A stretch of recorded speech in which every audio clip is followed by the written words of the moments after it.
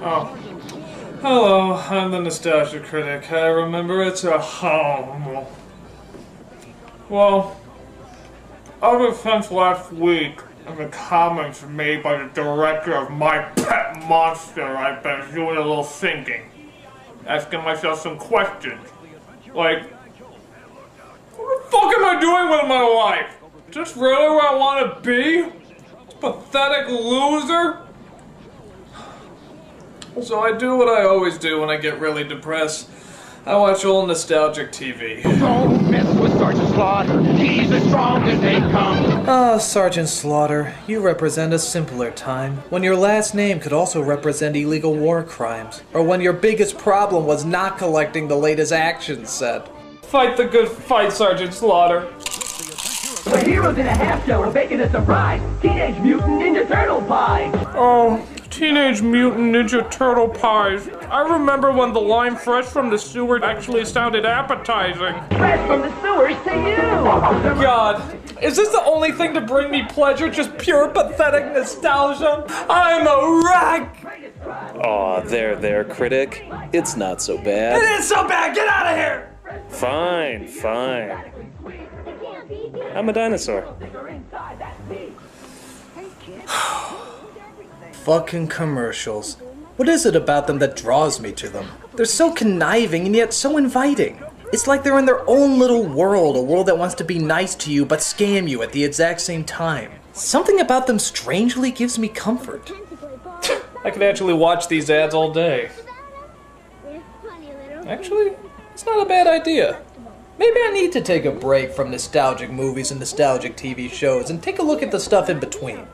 I mean, I loved commercials growing up. They got me excited for all the things I'd pester my parents over until their ears gushed with blood. Every time you watched them, you felt like you were making a deal with them. You buy their products, and they in return deteriorate your intelligence and physical health. It's a good trade. How can such cunning manipulation go unappreciated?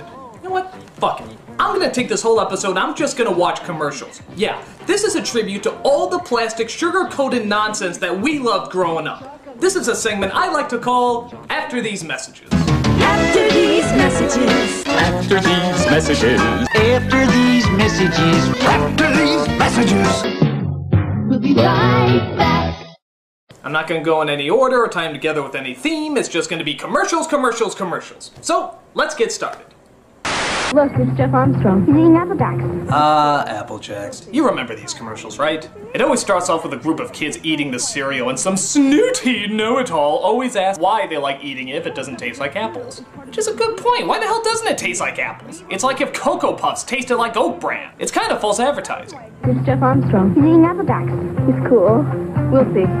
Yes, we'll see if he's cool by subjecting him to the Apple Jacks test. Not the Apple Jacks test. Yes, the Apple Jacks test! If you named it Apple Jacks, shouldn't it taste like apple? That isn't why it tastes so good. Then why? You must choose. But choose wisely. They just do. You have chosen wisely.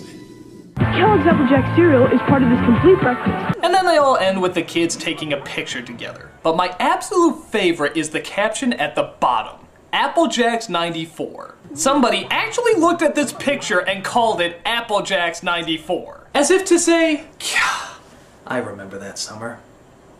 That was the summer of Apple Jacks. The summer where anything was possible. The summer where boys became men and girls became women. That was Apple Jacks. I know. I wrote it on a picture. Do you think the kids from It did that? Like when they all took that picture together, they simply labeled it the summer of Apple Jacks 54? You know, instead of the summer of, oh my god, a killer clown, a fucking killer clown, don't ever forget the killer clown, a killer clown. It could happen. Kellogg's Apple Jack cereal is part of this complete breakfast. I don't know what she sees in him. Read what we like. Pop your basketball, How about Popples? That was a clever idea. It was a series of sports balls that could be turned into cuddly creatures. Who got the ball? I've got a popple. Pop your soccer ball, Who got the ball? Who got the ball? I've got a popple. This raises a few questions though. Like, why were they playing with a furry pillow-like ball to begin with? Hey, you got our basketball? Oh wow, that's a hairy fucker. It doesn't bounce in the slightest. This'll do us well. And then, of course, when they go after the ball... I got a popple! Well, shit, he's got a supernatural creature that hasn't been discovered by science yet, but where's that darn ball? Also, I felt bad playing with these because I always felt like I was giving the popples a migraine. I mean, you're kicking them around, throwing them, doesn't that hurt? The popples wouldn't come out like this, they look more like this. But oh well, you can't fault it on still being a clever product. They're new from Mattel. Okay, I don't know what the fuck this kid is on, but I want some. All kinds of cream inside. He likes Giggle's funny faces. There's fudge and vanilla cream in each one. My God, people stoned out of their minds don't laugh this hard. New Giggles cookie. 2 kinds of cream in each funny face. Are you gonna eat that? Turn the gas off! Turn the gas off! It's sometime in the future. Oh, this ad was unbelievable. This is like one of the most fucking epic commercials ever put on television. The ultimate challenge. Crossfire. Look at it. It's set in this apocalyptic future where the fate of the world rests in the hands of 2 kids who sit at a table and throw marbles at even bigger marbles. Crossfire. Yo, get counter. Crossfire. It's like the world of Tron if it was run by Lucas. It's the most badass commercial ever. Crossfire. You get counter. Crossfire. Go, Billy! The fate of Armageddon lies in your hands!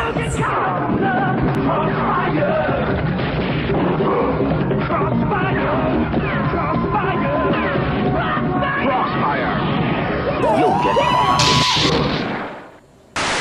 Santa has a very special Christmas message he wants everyone to hear. I don't think they do these anymore, but a long, long time ago, they used to have hotlines for everything.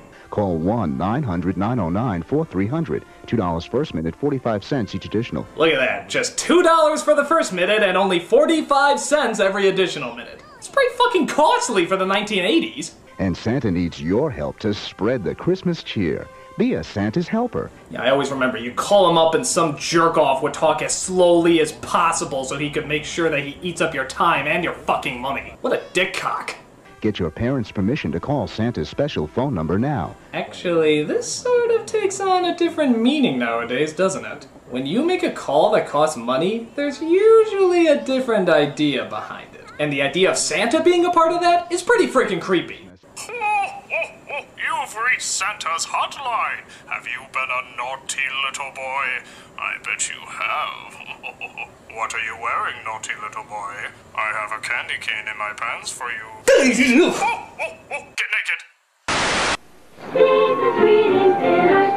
Speaking of Santa, how many of you get nostalgic whenever you see this commercial every year? It's practically a staple of Christmas now. Yabba dabba fruit, delicious do. Ho ho ho, I'm hungry. Santa, my pebbles! Your pebbles! 'Tis the season to be sharing, Fred. Happy holidays, pal. Oh, Fred.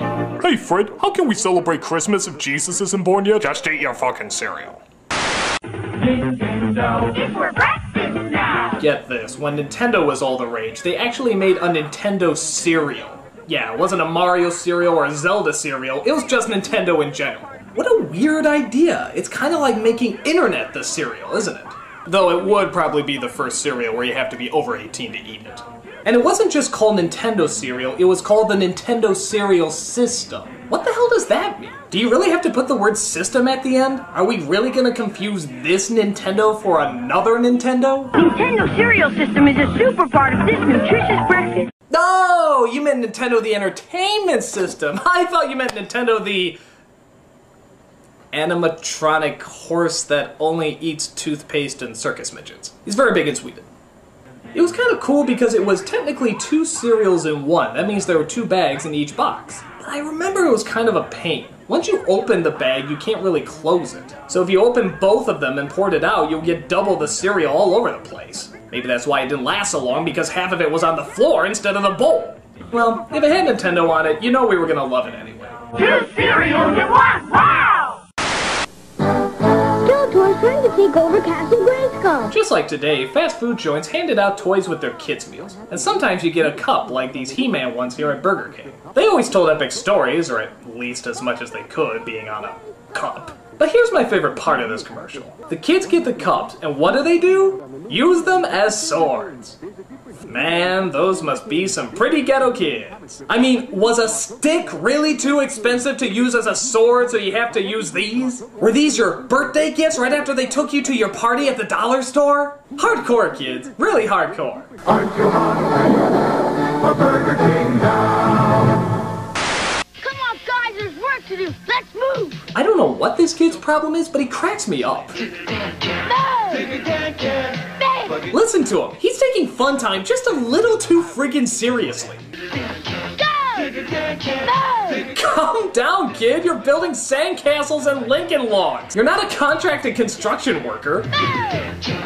Why are these kids even hanging out with them? All he's doing is yelling at them all day. He's like a junior Sam Kinison. Go! Bang! What? Come on, guys, there's work to do. Let's move. I have to support a wife and kids working with you bozos, so let's get it right! Dig it in, kid. Digger Dan trucks, power mixer, crane, and hard hats, each sold separately. Batteries not included. New from Revell. What is it? It's the Insecticon. Hell yeah, Transformers. These were the coolest toys out there. Even if they did take an hour to figure out how the fuck they worked. They were still awesome, and we loved every minute of them. The coolest one of these commercials was the Insecticons, the robots that looked like insects. Why? Because goddammit, I like to think Tom Hanks influenced something in the movie big. Yeah, we heard his idea and we thought it was awesome. And it kicked ass to suddenly see these things around. Something that used to be in every Transformer commercial was an awesome but kind of creepy moment when the kids would say the robots in disguise line. Jesus! I mean, it's cool, but it's also pretty freaky. It's like the kid got possessed by the devil or something. Your mother sucks cocks in hell. Each sold separately from Hasbro. 1, 2, 3, 4. 1, 2, 3, 4. 1, 2, 3, 4. Yeah, can't go wrong with this game. And the song, it turns out, was pretty catchy too. If you haven't played this game, then you have no childhood. This game was entertaining then, and it's still entertaining now. If you're waiting for the dentist and they have it in a little toy basket. But it still counts! 1, 2, 3, 4. Kind of a lame joke they would do is that they would find as many puns they could do with the word for. For real, for everyone. For laughs. Fortissimo. For winning. Forget it. Forgive me. Yeah, those were good, but let's see how far we can really push it. For real, for everyone. For laughs. Friend. Oh, score. 4 candles. Forever. What else can you say but solid game with a solid ad? Connect 4 from Milton Bradley.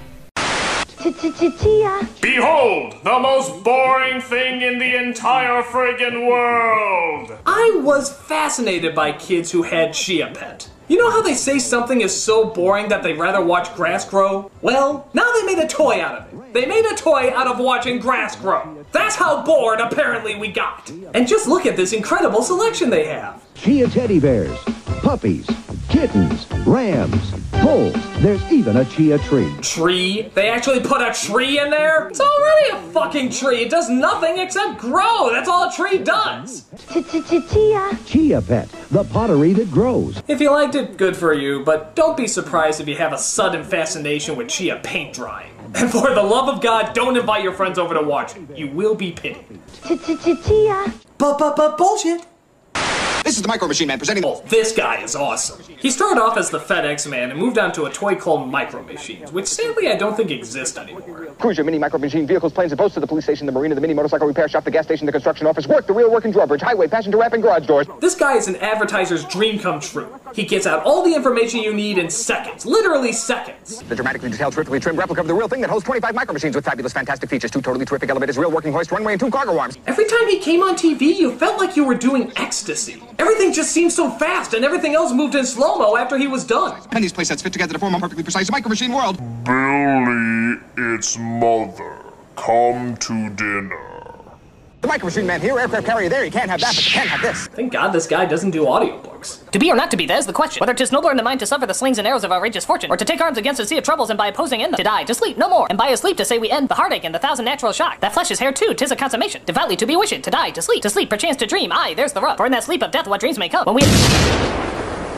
The toys were awesome, and this guy was awesome. Let's hope they both make a comeback sometime soon. Remember, if it doesn't say Micro Machines, it's not the real thing. Speaking of awesome, why the hell is there no more Ecto Cooler in the world? This was like the coolest drink ever. And by God, it was the only good thing that Snot Bubble Slimer ever produced. I see Ecto Cooler. Slimer's new fruit drink. Though speaking of which, what are we supposed to assume that stuff is? I mean, did the best thing to come out of Slimer literally come out of Slimer? Oh my God, we could be drinking Slimer splooge! He already sort of looks like a giant sperm. It's like the sperm of sperm, or a... Ugh, I don't want to think about it! Screw it. Whatever it was incredible. And it lasted a real long time, but at some point they discontinued it. And by God were we pissed off. I keep hearing they're gonna make a new Ghostbusters movie sometime soon, and I'm telling you right now, if they do not do a crossover with Ghostbusters 3 and bring Ecto Cooler back, somebody really will be a fucking ghost. Ecto Cooler. You've been warned. Wow.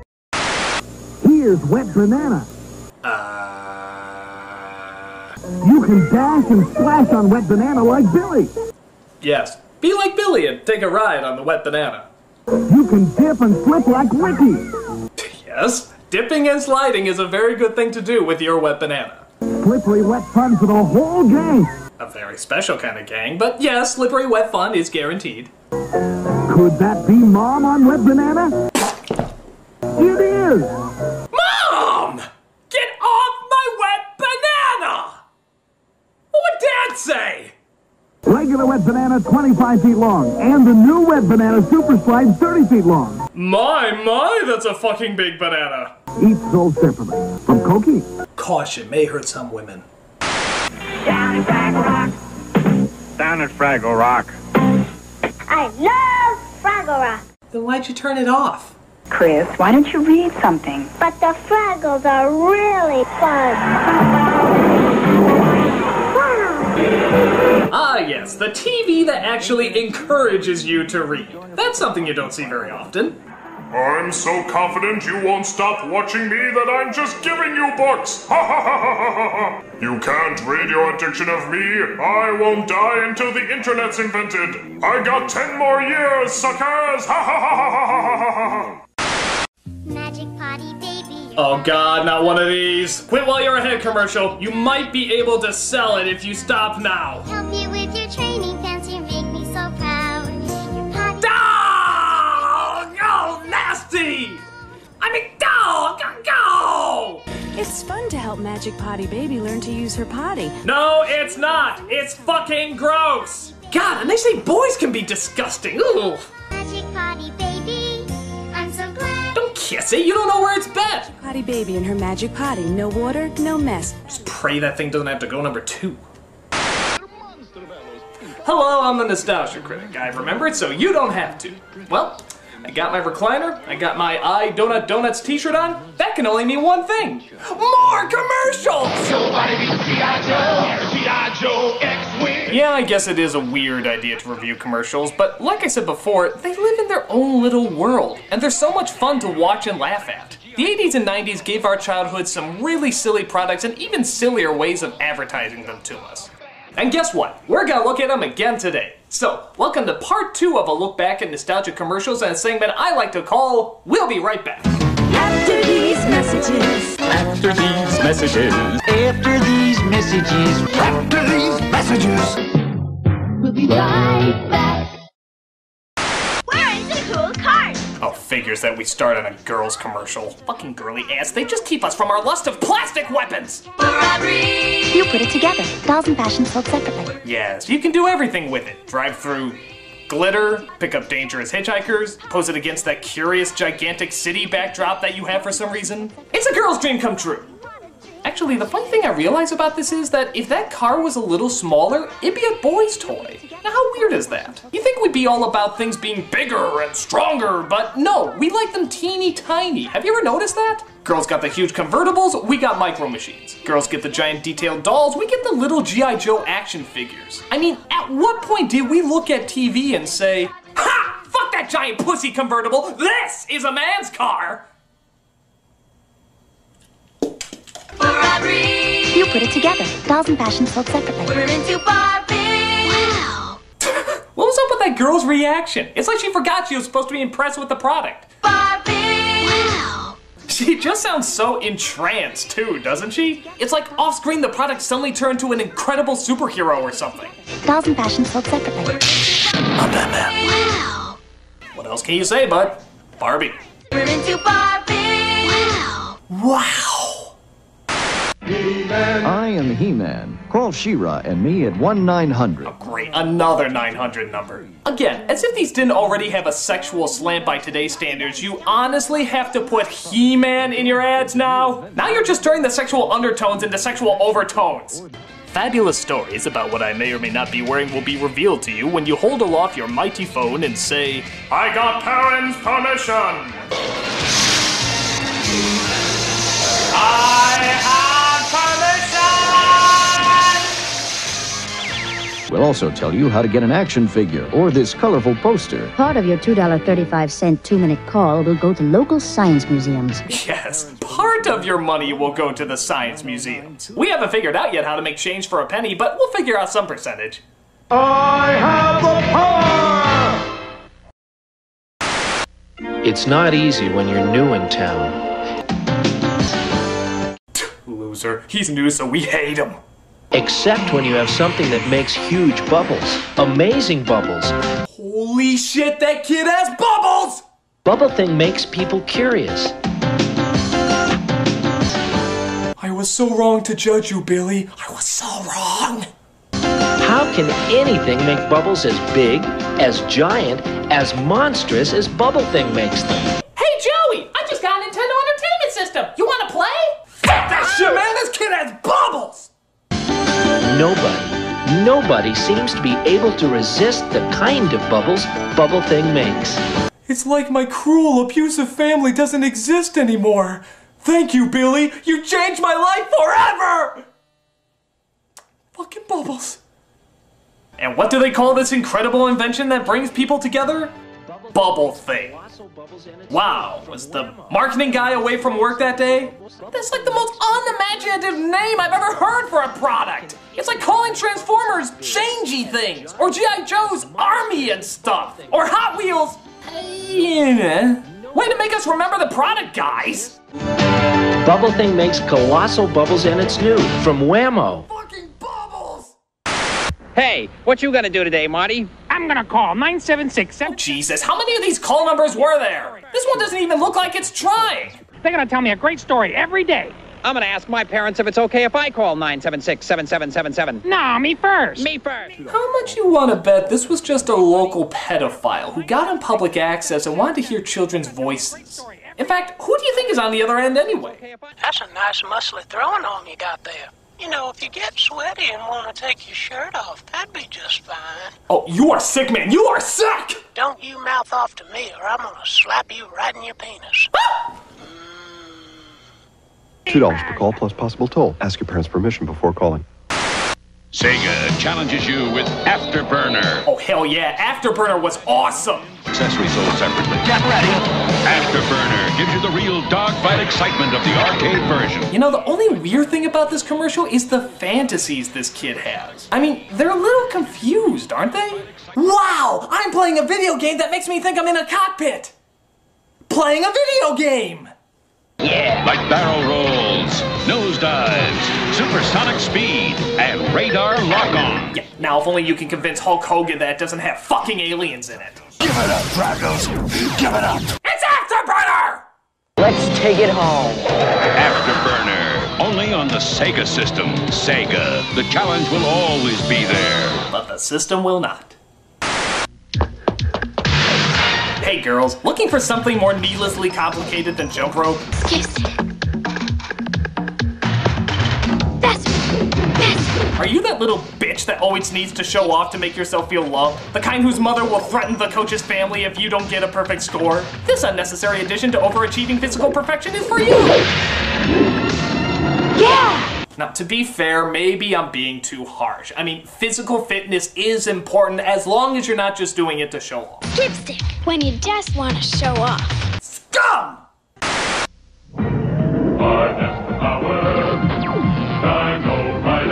Oh god, how did this toy never catch on? Listen to this. These were spacemen who take over the minds of dinosaurs and use them as weapons in their intergalactic war. How fucking... That's the coolest idea ever! They're firing on me!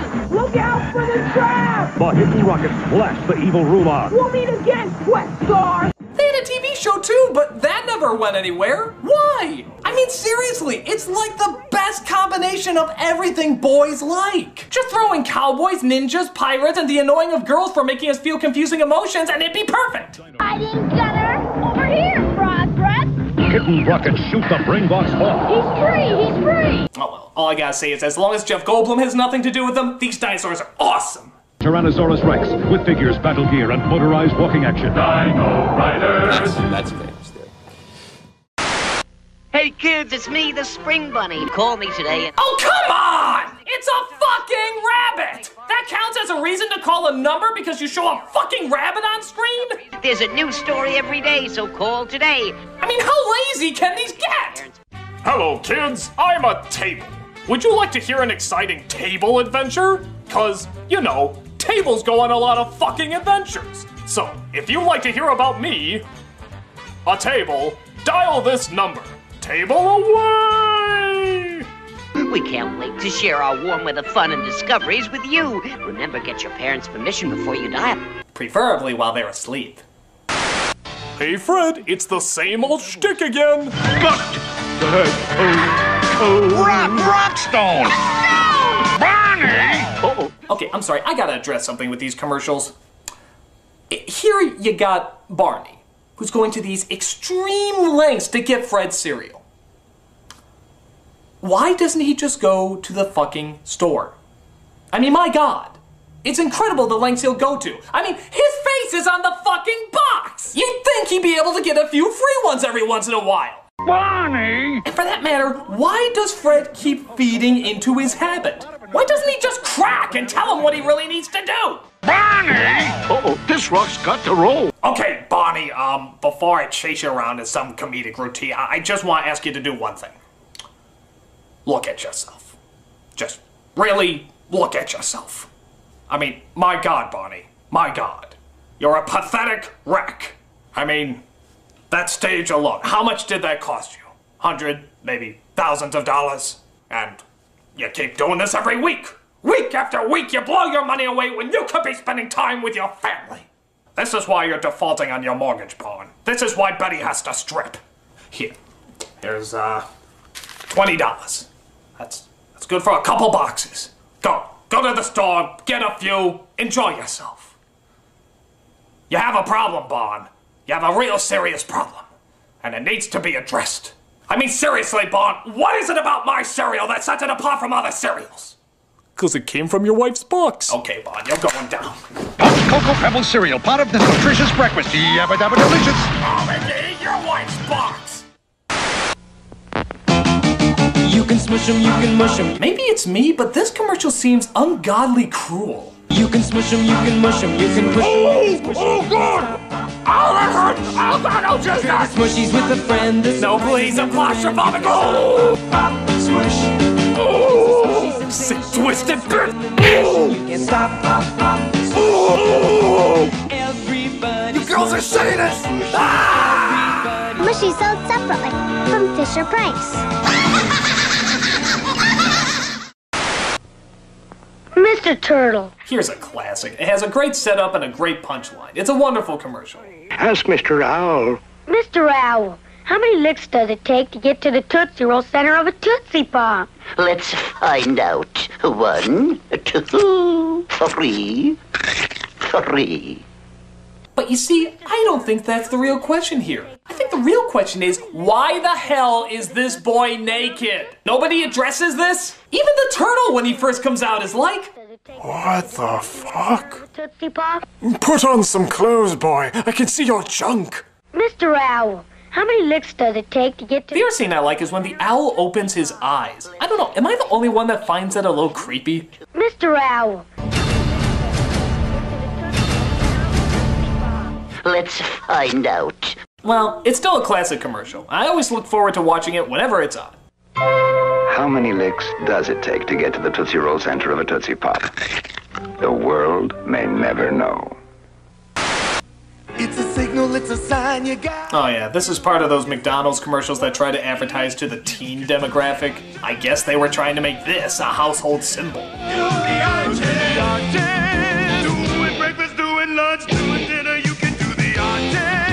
Yes, this not only shows that you can do 1/4 of the YMCA song, but also prove that your mother drank while she was pregnant with you. Seriously, how the hell would you react if someone just came up to you and did this? Hey, Critic, spit it out there! What is it?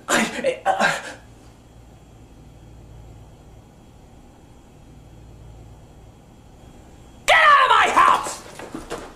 Nothing much else you can say, but do the arches.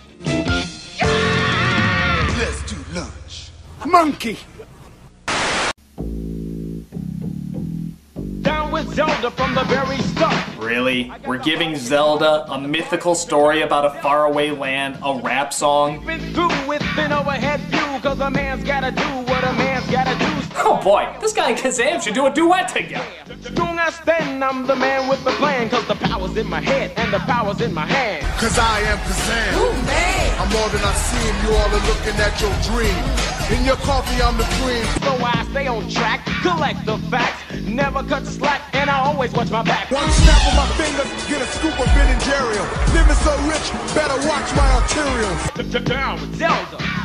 Let's green egg and ham it. It's not even the worst, it's just the idea of giving a fantasy game a rap seems really silly to me. I mean, you know, in Japan where the game originated, they probably treated it with a lot more respect.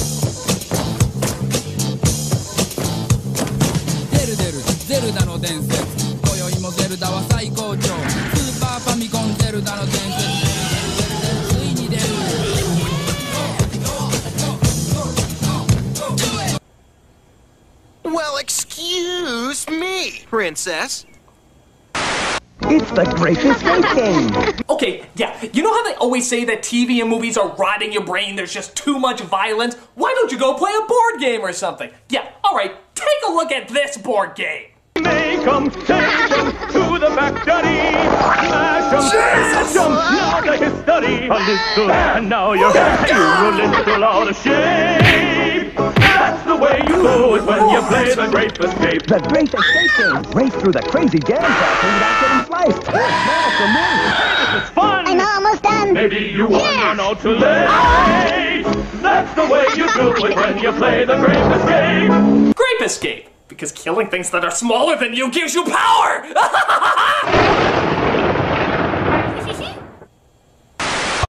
Is it me? Is it you? Who knows? It's you! Oh yeah, you all know this game and all have a great time playing it. Can you guess who? Does your person have a beard? Uh-huh. You're out of here. Can you guess who? Do you have a clue? Does your person wear glasses? Yes. I'm gone. Me too. Like most kids though, I always want to take the game a little further. Can you guess who? It's a mystery. Is your person Jewish? No. Your history. Can you guess who? Has your person slept with mommy? Uh-huh. You're out of here. Can you guess who? Is your person serving time for multiple homicides? Yes. I'm gone. Me too. Can you guess who? Does he look like a bitch? What? Does he look like a bitch? No! Can you guess who? Is your person the subject of several disturbing documentaries? Yes. You're Charles Manson! You win. Let's play again. Can you guess who? Guess who? Game cards do not actually talk. If they do, you should probably seek help. Now at Burger King, you can collect Save the Animal cards. Really? You went from He-Man cups that you're supposed to sword fight with to environmentally aware trading cards? There's 17 cards in 4 albums, one with every kid's meal. And this is why you'll never be as popular as Happy Meals. You can save them in albums. Or trade them with friends. Actual odds of getting raped by a gorilla in a Burger King now only 1 in 5. You'll get right away at Burger King now. Where are the corn pops? Sorry. She ate all my Kellogg's corn pops. Oh yeah, remember these commercials? Always starring the mentally tormented kid who has a fucking fetish for a children's cereal? Oh, Mom, that pops taste like sweet popcorn, and she ate the last bowl. Ah! It always starts off with some kid discovering there's no corn pops, and then we take a disturbing look into their deep, dark psyche. If you were out of corn pops. Out of my Kellogg's corn pops? How could you? Stay calm. Hey, anything you got. But oh, that pop tastes like sweet popcorn. I want them and I can't have them. Ah! These kids are friggin' nuts! I mean, if you were watching this, you'd think it was something out of a scary film or a psychological thriller or something. Pass me the corn pops. Where next, Caddy? Right, sir. Oh no, I want my Kellogg's corn pops. Pops? I gotta have my pops. Let's go, son. Coming. Go. Leave behind my corn pops. Are you serious? Stay calm.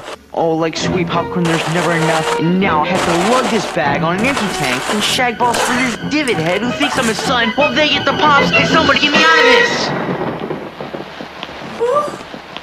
Yes. You are tearing me apart, corn pops! Kellogg's Corn Pops is part of this complete breakfast. I gotta have my pops. Hear anything? Negative. Sunkist searches high and low for fun fruit trees. Ah, yes, the fun fruit trees. I found them! I guess the idea behind these things was that, I don't know, you make them laugh and they drop fun fruit candies. That's why fun fruits are so much fun to eat. I don't know, I always found these things a little creepy. I mean, really creepy.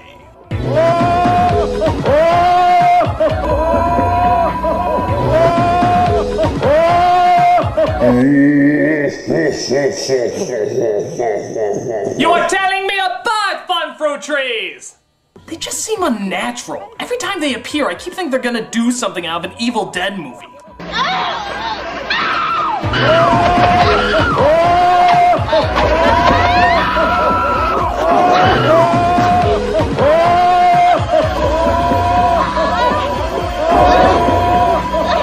Yeah. Fucking scary. Sun-kissed fun fruits. Every chewy one is real fruity fun. Oh boy. Better enjoy this movie while you can, folks, because you will never see it in theaters again. Because he's the one and only Brer Rabbit.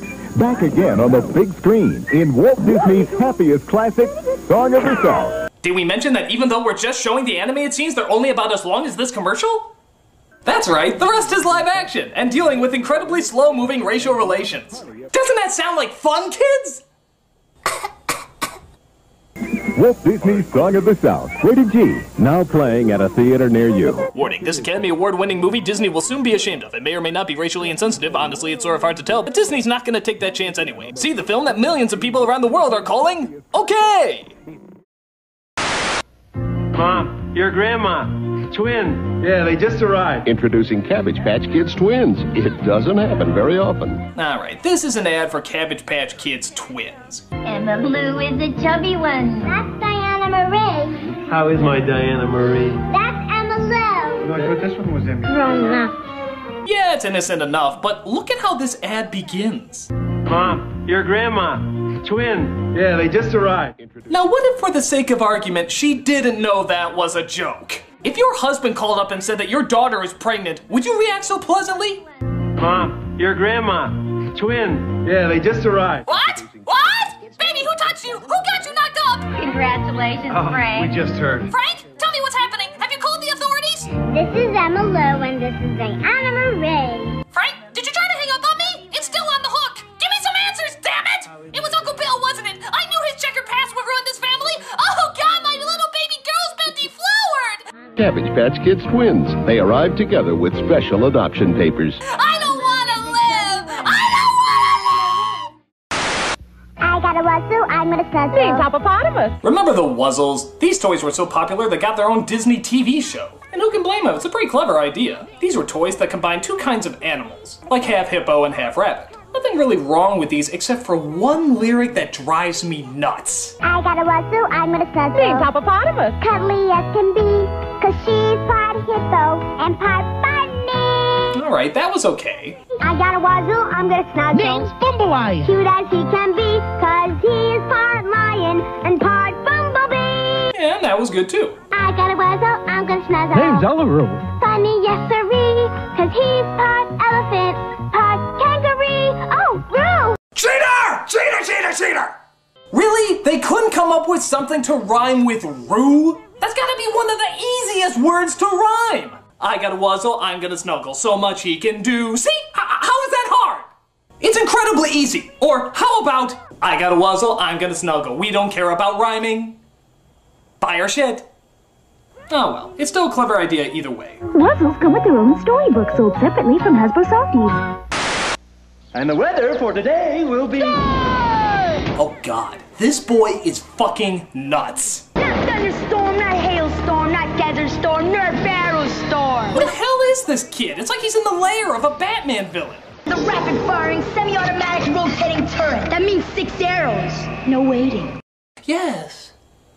No waiting. Die!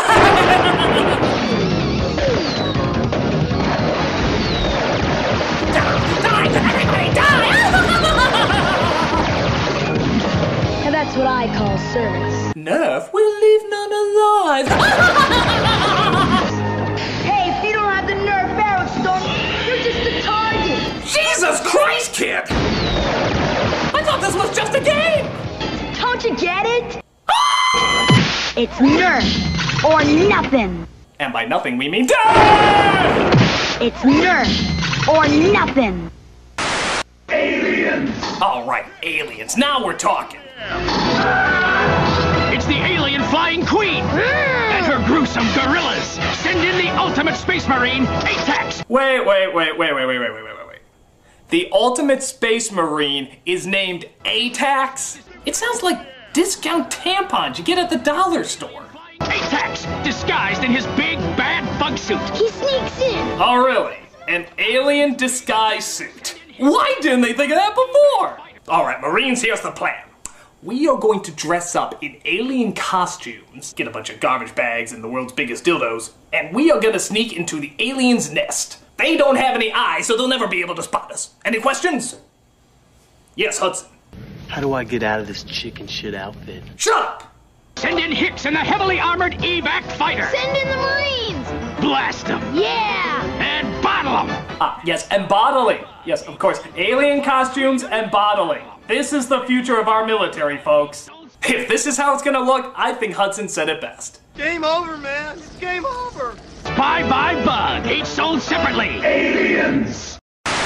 You've got your sunrise. You caught a prize. You're making your Johnson.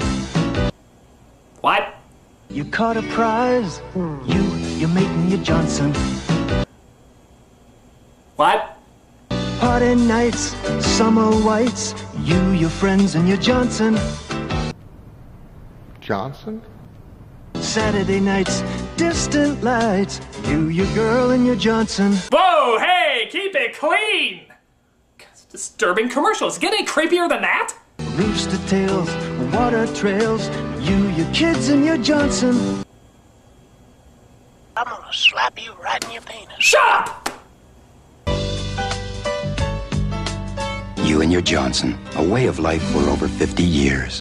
And then your wife found out what you were doing with your Johnson and, well, let's just say you and your Johnson won't be hanging out with any kids anymore. Commercials like this do make you wonder though. Are they aware what's going on? I don't know. I almost think they planned this so that people will talk about their product more. Like, they meant for it to have a double meaning. But I don't know, maybe I'm sounding like a conspiracy nut. I mean, can you think of any other commercial that can be taken the wrong way so easily? Just wait till you see what I've got. It's the Wonder Boner. The Wonder Boner? Oh, you laugh now. Just watch. You just assemble the Wonder Boner stainless steel rods like this, take the fish, and Wonder Boner. Introducing the Wonder Boner, the amazing new fishing tool that makes deboning fish a breeze. Okay, you had to know what you were talking about. Nobody's that naive. You're trying to play all innocent when you know that everyone's gonna be snickering at your commercial and thus remembering your product better. I mean, I might believe that wasn't intentional if they don't drop any more innuendos. The Wonder Boner. My wife would like that. You know! You totally know what you're talking about, and you should be ashamed of yourself. Well, I think the Wonder Boner is a winner. Stop saying that! I don't care if your wife would like one of those, just keep your fucking Wonder Boner to yourself! The Wonder Boner comes with a polyethylene storage case that doubles as a base and a cutting board. I mean, seriously, you can't even say that word without having somebody crack up. Watch! Wonder Boner.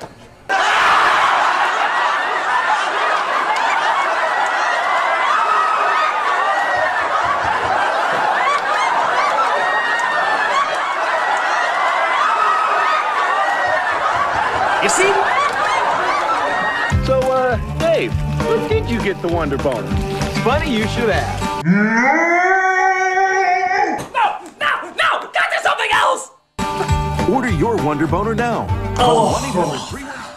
Alright, kids. Fucking Wonder Boner is where I draw the line. This was my look at commercials part 2. I hope you had a lot of fun. Thanks for joining me, and I hope that you, your Johnson, and your Wonder Boner have a fantastic evening. I'm the Nostalgia Critic, and... Wonder Boner? Really? Hey kids, you want to waste some time? You must if you're watching one of my videos. It's time to review some commercials! Now McDonald's latest Halloween fashion. Yes, the commercials of the 80s and 90s are back, here to give us that joyfully awkward world of colorfully selling out. Oh, what joy these bring. Even the worst ones can manage to summon a smile to a nostalgic mind. I love them, I love them, I love them. And we're gonna look at them again today. So, seeing how one special was called We'll Be Right Back and another one was called After These Messages, this one I'm gonna entitle... Explanation point. After these messages. After these messages. After these messages. After these messages. We'll be right back. It's here. The E.T. board game. God, at last. Now you can pretend to help E.T. go home.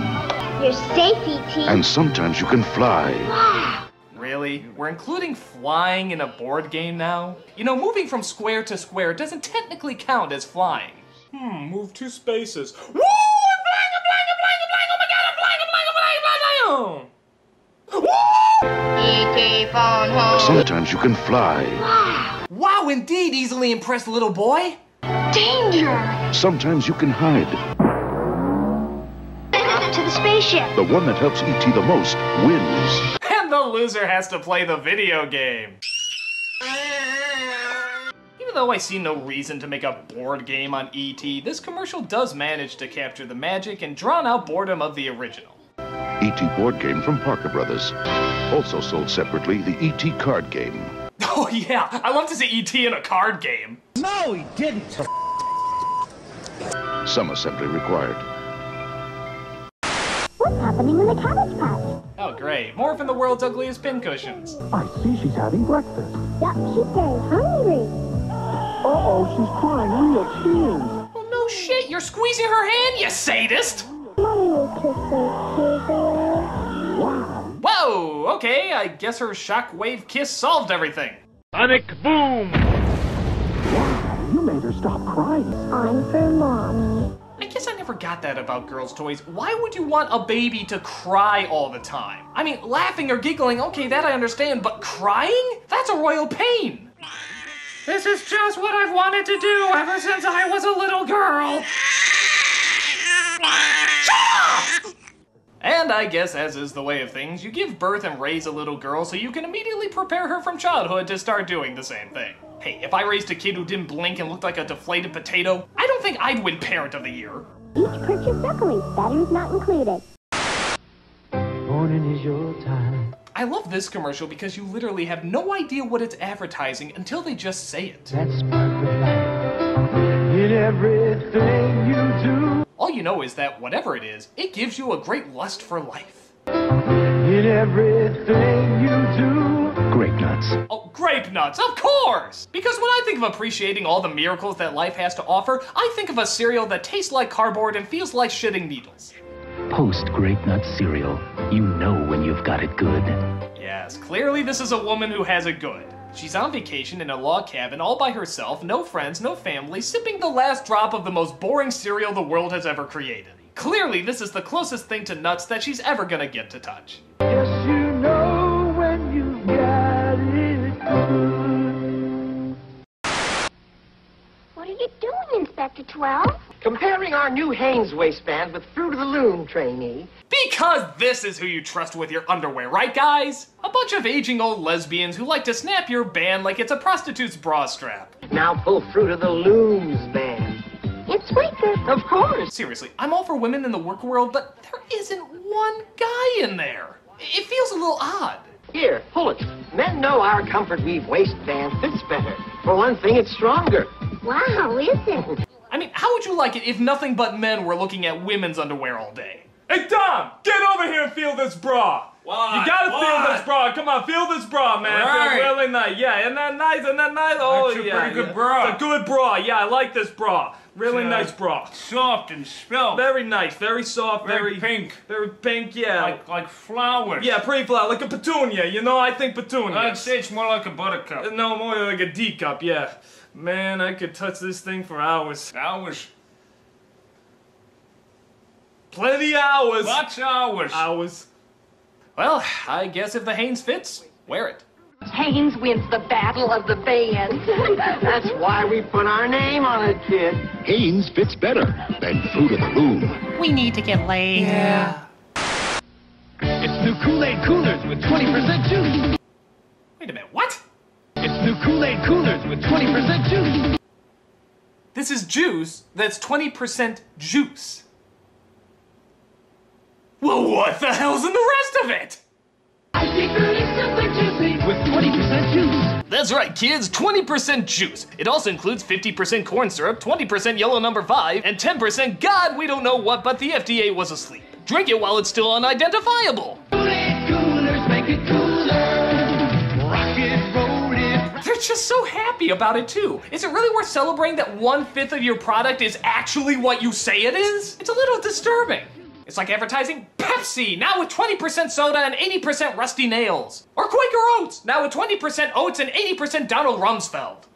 Oh well, if Chicken McNuggets can make a big deal about having actual white meat chicken in there, I guess anything's worth celebrating. With 20% juice. Kool-Aid coolers make it cooler.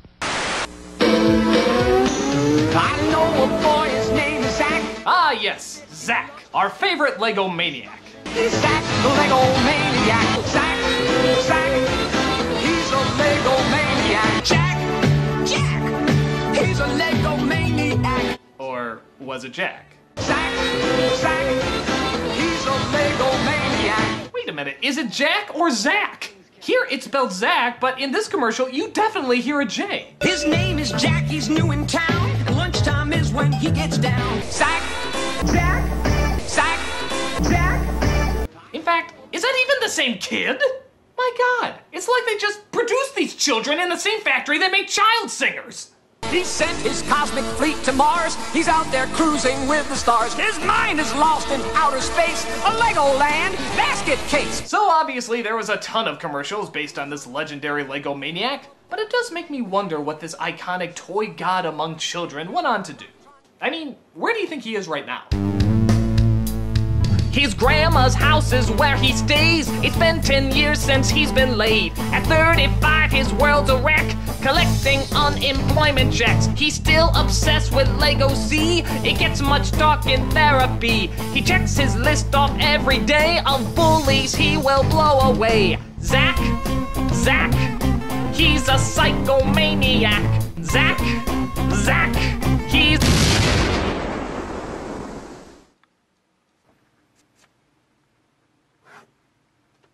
Well, we'll still remember you in this timeless commercial, and the most likely unhealthy obsession you probably have. Zach, he's a Lego maniac. Zach, Legoland, King's Castle, Airport, Cosmic Fleet Voyager, sold separately from Lego Systems. Has anybody noticed that the Ghostbuster toys were some of the most creative toys ever made? I mean, look at these. These were friggin' awesome.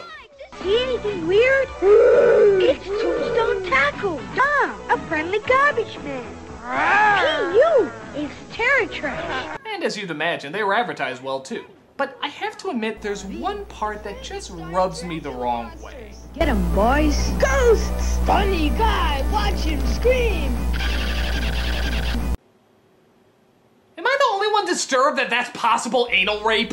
I mean, it's not like we didn't see the ghosts in the movies do something like this, so I find it very unnerving. Funny guy, watch him scream. Hey, my body would do that too if Boo Berry was doing me from all sides. And now, because I don't know any better, the top 10 out-of-context Ghostbuster lines that go with this commercial. Well, there's something you don't see every day. I have seen shit that'll turn you white. You're not sleeping with her, are you, Ray? You're scaring the straights. He slimed me. I think they're more interested in my epididymis. If we get this guy laid, we won't have any trouble. Why am I drippings with poo? You don't want us exposing ourselves. And the #1 best out-of-context Ghostbuster line to be associated with this commercial is... That's a big Twinkie. Play me off, Paul!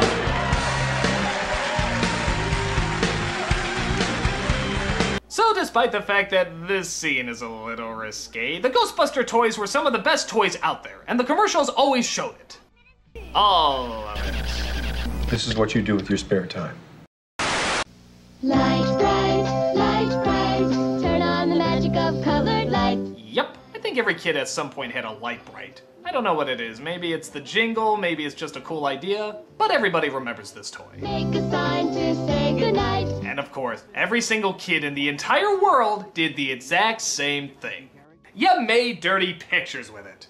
Don't act like you didn't do this. Every little kid did. Boobies, penises, and anything else we thought was naughty made it onto the light bright screen. It was like the kids' version of Craigslist. Nothing but perversion as far as the eye could see. Light bright, turn on the magic of shining light. My personal favorite is when they used it to spell out words, but it was always nice stuff like happy birthday or here's Susie. Couldn't they use it for more inventive scenarios? Light bright, make a face to glow at night. Even if we didn't always use it correctly, Light Bright was, and always will be, a pretty cool toy. And this is a pretty cool commercial to go along with it. Turn on the magic of shining light. Light Bright from Milton Bradley. Paradise with my super golden crisp cereal. Hey, it's the continuing adventures of Sugar Bear. Kids nowadays may not know this, but cereal commercials back then were actually sort of like, well, cereals. They were soap operas with cliffhangers and lingering storylines. Half of the commercials always ended in to be continued. And it was sugar-coated awesomeness! But by far, one of the weakest ones has to be with Sugar Bear. Just take a look. Now we're turning the tables on you. Toss that sweet wheat On the double. cause you got triple trouble. Will Sugar Bear lose his super golden crisp? Well, gee, what the fuck do you think's gonna happen? Golly, could it be like every other commercial where he just eats the goddamn cereal and saves the day? Is that even a possibility? You can solve the mystery with action-packed Sugar Bear flip books. Look at that, they just showed you what happened. They don't give a shit, they know that we know, so might as well just come out and display it. I mean, is it even worth going through the flip book to see what happens? I mean, we all know what the outcome's gonna be. Go to the last page, we all know what it's gonna... Jesus.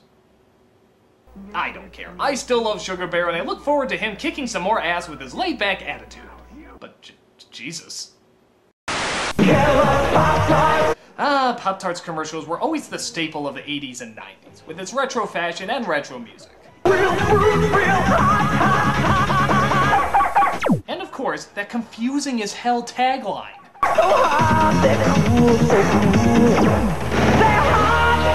So hot, they're cool, so cool, they're hot. What does that mean?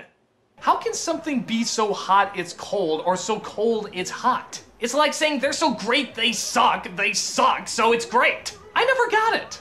It's like one of those Zen riddles you're never supposed to really figure out. What is so hot it's cool, but it's so cool it's hot? Pop-Tarts? It's not Pop-Tarts! You can get ready for something wild when you bite into new Kellogg's Pop-Tarts.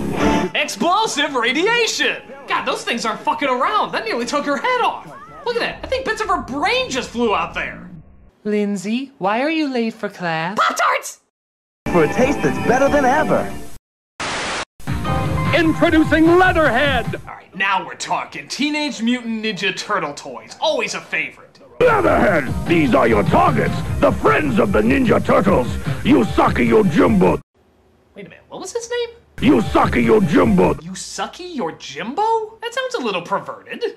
Leatherhead! Actually, even Leatherhead sounds a little dirty. It sounds like the name of a gimp from an S&M dungeon. Now you can get a pop-up display stand inside specially marked packages of turtle figures. Great for displaying turtles when they're not eating pizza. We just thought we'd remind you that the turtles ate pizza. As much as I love the turtle toys and the commercials, there was always one thing that drove me nuts. They never got the same voice for Shredder. The voice for Shredder in the commercials was never the same voice as from the show. I mean, they didn't even try. I'll take care of them once and for all. Destroy them! That sounds nothing like the original Shredder. Hey, while they're at it, why don't they go with this voice? They betrayed me, they didn't keep their promise, they tricked me, and I don't care anymore. Whoa! Better watch the old blood pressure, Shredhead! You're just a little chicken.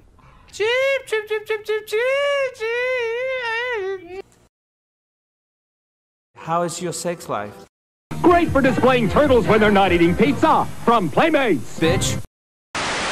Dance Club fans, do the Barbie! Yes, notice how the Barbie in no way involves bending your arms or legs? All over town, we're into Dance Club Barbie. Who's the hottest TV stand? Oh god, even that was too complicated for the doll to do! Look, for the dancing toy, couldn't you allow just a little bit more movement outside of the I'm trying to step on a bug while I have a headache move? Got the answer, it's Dance Club Barbie. Oh, a spider! God, I need aspirin. We're in the Barbie! Now the Barbie Dance Club t-shirt and video with a special appearance by Paula Abdul. Oh, now that would be interesting. Oh, you know, you try. I know you're trying so hard, but honey, I just don't think you're Barbie material. Polo, get a reality check. She Oh, no, was you god be awful. quiet, She you shouldn't be be quiet. here. She You're should so commit mean to suicide. her. She You're was that so awful. mean She to is her. just a You're god so awful cry. person. I think she should kill You want herself. to make out? Later, I'm doing Seacrest. What's hot? Hot Wheels. What's cool? Pop-Tarts? It's not Pop-Tarts! Light speeders. Oh my god, I hated these things. Anyone who had these, you got gypped. Okay, so these cars don't run unless you put these spotlights on them. And there's your problem! Why would you want to do that? What are these solar-powered cars? Who thought this up? So that means every time you put the light on it, it moves a centimeter. And you have to have that stupid light on the whole entire time or it doesn't move. And trust me, it's a lot harder than it looks. You get to move a centimeter, then another centimeter, and then you throw the goddamn thing away. Super tight on curves. Oh, and you got those bridges where it always got stuck. Guess why? Because the fucking light wouldn't shine through. So you always had to push it with your fucking toe or something. God, I hated this toy. Take off with the speed of light. Bullshit. The future is here. Bullshit. Now. Bullshit. Light speed. Bullshit. So hot. So cool. Now you're ripping off Pop-Tarts. Who does that? Batteries not included. Not for use with some cars. You put it together. New from Mattel. Bullshit. Right, Transformers. Now the greats are back as classic pretenders. Wait, what? Wait, they're people now? What? Now they're robots? They're dinosaurs too? What? Hey, what? Now they're cars? What? Wait, how is this classic? I don't remember this. Wait, why are they people? I don't get that. Who are they? Well, that cleared everything up. Buy that. Show and tell time. Another teddy bear? My teddy's name is Teddy Ruxpin. Hi, my name is Teddy Ruxpin. Ah! The devil! Can you and I be friends? I haven't forgotten you, critic. Why are alphabets fun to eat? Because you can eat. Critic! Here's a fun game to play at home. Count all the phallic symbols. Squeezes on, squeezes on. Squeeze it, squeeze it, squeeze it through the drink. Squeeze it, squeeze it, squeeze it through the drink. Don't need a glass, don't need a straw. Great for a cherry. Oh,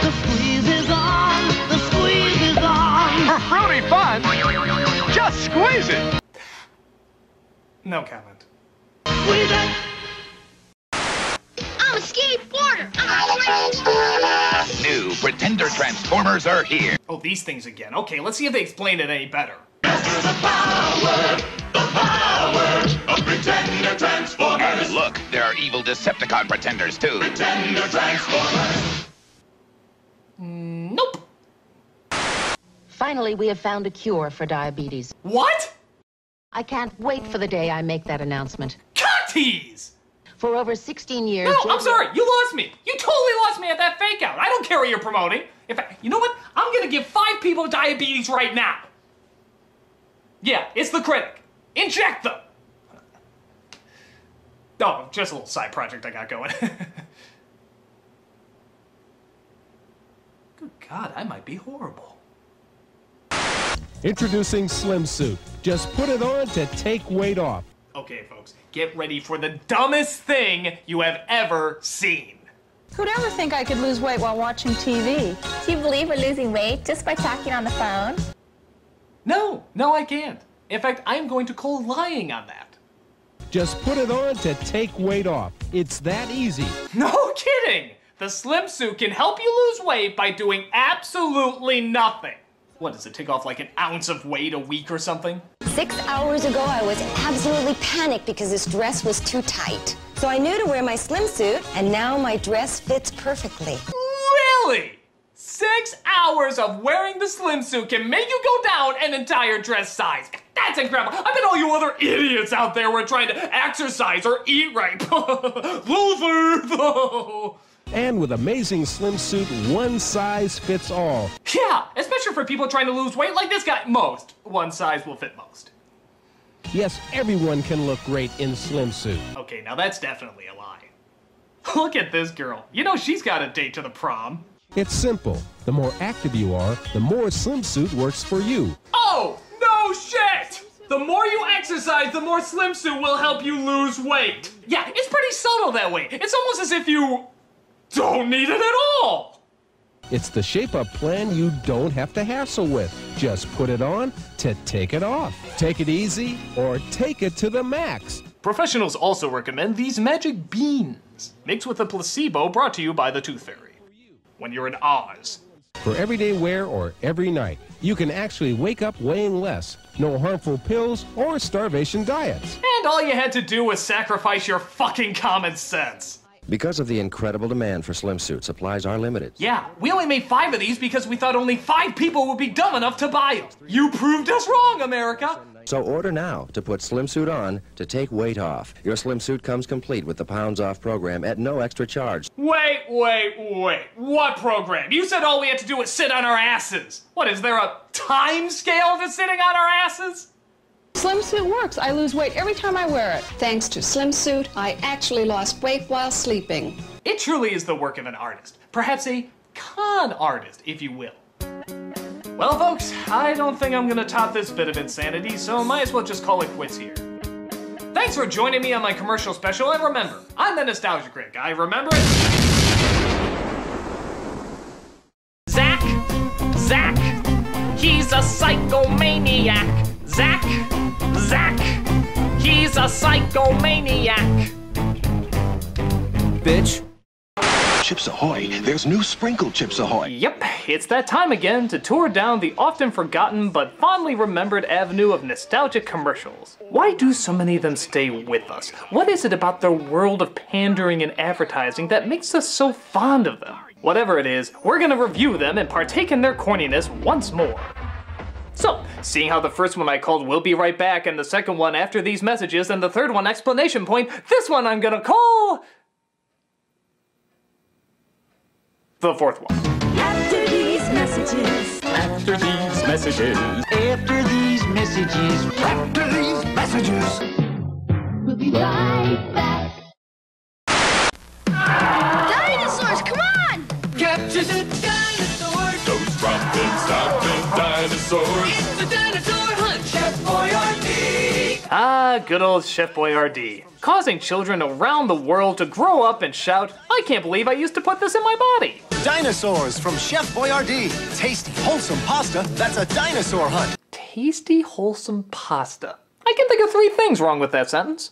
Thank goodness for new Pac-Man pasta from Chef Boyardee. Now, of course, making famous characters into edible shapes is nothing new. There was Pac-Man, Smurfs, hell, even Tic-Tac-Toe got a pasta. Wherever I go, it's X's and O's. Makes me feel so hungry for my tic-tac-toe. But what some people forget is that for the longest time, they tried to make a game out of eating their products. Yeah, listen. And when you get 3 X's or O's on your spoon, you win. Cause first one to capture all 3 dinosaur shapes wins. Why must you turn dinner time into a competitive sport? Wouldn't the more appropriate rules be? Hey kids, if you can eat the elbow macaroni and ketchup we're calling pasta without vomiting it up through your ears, nose, or mouth, you win. Thank goodness for Chef Boyardee. Look at this crazy kid. He is jacked up on the stuff. Just look at that face. It's like he saw Jesus and at the same time decided he wanted to eat him. Wherever I go, it's X's and O's. Makes me feel my tic-tac-toes. They're so tasty. Chef Boyardee. Well, even if you don't like the food, Chef Boyardee always knew how to give us that tasty amount of goofiness. Tick, tick, tick, tick, tick, tack, toes. With and without meatballs. Hi, Lindsay. Oh, hi, Ronald. Oh God, you can't help but feel that warm, fuzzy feeling whenever you watch this classic. What's new? Nothing. Everybody says I'm too little. Really? It's a McDonald's commercial about a little girl thinking about running away. And for some reason never questions the creepy clown that's on her neighbor's lawn. I'm thinking of running away to McDonald Land. McDonald Land? That's where I'm from. I hear it's a dictatorship where people disappear. Well, Lindsay, maybe there's some undesirables there holding back genetic progress. Yeah, I hear it's really nice. I hear where you're from is really nice too. It's okay. Because you've got that basketball hoop over your garage. And your back porch has that great wind chime. I made that. Plus there's that beautiful field where I chase butterflies. Yeah, but to be fair, her basketball hoop and wind chime aren't as impressive as your satanic powers to levitate solid mass and create life from nothingness. McDonald Land is still sounding a bit cooler there, Ronald. Hey, when you're in McDonald Land, who's gonna make the decorations for your dad's birthday party? Who's gonna be the snowflake in the school play? Ronald. Who's gonna feed Mr. Goldfish? Hey, Ronald, I think I hear my mom calling me. Oh, okay. Bye, Lindsay. Yeah, it all seems sweet and cute until you realize this was a stranger danger commercial. Oh, come on, I can't be the first person to think that about Ronald McDonald. I mean, look at him in this commercial. He's good, but I think he's missing something. A friend. Yeah, if a strange man dressed like a clown lures you with magic tricks and, oh, I don't know, offers you McDonald's to go with him, chances are you should probably run for home. Or, as Sonic puts it, you get out of there. Just look at the way Ronald stares at her in this scene. But I think he's missing something. A friend.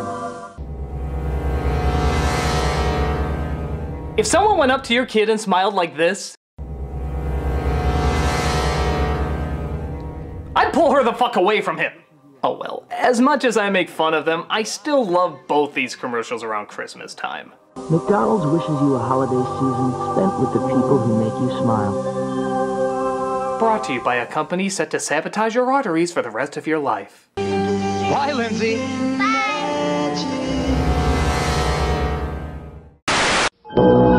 So you think celebrity endorsements are bad now? Take a look at what they did to the Cape Crusader when Batman Returns came out. News alert. Someone is stealing Gotham City's power supply. That's right. Is he gonna stop rioters or capturing the culprit responsible for this crime? Fuck no, he's gonna get him some Diet Coke. When you want a Diet Coke, you want a Diet Coke. Diet Coke, Diet Coke, Diet Coke. I need my Diet Coke. After all, there's just one. I need my fucking Diet Coke! Goddamn traffic, get out of the way! I need my fat-free alternative to high fructose deliciousness. Sir, don't you think you're taking this a little too far? Fuck you, Mr. Belvedere! Diet Coke! After all, there's just one. But we discover it was Catwoman who was the culprit all along. Boy, slow week for her, isn't it? I mean, was this really her grand plan? Shut down the city so she could tease Batman's bizarre low-calorie soda fetish? No offense, Selena, but you could do better. Diet Coke.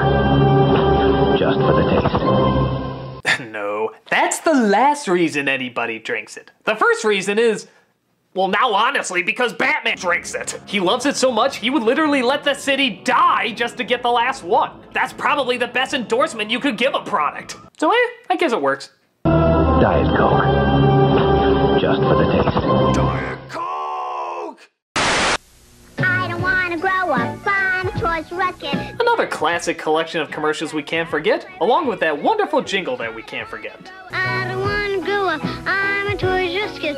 They got the best for so much less. You really flip your lid. They're charming commercials and all, but is it me, or does this sound like the national anthem for adults who never really did grow up? You know, those man children and women children who never wanted to do anything with their lives except play with their toys. I'm telling you, it's all because of this jingle.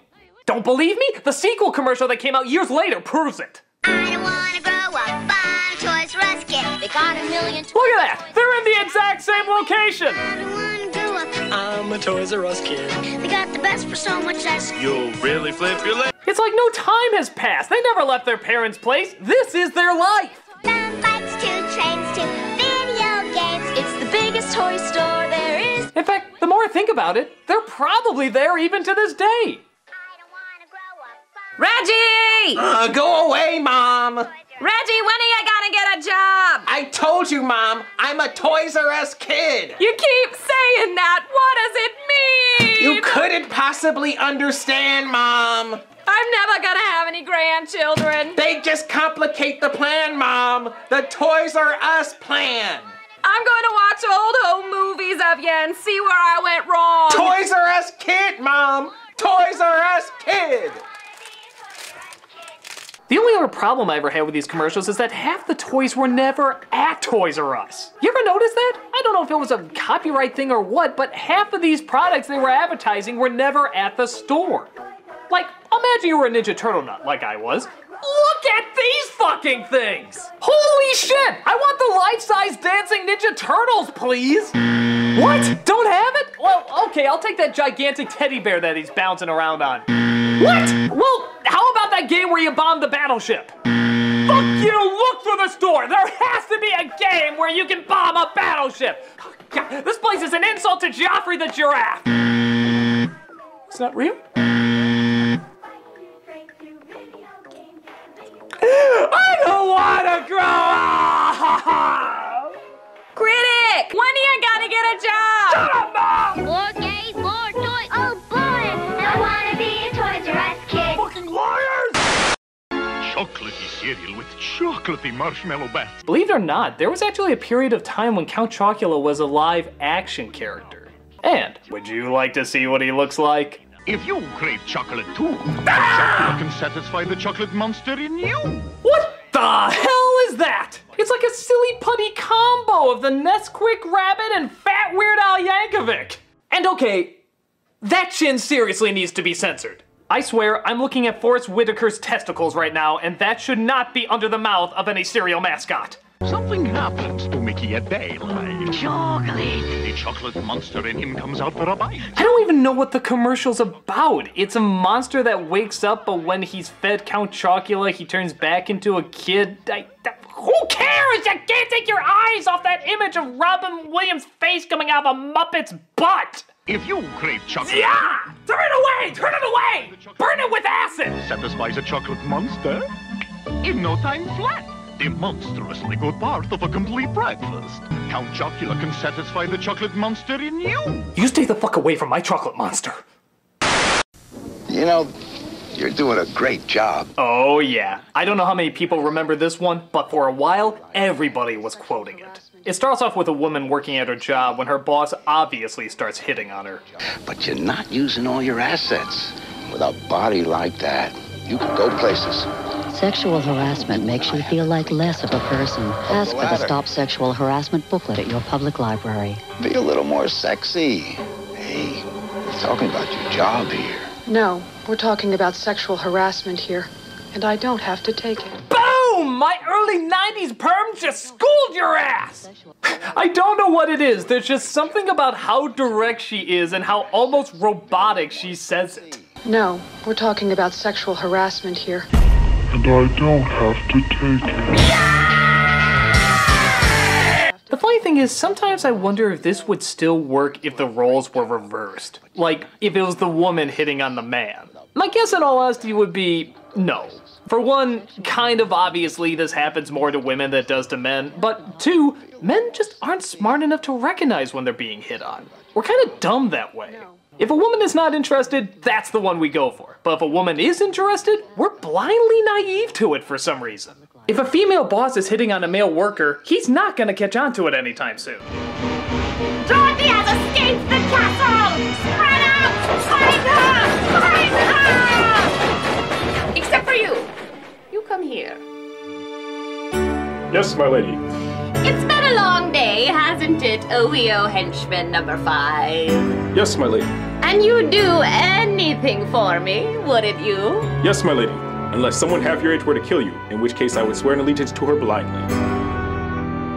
Okay. What do you say I ride your broomstick for a while? What do you mean? Fill my pointy hat. Don't follow. Pop my ruby slipper. Totally lost. Jesus, do I have to spell it out for you? I want to have sex with you. Oh, still don't get it. I don't have any other words to say. Not one part of that sentence could be interpreted any other way. Oh, I think I see what you're saying. Good. You want me and henchwoman number 12 to hook up? Well, don't worry, my lady. I'm still working on it. Hello, henchwoman number 12. Still not into you, creep? She's so into me. Oh, forget it. You're fired. I'm gonna go hit on a flying monkey. I need a better union. Enjoyably awkward and quotable as hell, we're just talking about a damn funny commercial here. No, we're talking about sexual harassment here. And I don't have to take it. Sexual harassment violates you, and it violates the law. Hey, Kix! Remember Kix? The only cereal commercial that pretty much listed every single reason why not to buy it. There's no candy stuff. No sugar sprinkles. No preservatives. No colors. It doesn't have any candy or chocolate in it. Honestly, it's just rabbit droppings that they painted yellow, but the box is pretty. Actually, they went so far out of their way to prove how little is in it that there's actually a commercial that says there's no flavor in it. Listen. No colors. No flavors. Yeah, that might be taken the wrong way, guys. Especially when you're advertising how phenomenally boring your product is. Those are the ones with the little candies, right? The funny thing is that Kix is the only cereal that tastes different literally with every single bite you take. It's like it gets worse and worse with every single nip. I'm not even joking. You could do a diagram on the natural progression of what every bite does to your taste.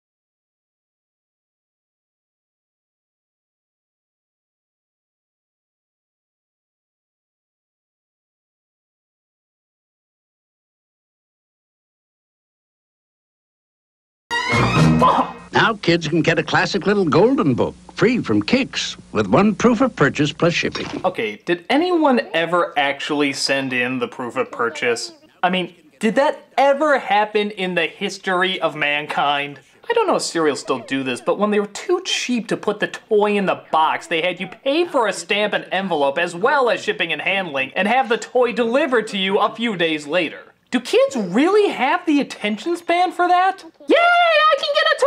All I need is an envelope! I'm bored. Ooh, video games! Now kids can get a free Dr. Seuss classic to read, with 2 proofs of purchase plus shipping. But to be fair, those books probably would taste better than the actual cereal. Kix, kid tested, mother approved. Yeah. Let's say it like it is, people. Kix. Kids tolerate it, mother has coupons. Hey kids, there's another turtle-rific edition of... Now we're talking. Teenage Mutant Ninja Turtles. This is just a straightforward ad promoting the first VHS that ever came out of the series. Heroes in a half shell. There's not a ton to talk about except for one little portion that might throw you off a bit. The video that reveals the incredible true story. Wait a minute, what was that? The video that reveals the incredible true story. The incredible true story? I'm not a scientist or anything, but I'm just gonna take a wild guess that the insane adventures of 4 anthropomorphic life forms living in the sewer, skateboarding, eating pizza, and fighting the ninja army led by Uncle Phil probably takes place in the world of fiction. It's just so strange because there's no other way you can interpret it. It's not like he meant it to be taken this way or part of some misunderstanding. No, they straight up say it's a true story. The video that reveals the incredible true story. What the hell are we supposed to do with that except draw the conclusion that FHE are fucking liars? The video that reveals the incredible true story. That's right, they're real. And if you don't see them in front of you right now, it's probably because you haven't bought enough of our products. Would we lie? What I like too is that the announcer clearly has no problem straight up lying to kids about it, but he almost stumbles when he has to read what they're actually called. It's Teenage Mutant Ninja Turtles. As if halfway through he just realized how stupid this sounded, but tried to keep going anyway. Teenage Mutant... Oh god, what were you guys smoking? Ninja Turtles. Still a fun ad, just don't have FHE testify in court anytime soon. Rock, dudes! Now this next one's a classic for 2 reasons. Hello, my pretty! Oh, I see you're a man who likes donuts, eh? No. Well, what do you say we find your creamy center? What do you mean? Do some hole punching. Don't follow. Let something rise up. Totally lost. What's wrong with you? I want weird, wobbly witch sex. Oh, I know what you're saying. You want me and the actress from Game of Thrones, the one that plays the albino dragon chick, to hook up. Well, don't worry, I got her on speed dial. Hey, it's you-know-who. You're violating the restraining order, asshole. She totally wants me. What am I missing here? You still around? Will you piss off? I'm trying to review some commercials. Commercials? Yeah, like this one.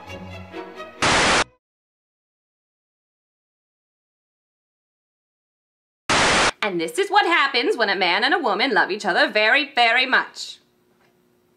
They look at porno sites together? You're fired!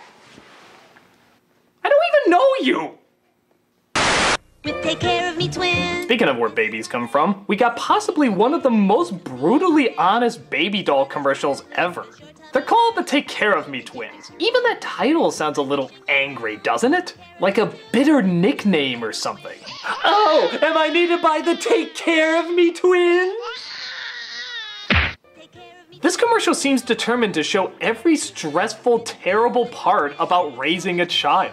With Take Care of Me Twins, this is my day. This is my day. Again, not the happiest words to shout during a baby commercial, but keep watching. But this one is drooling, does your tummy hurt?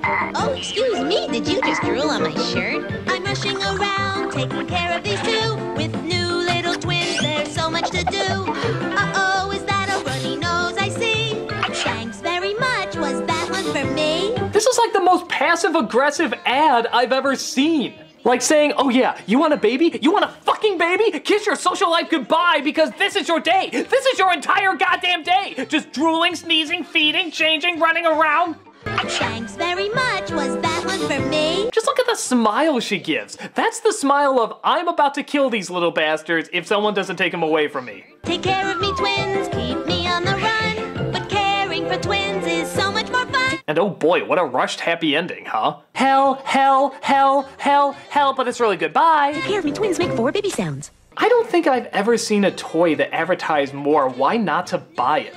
But hey, if tearing out your hair to raise a not human being is your idea of fun, then yay! Take care of me, twins, keep me on the run. But caring for twins is so much more fun. Take Care of Me Twins make 4 baby sounds.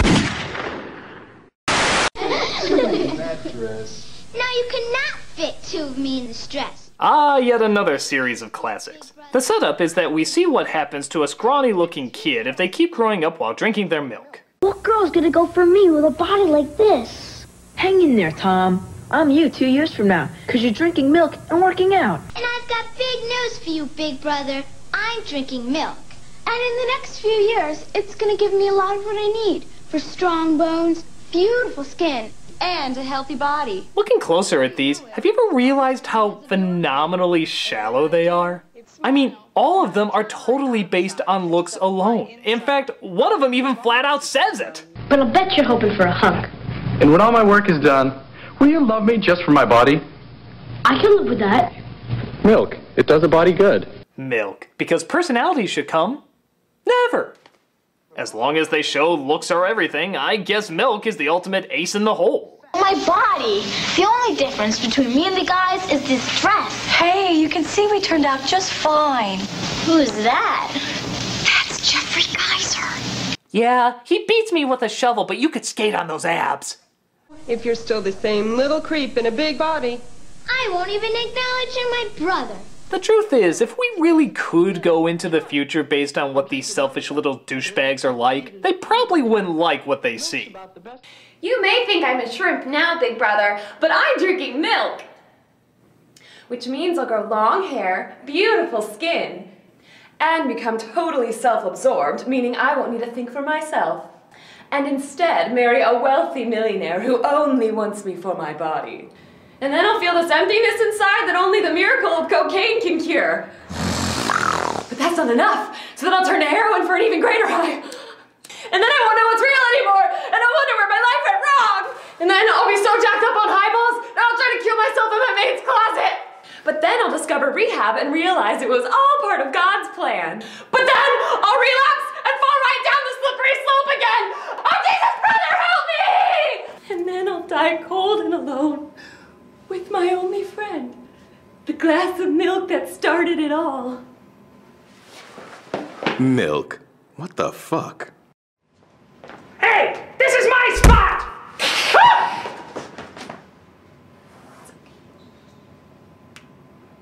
Maybe I'm reading too deep into it, or maybe they should emphasize the importance of brain power as well as body power. Milk. It does a body good. Oh good, a commercial from Canada, our friendly neighbors from the north. They're always so kind in everything they do. Oh look, a baby shower for an expecting mother. Oh, you got the little girl there and everything. Oh my god, this is gonna be adorable. What is that? It's a rape whistle.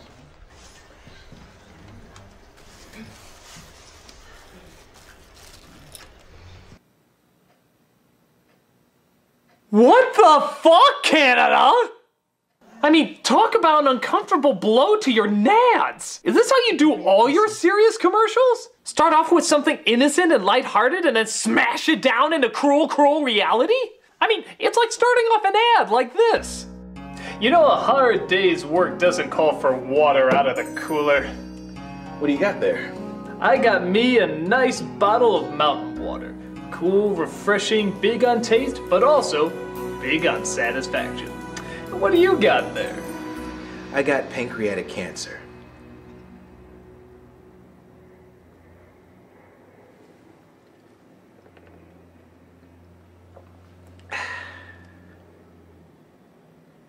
Sheesh, I mean, this can't be good for tourism. Who the hell would want to go to Canada after learning that statistic? Do they have that on the entry sign to the place? Welcome to Canada, 1 in 2 girls will be physically or sexually abused? That's pretty awkward. I mean, how do you think the expecting mother feels? What is that? It's a rape whistle. Well, Grandma just ruined the baby shower. I'm gonna go hit the vodka. Oh wait, can't drink. That's right, that's right. Again, great timing, Grandma. I know you mean well, guys, but Jesus! It's a rape whistle.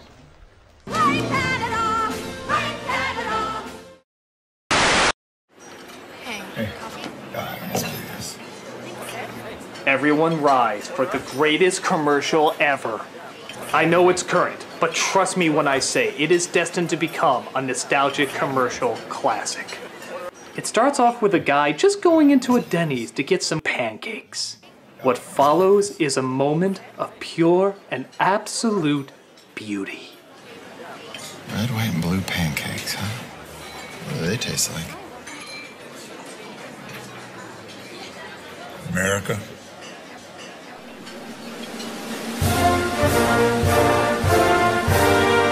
Yes. Yes, they do, nodding strange old man. Denny's red, white, and blue pancakes taste like America. My God. Everything this country stands for. All the bloodshed, all the cries of freedom, all the wars, all the battles, all the patriotic treasures of the world. All found here in this humble, brilliant piece of brilliantness. You know, some people say they see America in the Lincoln Memorial. Fuck them!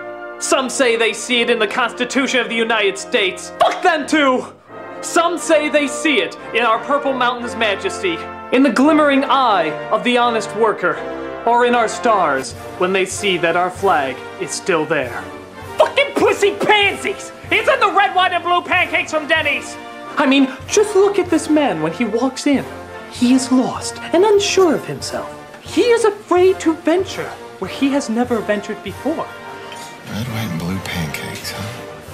What do they taste like? These pancakes! These simple red, white, and blue pancakes! Where will they lead him? What will this mean for his future?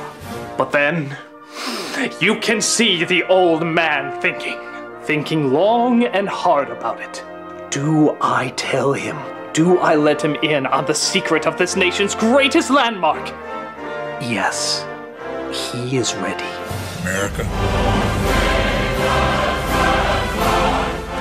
America. And you can see on that young man's face that he has found salvation. Sold?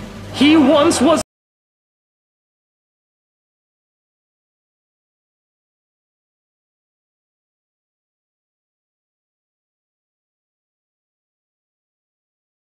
ours. America? Yes, good. But what specifically about America makes it so special? America? Well, yes, that goes without saying, but could you possibly go into more detail? America? How many fingers am I holding up? America? What color is my hat? America? You can't say anything else, can you? America?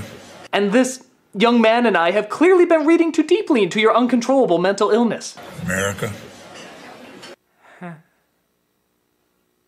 Well, I still stand by this as the greatest commercial of all time. Why? America? Oh, fucking America! And who can top that? America? America? Okay, shut up! Well, thanks for watching my commercial special, everybody. I hope you enjoyed it, and hey, whatever did happen to that horny, wicked witch?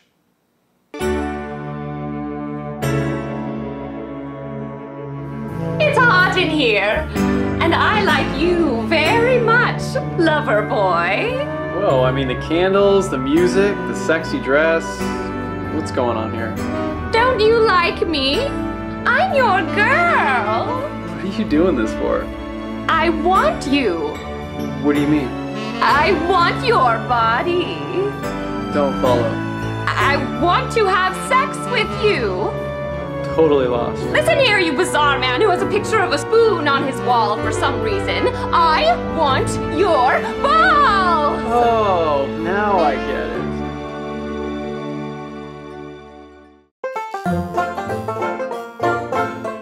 Nice catch. See your spiral? Not bad. My underarm spiral.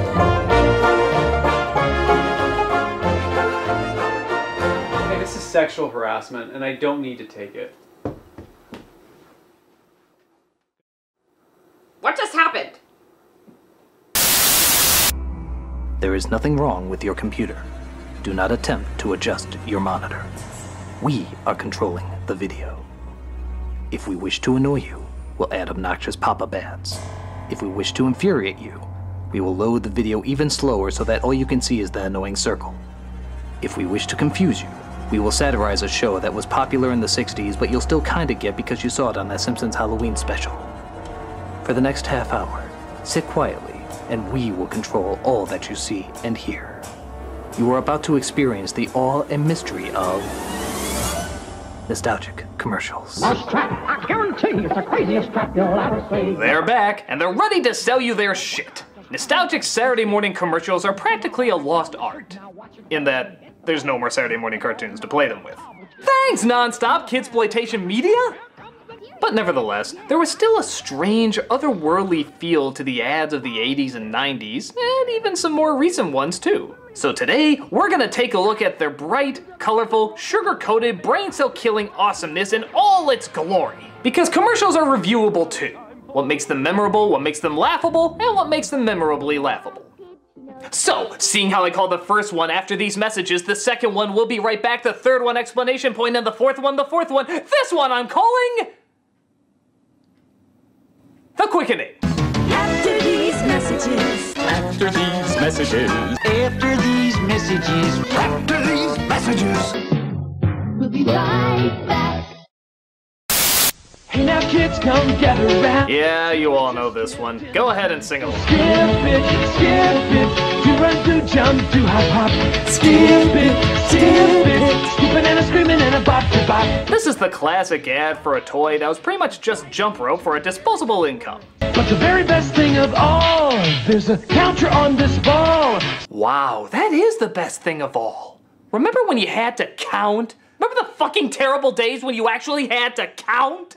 Not only do I get to stay in just one place for hours, but I get to not think of numbers while doing it. This thing's the new iPhone 6. As much as I love this ad, have you ever known anyone that was good at it? I mean, fucking anyone? I sure didn't. Nobody I knew could ever get the hang of this damn thing.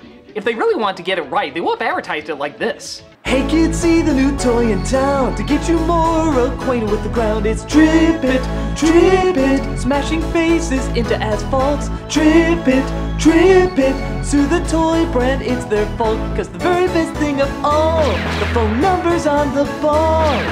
Maybe you can take those bastards to court, sue the little fuckers down to their shorts. Trip it. It's a lawsuit waiting to happen. Well, it's still a catchy song that won't be leaving anytime soon. Skip it, come on everybody, skip it! It's the incredible Crash Dummies! So there was this strange period of time when the crash test dummies, which were originally PSAs for seatbelt safety, got their own toys made. I'll smash their fun. Gotta run. It was weird. There was like an evil dummy who wanted to stop their crashing. Because that was a thing, I guess. But in theory, it was still kind of cool because it was the only toy you were expected to break. Break? Where's the brakes? There aren't any. Wow! The incredible Crash Dummies! Even though every commercial ended with the same line, Don't you be a dummy. Buckle your safety belt. isn't it a little ironic that you're learning about car safety by being encouraged to crash a car? This is actually kind of sick. Yeah, maybe that one went through the windshield, or that one's fucking bleeding to death. Innocent fun! Maybe I'm reading too deep into it. I mean, after all, it's not like there was a tortured chair to live out your sadistic fantasies. With a crash and bash chair. What the Christacles? These guys really... Holy shit! Nice body slam! What does any of this have to do with car safety? Hey, dummy, give me a break! Wheel! Okay, there's playful violence, and then there's Saw. This is Saw Waters that you're in. These guys really take a beating. Whatever fucked up part of our brains like this, it was a hit for a while. Even if we should probably be concerned why. Don't you be a dummy. Buckle your safety belt. Or I'll kill you.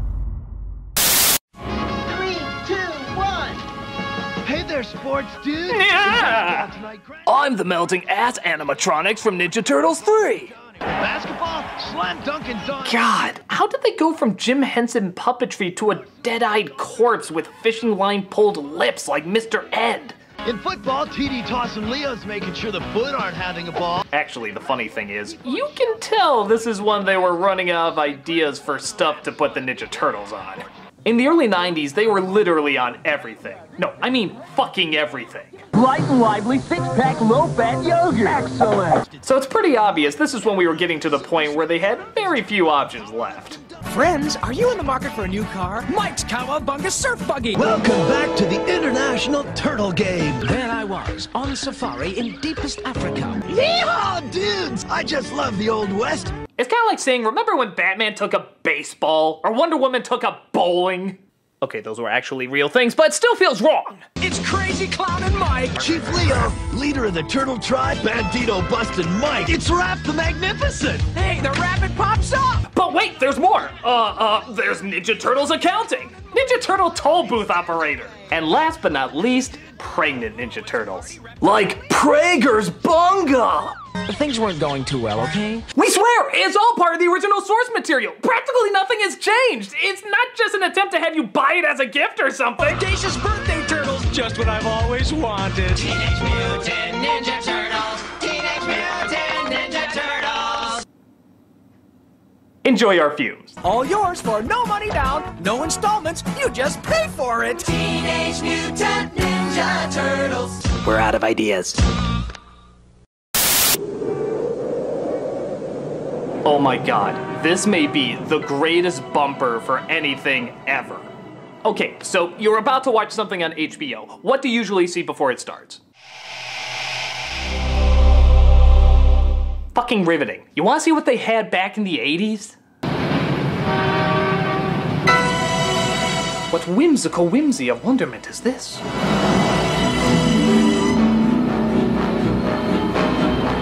My god, it feels like I'm flying! Over a model of Micro Machines, but still flying! The music just keeps getting bigger and bigger. What magical realm are we being transported to? Yes! Yes! HBO, of course! Nowhere else will you find ingenious entertainment mixed in with pointless boob shots. Oh, wait a minute. Could there be something even more magical in the O?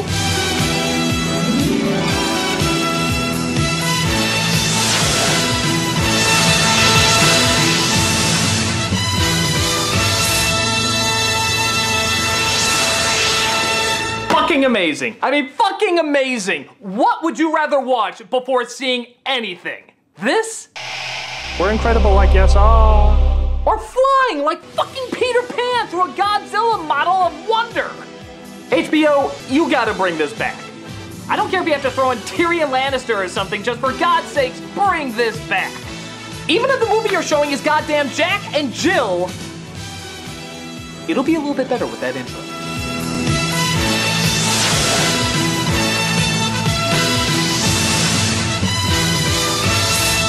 Yes.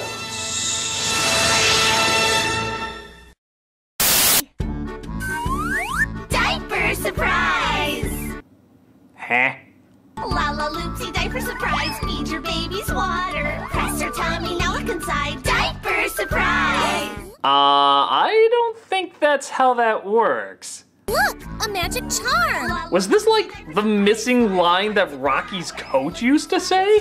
You're gonna drink water and crap me yummy wummy delicious charm bracelet! Lala Loopsy diaper surprise. Stars and hearts and flowers. Look inside. Which charm did you get? Diaper surprise! Ew. Charming!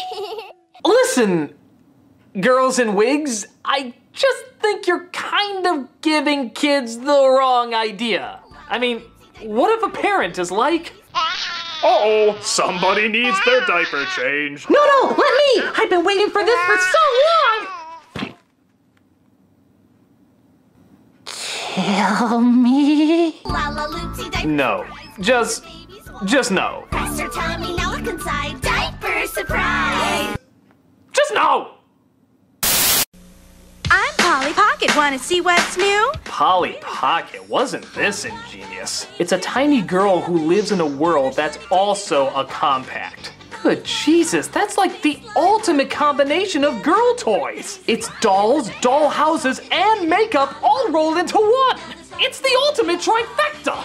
You'll be vomiting pink for a week. Polly Pocket has fuzzy pets, it's true.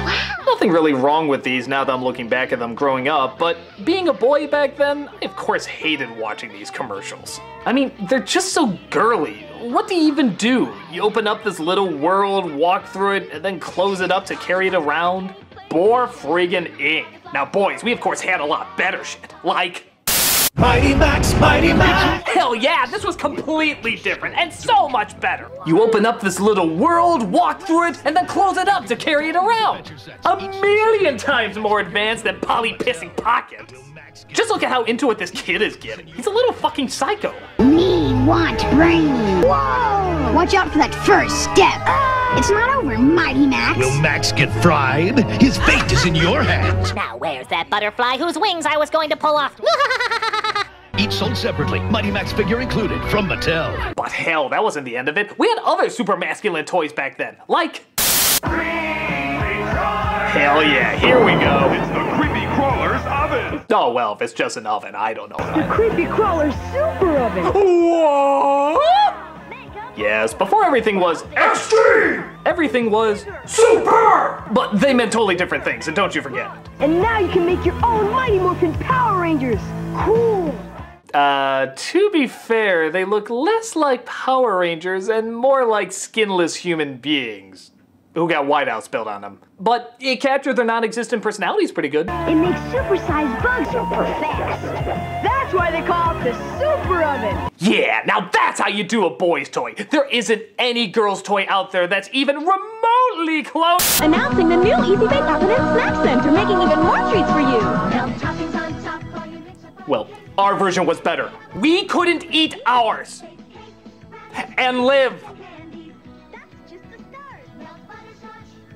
You know, I'm beginning to think boys' toys were just girls' toys painted a different color and given less options. I feel so used. The new Easy Bake Oven and Snack Center comes with everything you see here, light bulb not included. How could I not see this? Oh yeah, can't forget this one around the holidays.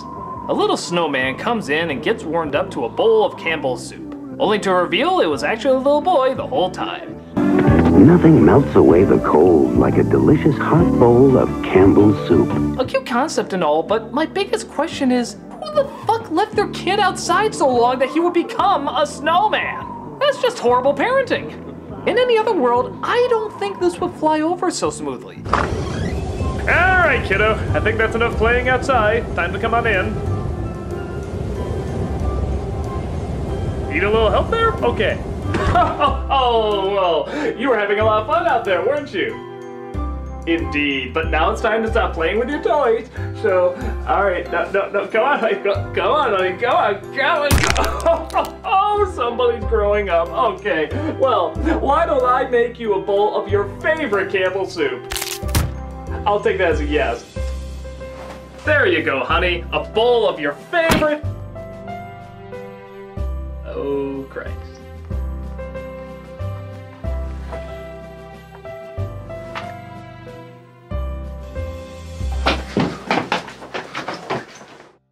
Well, it's still classic in many people's eyes, and I think it's still gonna be for quite a while longer. Just don't try at home. Let it snow, let it snow. Campbell.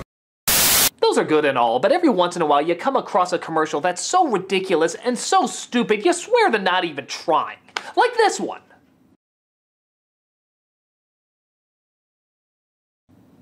That was just lazy. Me, here it goes.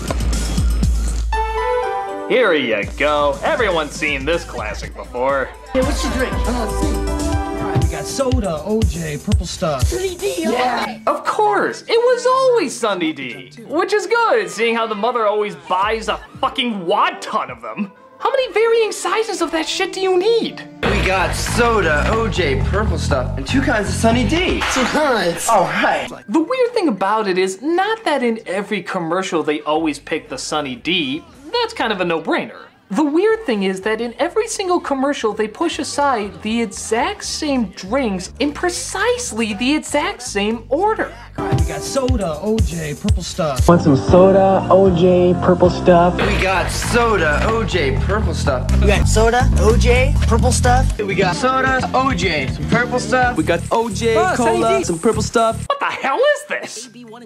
How can so many homes have the exact same thing and so many kids dismiss them in the exact same lineup? Alright, we got soda, OJ, purple stuff. Maybe it's like a code. Like, if we hear it enough times, we'll figure out it was the missing combination to, like, the Stargate or something. Soda, OJ, purple stuff, and the missing piece, the Sunny Delight. Take us to the world where the he-she from the crying game will consume us all. I don't know what religious ritual you started, Sunny D, but you need a little bit more variety. Do none of these families drink milk? Sunny Delight, the good stuff kids go for. I want that purple stuff. For whatever reason, the most intense toy commercials in the late 80s and early 90s were laser tag guns. It's like they're in their own little epic sci-fi movie. Like this one, for example, called Laser Tag Rocky. You're late, rookie. Come on, man, let's go. We're late for our team, the Owen Wilson whiners. Look at this. The toy hasn't even been advertised yet. Already, I'm hyped as hell.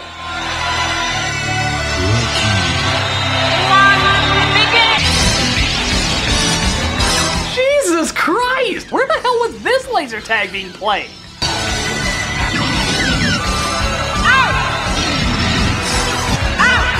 That's right, once White Grace Jones has called it, there's no going back.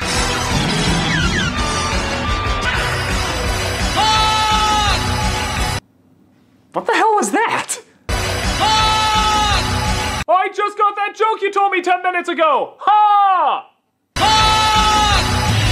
Rookie! So, ha! And rookie are the last ones left. This is far too epic. Slow-mo that bitch so we can enjoy it as long as possible! Laser tag. It's hotter than ever. By God, that was incredible! It had action, it had suspense, it had ha! And rookie! Laser Tag Rocky was literally Laser Tag Rocky! Who can compare with that? Actually, believe it or not, this one possibly could. This was an ad for Laser Pro 9000. It was a typical summer day. 3 kids in search of fun. And of course, by kids, we naturally mean 30-year-olds going through some quarter-life crisis. You looking for something? A Coke! Wait a minute, so there's 2 commercials going on here? There's actually a product placement in the product placement. You looking for something? A Coke! And the rest of the commercial isn't tied to Coke in any way. It's not like Coke presents Laser Pro 9000. It's just kind of a strange, out-of-nowhere bit of name-dropping. Which is ironic, seeing how they didn't exactly say the name very well. A Coke! A Coke! A Coke! I always talk like I'm on a trampoline! You got the muscle. Now I do! Go! We will fight for our 6-pack of artificial flavors and freedom! So, I'm not gonna lie, I'm just assuming this future takes place in the same one that Crossfire does. A future focused on the revolution of a plastic-triggered uprising. It's gonna change the world. Look out! Monkeys, jukeboxes, black and white tile diners! Too epic! The high-tech sports game of the 90s, Laser Pro 9000. Yeah, they made no sense, but for whatever reason, these laser tag commercials were fucking awesome. Laser Pro 9000, each sold separately from Galoob. We're not a sound effect, we're a company. Mom? Gotta ask you something real personal. Do you douche? What? Do you douche? I'm sorry, I know that's unbelievably immature, but this is coming from a time period when women's commercials didn't talk about women's things. They always use kind of this code word known as fresh. Do you ever feel, you know, not so fresh? Sometimes I just don't feel fresh. My best friend told me it's a real fresh feeling. Fresh is a gentle breeze. It's natural to want to feel fresh. But then, every once in a while, you just get a commercial that jumps straight to the point. Like, why douche? You can't buy any douche more effective. No more vinegar and water douches for me. But when it comes to the douche they use most... Sure, that's why I douche. I'm sorry, go to the next one. I'm too childish to handle this. Summer's Eve, the most convenient disposable douche you can buy. Hey, remember those commercials you swear were from the 70s but were embarrassed to find out they were made in your decade? Mentos was a candy that seemed to solve every stupid problem with an even stupider answer. But because the jackass had Mentos in his hand, that apparently made everything okay. Nothing gets to you, staying fresh, staying cool, with Mentos fresh and full of life. I suppose it works, seeing how everyone remembers these ads, but I just never got how Mentos was the world peace of any situation. Fresh goes better, Mentos fresh is. Fresh goes better with Mentos fresh and full of life. Mentos. Mentos? Fuck me, everything's great! Why is this the answer to all of life's problems?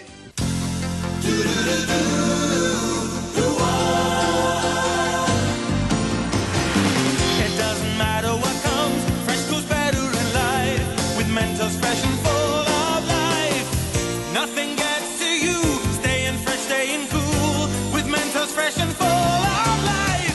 Fresh goes better, Mentos fresh is. Fresh goes better with Mentos fresh and full of life. Mentos, the fresh maker. What does it matter? You'll still be humming it, and that's what counts. But getting away scot-free with small crimes doesn't hurt either. Fresh goes better with Mentos fresh and full of life. Mentos, disrupt the system. Hey, Nintendo! The greatest family-friendly system ever. God, I remember when they used to make it look like they could make your house soar. Or it could blast you out of your seat. Or it could open up a world of imagination you never thought possible. God, I adored those whimsical commercials. So, go ahead, show us what's in store for this one. We are Nintendo Ultimate TV Game System. Who are you? We challenge all players. You don't look friendly. You cannot beat us. Aim your zapper gun. You cannot beat us. Duck Dog, why are you so scary now? Even with your robot partner, you cannot beat us. Score 1 million. You cannot beat us. Can I play some Mario? Discover new worlds. You cannot beat us. Are you stealing my soul while I watch you? You cannot beat us. You cannot beat us. You cannot beat us. We are Nintendo. We challenge all players. You cannot beat us.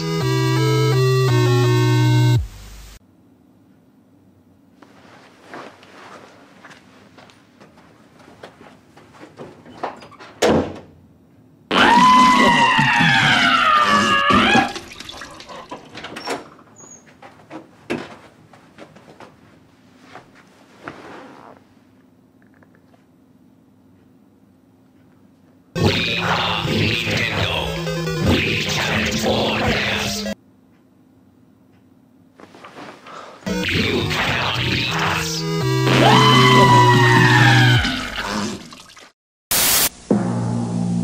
Good lord, we were really on this dictatorship dystopia kick for a while, weren't we? What's this one selling? There are places where imagination is an outlaw, where freedom is feared, where cookie boredom rules. Cookie boredom? No! No, I will not give in to cookie boredom! I will resist you at all costs! Fuck you! And there are those who fight back. What? There's someone who is brave enough to stand up to cookie boredom? Don't you know what you're risking? Cookie Hitler watches everything! Yes, they even had cookies back then, and as someone who tried a box of them once, and am still seeing the doctor about it even to this day, you can imagine they weren't very good. But like I said before, we were so obsessed with Ninja Turtles that literally, all we needed was that first note of the theme song in order to get us hooked. It was pathetic, but literally, every kid watching this said, this looks pretty stupid and lame. Take my money, you play that one note, we buy the stuff, we know how it works. Nevertheless, I think everybody has to admit, this is still a great commercial for fighting off cookie boredom. Do it before it's too late. Never give in to Cookie Hitler! Star Wars. Speaking of a franchise that was needlessly everywhere. Whoa! TIE fighters! Fireballs! Coming right at me! Watch the laser towers! Aim for the tops! Pick them the cannon! Oh my god, guy, calm down! Pac-Man had more threatening graphics than this. It's Ray! It's Ray! My shields are gone! Alright! I'm going in! I shouldn't have done that line of coke before playing this! Ah! Oh, some game, huh? Some game! I'm just gonna look at a pop-up book for a minute! Ah! Jesus, maybe the people in Wolf of Wall Street weren't even doing drugs. Maybe they were just doing the Star Wars Atari game the whole time. I work my way from place to place. Got everything I need right here with me.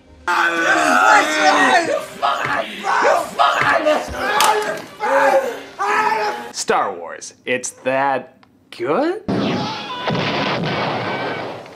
Oh, some game, huh? Some game! More big adventures of Honeycomb Kid. Ah, Honeycomb. The only successful cereal that clearly had no idea how to market itself. Program year 3000. Right. Planet Xenon. Check. We're gonna go search for an identity! I'm thinking Indiana Jones, Star Wars, Battletoads, and I guess a little Star Wars again. The other guy really seemed to like it. Uh-oh. Be cool, kids. Remember what I taught you. Open your mouth. Close your eyes. Whoa, whoa, wait a minute! Kids commercial, guys! Kids commercial! Open your mouth. Close your eyes. And let Pedophilia Jones do the rest of the work. Can't beat the big taste of honeycomb cereal. Well, it does wash out the big taste of something else. Big adventure in every bite. Especially when the lights are off. And it's probably best if you don't bite.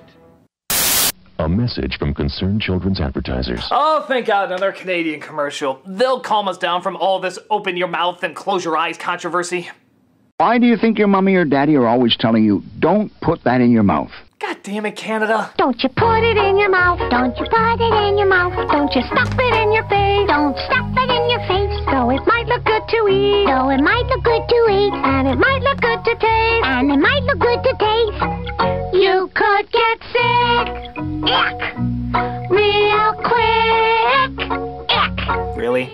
You were looking for a word to rhyme with sick and that's the best one you could come up with in this scenario? Don't you put it in your mouth. Till you ask some. God, do they have to look so possessed while singing it too? It just doesn't add to the overall feel of the experience. If you don't know just what it is, don't put it in your mouth. Yeah. Just play it, y'all know it's coming. It's a rape whistle. Canada! Canada. I make fun of you with this because you have nothing else to make fun of. Don't put it in your mouth. Yeah. Always ask someone you love before you put anything in your mouth. Except if that something in your mouth is the person that you love. Thank you for watching my commercial special. Tune in next time where I hope to lose even more of you. I'm the Nostalgia Critic, and remember... Don't you put it in your mouth. Don't you put it in your mouth. Don't you stuff it in your face. Don't stuff it in your face. Sometimes I just don't feel fresh. Hello, I'm the Nostalgia Critic, you know the rest. If you're like me, you're excited that we get to review commercials again. The Keebler House. Oh, the nostalgia. Oh, the memories. Oh, the mass marketing manipulation. You can't wait for them? Neither can I.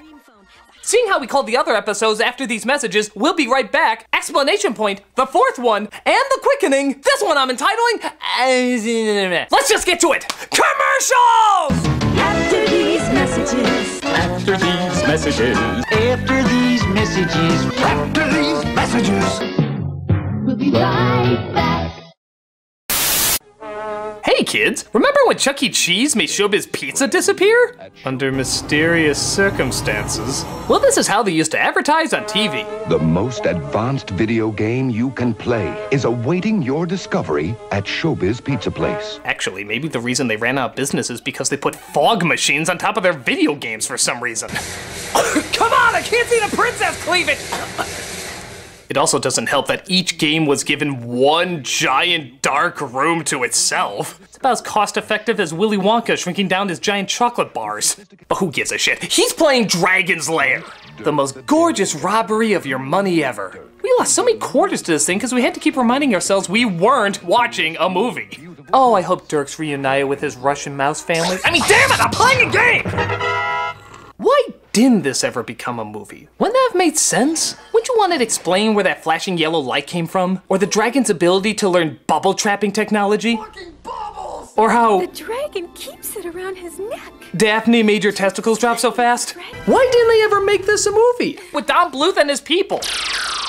What is it, flashing yellow light? Are you trying to tell me something?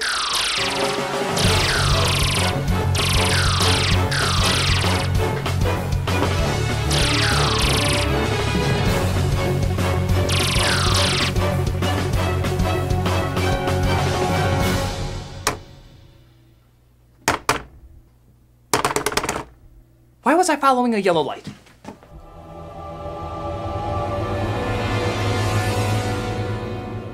A simple commercial, but simply 80s. What's not to like about it? Brand new at Showbiz Pizza Place.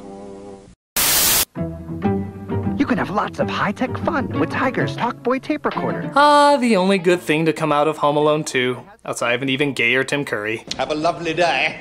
The whole movie practically served as an advertisement for this thing. Hey, stop drooling on me. Hey, stop drooling on me. Yeah, that's what a voice app used to look like, kids. In fact, that's practically what cell phones used to look like too. The commercial just shows a boy playing pranks on his sister. That's cute and all, but you gotta question a little bit of the plausibility. Like the voice speed control. Hi, kids. We're home early. Hi, kids. We're home early. What creepy ass parent sounds like that? Is there a kid and some friends out there who really has a father who's like... Hi kids, I'm about to go slaughter puppies. You stay here and go to bed by 11 or...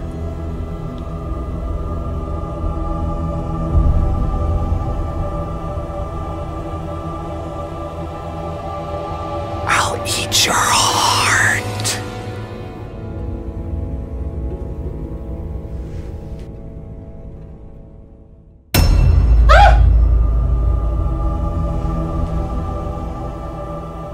I think I need to be potty trained again. Dated technology today, but kinda cool back then. With a funny, if not disturbing ad to go along with it. Tiger's Talkboy tape recorder comes with audio cassette. As recommended by Peter McAllister. The father. Zestfully clean. Jesus Christ, lady, who bathes like that? Zestfully clean. Clean my ass, you're making a bigger mess than a dog who just walked through a thunderstorm. Zestfully clean. Look at this asshole. Was he on a trampoline? I'm only 2 feet tall, don't judge me! You're not fully clean unless you're zestfully clean. Do I look clean to you? Surprise. Ah! Witchcraft! I'm not fully clean unless I'm zestfully clean. Zest turns a relatively relaxing part of your day into a seizure-inducing physical strain that'll cause you more spasms than a sponge in an electric chair. Zestfully, zestfully, zestfully clean. Look at this dude. He just wants to take a nice, quick, relaxing shower. What the hell does he get? Please hold on to the bar. Holy shit, what is happening? I knew I shouldn't have taken crystal meth in the morning. Speaking of people clearly on drugs. Zest fully clean. You're not fully clean unless you're zest fully clean. My hero's a bar of soap. I need counseling! I don't know why they have to make getting clean look like an orgasmic water park, but I guess it worked because they're still talking about it today. Pretty silly, but it's a campy kind of silly. Kind of hard not to still get a giggle at. You're not fully clean unless you're zest fully clean. Lady, what is wrong with you? Hey, tomorrow we win. Now Here he goes again. Here's an old favorite. It's a coach trying to get his team excited to win the big game. But an organ dicing of pasta gets them hyped up for SpaghettiOs instead. Because yeah, I'd get a lot more excited for that than winning a freaking sport. Look, we gotta need it. We gotta want it. We gotta be hungry to win. Are you hungry? For SpaghettiOs. Yeah! What the hell are they even playing? It's a unisex sport with no uniforms and a game plan that looks more like a map to bury treasure. No wonder they're distracted by melted gnocchi. They don't even know what they're playing. Tomorrow we win. Now listen. Here he goes again. Don't you hate it when he motivates us for a miscellaneous sport that we don't like but we signed up for anyway? Now, we're gonna want this so bad, we can taste it. Can you taste it? Yeah. What are we gonna do? Eat SpaghettiOs! Yeah, you got it right, kids. Sports are dumb. SpaghettiOs are awesome. It's just like that controversial Super Bowl last year. Attention, everyone. Attention. The game has been canceled because both teams want to eat SpaghettiOs.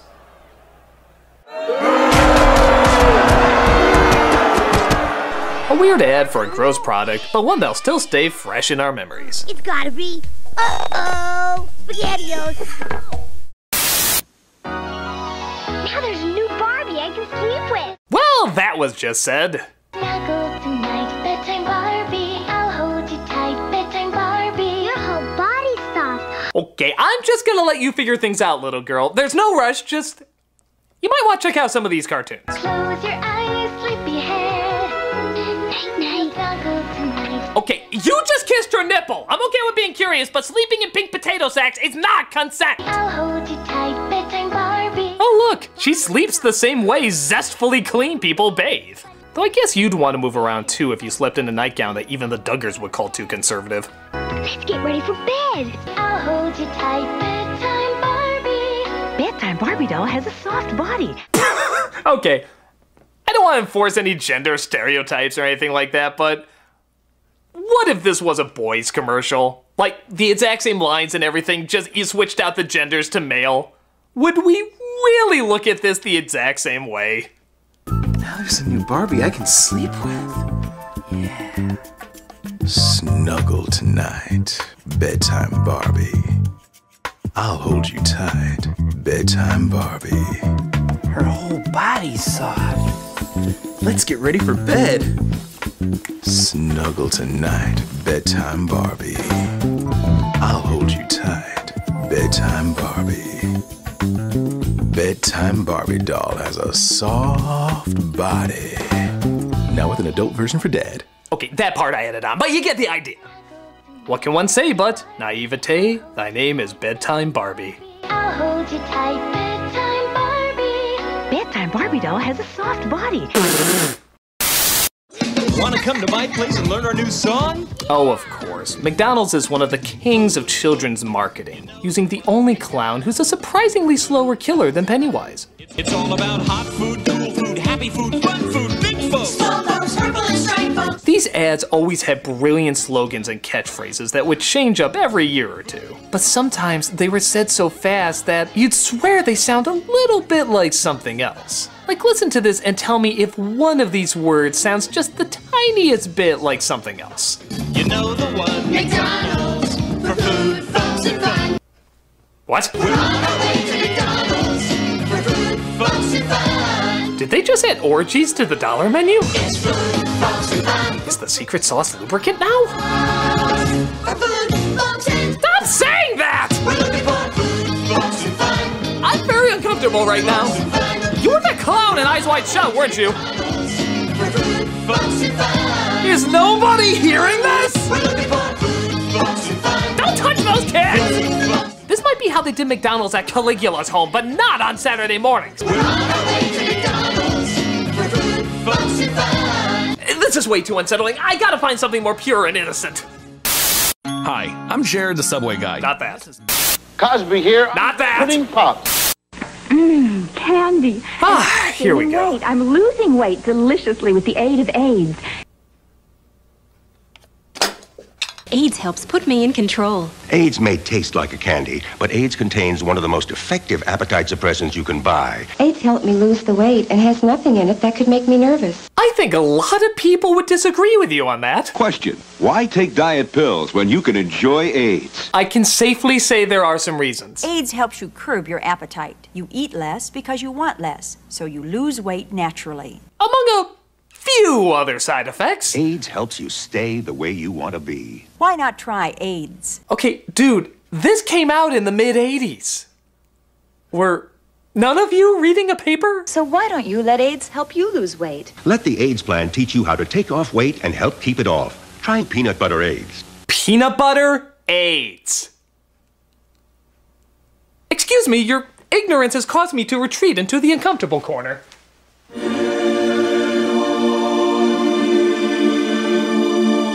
Lose weight deliciously with the aid of AIDS. now comes with sweaty collar to tug at. Wow! Try peanut butter eggs. Okay, we gotta get the bad taste of that commercial out of our heads. So let's travel all the way to Japan for one of the greatest ads of all time. It's for the Sega Saturn, and to emphasize how intense it was, they created Segata Sanshiro, the most aggressive spokesperson ever. It didn't matter what you were doing. If you were off to play baseball, he'd beat the shit out of you and say play Saturn instead. Segata Sanshiro. Sega Saturn. Going out dancing tonight? Fuck that noise, you're playing Saturn now. Segata Sanshiro. Sega Saturn. Hey look, it's Santa. Oh shit, it's Segata. Better start playing Sega, goddammit. Segata Sanshiro. When he wasn't pounding the console into you, both figuratively and literally, he was winning soccer games, beating skaters with no skates, killing zombies, falling in love, and training to his kick-ass theme song.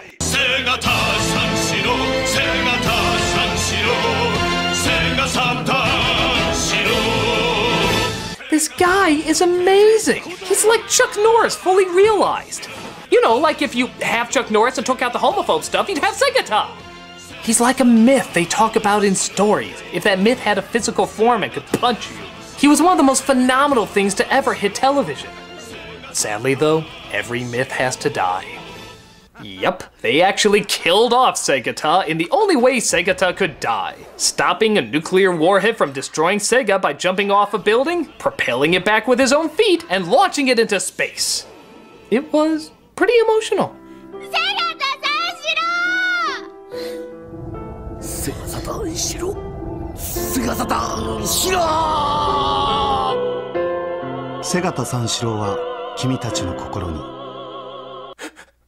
We will never forget you, Segata. We'll ironically forget the Sega Saturn is not around anymore, but you will always live on! He's one of the most awesome series of commercials ever, and I proudly support a beating of me if it means seeing more of his incredibleness.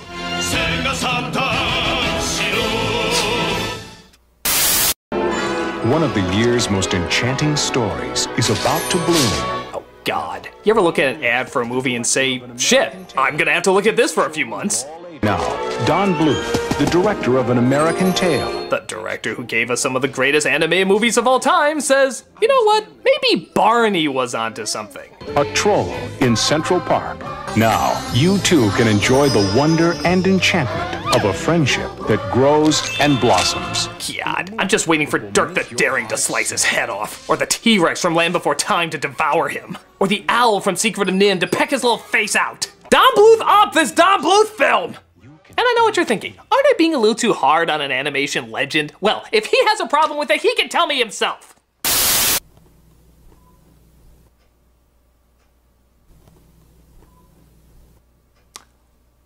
Don Bluth? Oh my God, I am the biggest fan ever! Oh my God, Don Bluth, look at me right now. Oh my God, Secret of Nim is one of my favorite all-time movies. Holy shit, American Tail, when he's just like, I'll never find my parents' mother right there. Look to the fucking left. Land Before Time, oh my God. Before George Lucas was a swear word, that was like the most unbelievable thing. He like, I want a kick-ass movie about dinosaurs. You are amazing! And what are you doing right now? Just waiting. I want to see what you're gonna do. What? Oh, I see. Because I made fun of some of your work in the past, you're giving me the silent treatment, huh? Okay, alright. I'm not gonna be intimidated by a film giant like you. You're gonna give me the silent treatment? I can give you the exact same thing back.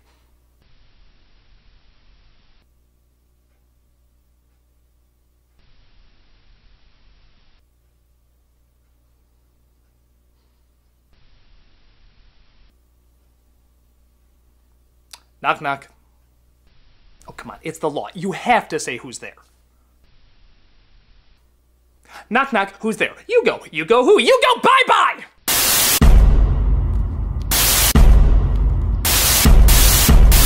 How the hell are you doing that? Ah! One of these buttons has to work! What's this one do?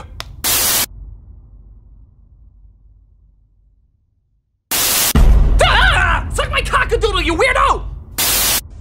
Now you can get the power with your own Power Rangers gloves. Hey, it's the most tediously advertised hand garments until Frozen. With built-in karate chop sound effects. Now you can be tough by looking like a mix between a NASCAR driver and Dexter's mom. Turn on the TV, protect your lamp, and shine it anywhere to summon other Rangers. Oh look, you even pretend you're the Power Rangers with this stock footage. Just like the real actors pretend they're the Power Rangers with stock footage. Actually, the funniest thing about this commercial isn't even the gloves. It's the alarm you're supposed to put outside your door. Get the Power Ranger Room Defender, a motion detector that scares off the bad guys. Stand back. This room is protected by the Mighty Morphin Power Rangers. Oh yeah, if you got bullies at your school, that's sure to scare them away. Look at that, he hears the sound and he immediately goes into a seizure. I think most of us know what would really happen in this situation. Stand back. This room is protected by the Mighty Morphin Power Rangers. Give me all your money! Hey, as long as they don't play Let It Go, I'm totally okay with these things existing. Saban's Mighty Morphin Power Rangers gloves, TV projector lamp, and room defender sold separately from Happiness Express. Give me all your money! Lex Luthor has Superman trapped. Now you'll tell me why Superman peanut butter tastes so great. Slow day for evil, Alex. Never. So fresh roasted, so creamy, so yummy. Then its secret will be mine, all mine. I needed to make my ultimate weapon, peanut butter aids. The kids save Superman and supposedly put Luthor away in jail, but I don't know. Is it me or does this look more like Rapunzel's tower? Why do they lock him up in the same place Bowser holds Princess Peach? Also, Superman was ready to die to keep the recipe of his peanut butter safe? That's some pretty jacked up priorities there. You know, Superman, it is only peanut butter. Never. If you'd only give me the recipe. Never. Have you ever seen Kryptonite kill a man? Your insides get eaten out, eyes burst through your sockets, and blood goes out your ears and nose. You're gonna go through all of that just for your damn peanut butter? Yes. You know, I'm starting to wonder which one of us is the true crazy one here. With ads like these, I'm not shocked this super butter isn't still around. Just wait, Superman. I'll find out. Superman peanut butter. Its strength is its great taste. And the fact that it apparently makes you invisible. What the hell? That is it, devil! As an adult, I insist on a cereal that offers nutrition. Frosting! I want frosting! Yeah, remember these? These were the Frosted Mini Wheats commercials that advertised to both adults and kids, as adults and kids. I love the crunchy wheat taste of Kellogg's Mini Wheats, but the frosting side agrees with the little kid in me. The adults would always talk about the healthy aspects of the cereal, while the kids always talked about the sugar-coated part of it. The proper cereal is low in fat, salt. And taste! What about taste? The only problem is, if any adult really could communicate with himself years later, it probably wouldn't be as chipper as they were letting on. I am a very proper adult, so I always eat sugar frosted sweets that keep me energized! It's filled with whole grain wheat and is so nutritious for the little kid inside! Of course, if the younger me knew that scraping off the sugar side would have prevented him from being a diabetic, he probably wouldn't have eaten it. Wait, what? Oh yes, and don't even get me started on your colon. That gets really jacked up. Dude, I don't want to know this. Neither did I, but you go through it, along with an ex-wife and a divorce that cost you most of your earnings. Don't forget child support to look after little brats like you that I help raise. I think I hear my mom calling. Your mom's dead! Couldn't afford to pay all the medical bills after buying you all the sugar-frosted mini wheats for your damn little mouth! Do yourself a favor and never grow up, never fall in love, never get attached to anybody in your life, you hear me? It's not too late! It's not too late! Change your life before you become a nuclear bomb of devastation! Get back here! You can't escape your misery! Frosted Mini Wheats is part of this complete breakfast. You knew this was coming someday. Still a cute idea, even if reality can get the best of it. I know it goes on my tray. The sweet stuff. Hey, little buddy, want a ride?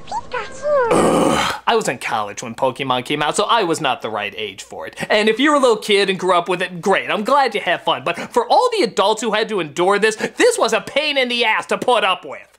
It was everywhere. It was like every boy band except the obnoxious music was replaced with Pika Pika Pika. We didn't know what it was about and we didn't care. We just knew it was annoying. So friggin' annoying.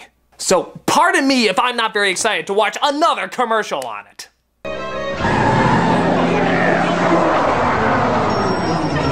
I'll be right back. Wait, what's he doing?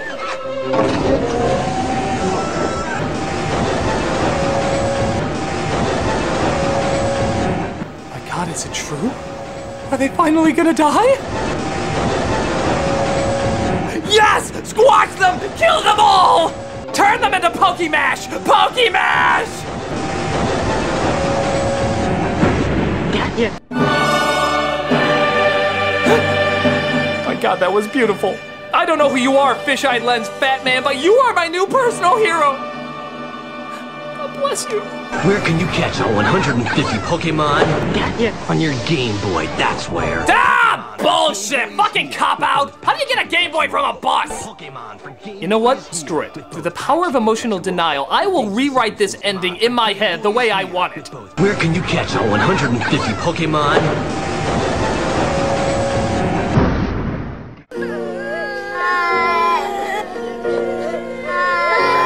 Oh, happy thoughts. A nice dark idea, even if it does need to go too happy near the end. Pika, die! You're looking at the next breakthrough for the Super Nintendo Entertainment System. Ah, yes, the Super Scope. The Rob the Robot of the Super Nintendo. Okay, so you're a Nintendo kid, and you have a ton of fun blasting things with your blaster. What do you want that's even more advanced than that? Well, gee, how about a shotgun, or a machine gun, or a bazooka? Okay, in hindsight, it does sound kinda cool. I mean, bazookas make big explosions, and we're all sick fucks, so we like that. But with those other guns, you could be mobile. You can move around, you can pretend you're an action hero. Who pretends to have a bazooka? What little kid is like, hey, you wanna go play cops and robbers? Nah, I'd much rather play gigantic piece of plastic I place on my arm, immediately making it sore and sitting still looking through a little eyepiece. I'm gonna hear about you on the news, aren't I? Yes, you are. It was so boring even to look at that they had to line up a bunch of them in a row, tricking you into thinking it was more cool than it really was. Yeah, you know the one thing they're not doing? Firing them at the friggin' screen, because it's goddamn boring. Oh, wait, we'll do it once. There we go. Now back to all the exciting things you will never do with it. You might want to consider some basic training exercises. I know it's like a collector's item and it has a special place in people's hearts, but there's a reason it never caught on. And it's yours for under $60. Christ, that sounds like too much even today. And that was a lot more back then. Give these ads credit for trying to make it look good, but it's another one of those accessories that just never got the momentum it needed. Super Scope 6, only for Super Nintendo. Super Scope. It's not Virtual Boy, but it's close. Jesus, you fucking psycho!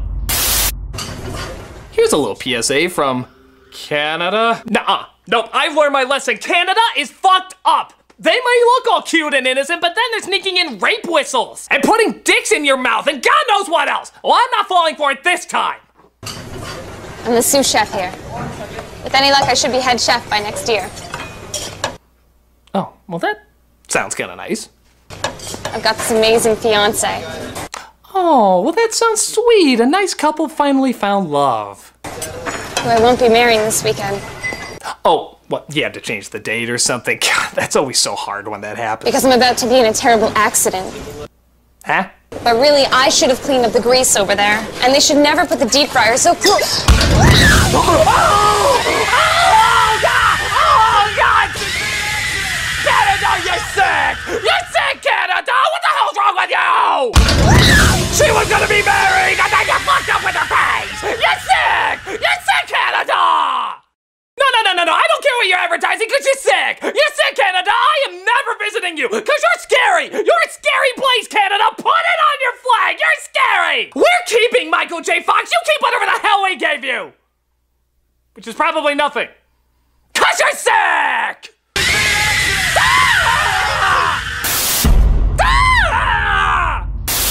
If I have to fold one more box, I'm gonna snap. Did you say snap? Oh, yeah! Oh, if you're too young to remember this, then you need an education. The idea of having a wrestler advertise beef jerky sounds as standard as anything. But when that wrestler is Randy Savage and he's given one hell of an extreme campaign, it turned out to be one of the coolest ads ever. Yeah, let's face it, when a room starts shaking and shit starts blowing up, this is the person you want to see causing it. Romeo, Romeo, wherefore art thou, Romeo? Art thou bored? Step into a Slim Jim. There has never been a more pleasing image to come out of a puff of smoke. He's like the Kool-Aid Man if he slipped you ecstasy. You just never wanted this guy to leave. Higher education got you down? Well, step into it. Step into a Slim Jim. Look at this. It's a room full of lamps. I'm getting hard just thinking of Randy Savage busting in here. Want to light up your light? Yeah! Step into a Slim Jim.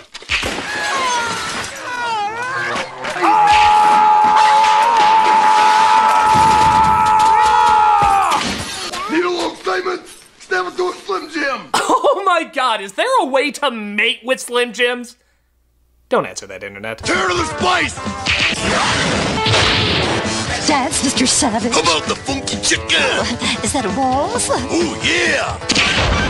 He had so much testosterone, even saying the letter T seems super aggressive. Need a little excitement? These are some of the coolest ads ever, and so much of it came from the Macho Man himself. If you haven't come across any of these yet, then definitely go check them out. Gotta have beef, gotta have spice. Need a little excitement? Step into a Slim Jim. Oh, yeah! I'm calling Telephone Tammy. Hello. I've been waiting for your call. No! I have so much to tell you, Tammy. Let's share secrets. Hey girls, ever want to talk on the phone with a toddler? Of course you haven't, because that'd be goddamn insane. But this exists for some reason. Wait till you see my new hat. I just love to go shopping. I do too. Fucking weird, right? What are the chances of finding another girl who likes shopping?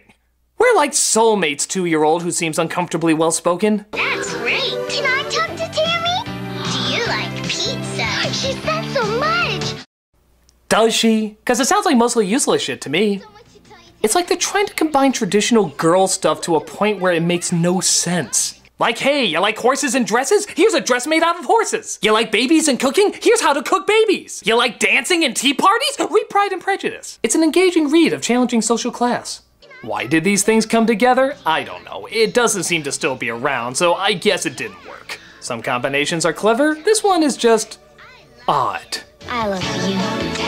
Batteries not included. Call me soon, okay?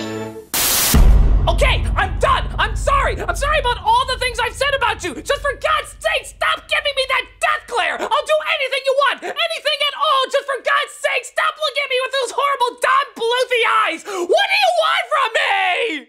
Well, you could promote Dragon's Lair by supporting our crowdfunding campaign. You mean you are making a Dragon's Lair movie? Yeah. Actually, we ironically have never done a commercial in a commercial special before. But wait, so you're telling me that if you get this funded, we would have gotten Don Bluth, the Don Bluth, one of the animation gods, to return to animation? But if you're gonna do it, you have to do it the right way. Right way? What's the right way? The most advanced video game you can play is awaiting your discovery.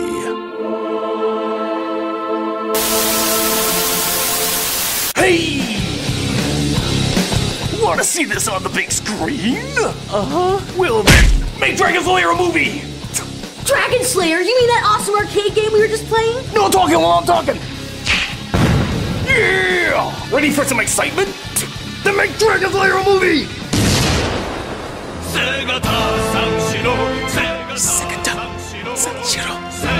You go, Dragon's Lair, Tikishiro!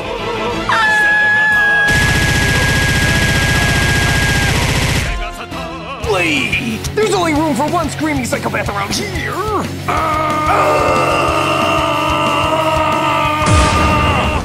Oh, we just blew up Africa, Suko! But make Dragon's Lair a movie, or Don Bluth will give you the death stare!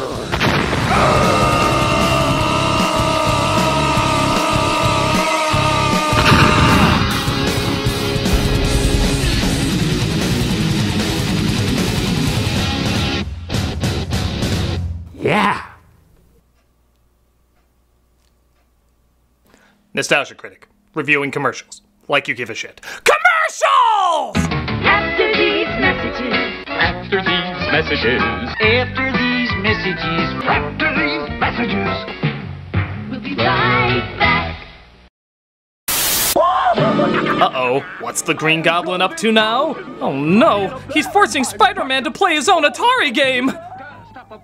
Actually, that is kind of evil. Watch yourself fall, Silk Slinger! This is an enjoyably goofy commercial, but what really sells it is the guy playing the Goblin. Try to get up there in time, Spider-Man! I think his dentist put meth in his laughing gas. If I don't get you, webhead, my diagnosis will! Holy Hannah! I love this guy. He can't even leave the frame without going nuts. Stop presenting! Show some dignity when you're in that costume! Holy Hannah! You're running out of fluid! What's he even saying here? He's so excited, I can't make it out. You're running out of fluid! What? You're running out of fluid! Okay, I've watched this over 100 times. I've studied it. I've analyzed every possibility. I still don't know what the hell he's saying. You're running out of fluid!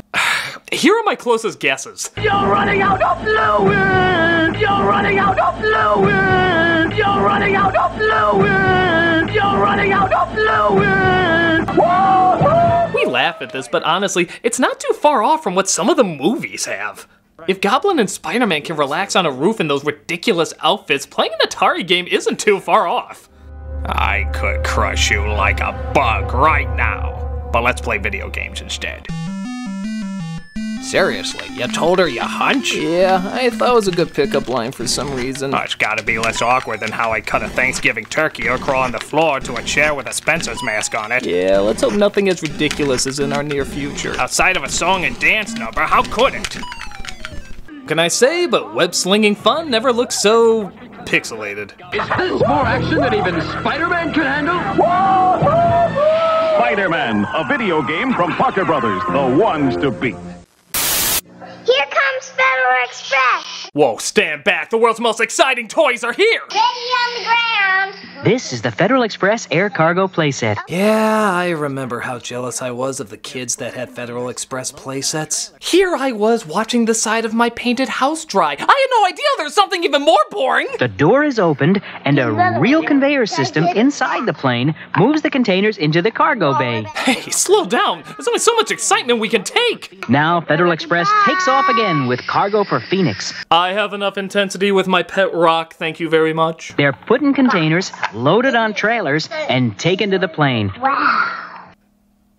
Did that really deserve a wow? I could barely muster an eh. The van delivers packages to the airport. Wow. I'm prepared for a lifetime of disappointment. New York, Miami. Yeah, this commercial's pretty much as boring as it sounds. Come on, guys, you have the Micro Machine Man working for you. Couldn't you utilize him somehow? This is so boring, my skin is actually turning into cardboard. The Federal Express Air Cargo playset comes with everything you see here from Play School. FedEx, putting return to sender on your kid's imagination. Think we'll beat that time?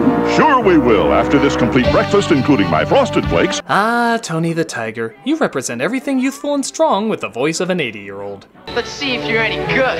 Frosted Flakes, good. They're great. Though Tony's, of course, still around, there was a very distinct formula that was used in the 80s and 90s ads. You see, it always starts with Tony befriending some random kid in some random sport who's always being made fun of by bullies. You two want to take a horsey ride? You two up for a little game? Hey, you two, the kitty heel's over there. You two coming in? They'll just wipe out. Time to tie our sweaters around our chests and throw Cadillacs at puppies. I hope your serve is good. You guys can have the new kid. We don't want him. You're stuck with him. What's wrong with these dipshits? You're making fun of a kid that has a killer predator on his side. This is not gonna end well. We'll see how good you are. What are you gonna do? Sick your giant animated tiger on me? But of course, it's the great taste of Frosted Flakes that brings out their inner tiger and transforms them into a sports star. Beat that if you're any good. Good. They're great. Show them you're a tiger. Show them what they can do. I see some false advertising in that. Some meat, protein bars, vegetables, these are things that can make you a better athlete. Sugar-frosted newspaper cannot. Nobody says, you know what make people who eat Wheaties even stronger? Candy flavoring. There's even chocolate-covered versions with marshmallows. How is any of this supposed to make you a sports star? If they really wanted to be honest with the ads, they'd be like, Hey loser, sad that your parents died in a car crash? I'll never be as cool as those guys. that's what you think. Tuffy the tiger! What you need is a helping of my Toffee Flakes. It brings out the toughness in you. So you think you're any good? Toffee Flakes good? They're granulated sugar! Wait, what? Oh yeah, there's no wheat in this. We just scrape off the top of sugar cubes and dye them brown. That sounds incredibly unhealthy. Go get him, Tiger! Show 'em that you're a toughie. Show 'em what you can do. I'm sluggish and slow. You just need more Toffee Flakes. Keep them guessing, Tiger. You make some weird gurring sounds because you know what's cool. Problem? I feel dizzy and weak. That's just the diabetes setting in. What you need is some insulin. Keep them on their toes, Tiger. You start your breakfast right with what most people call dessert. When you have the taste of Tuffy's Toffee Flakes, it brings out the toughness in you. Claire, grossly misadvertised. Well, it's still fun, and Tony's such a great mascot. It's hard not to get sucked into all this sports-tastic propaganda. Brings out the tiger in you. And you! Whoa, what are all these kids gathered around for? It's Johnny. He's gonna play Simon. Nobody beats Simon. Hey, stand back! Son of a bitch thinks he can take on Simon!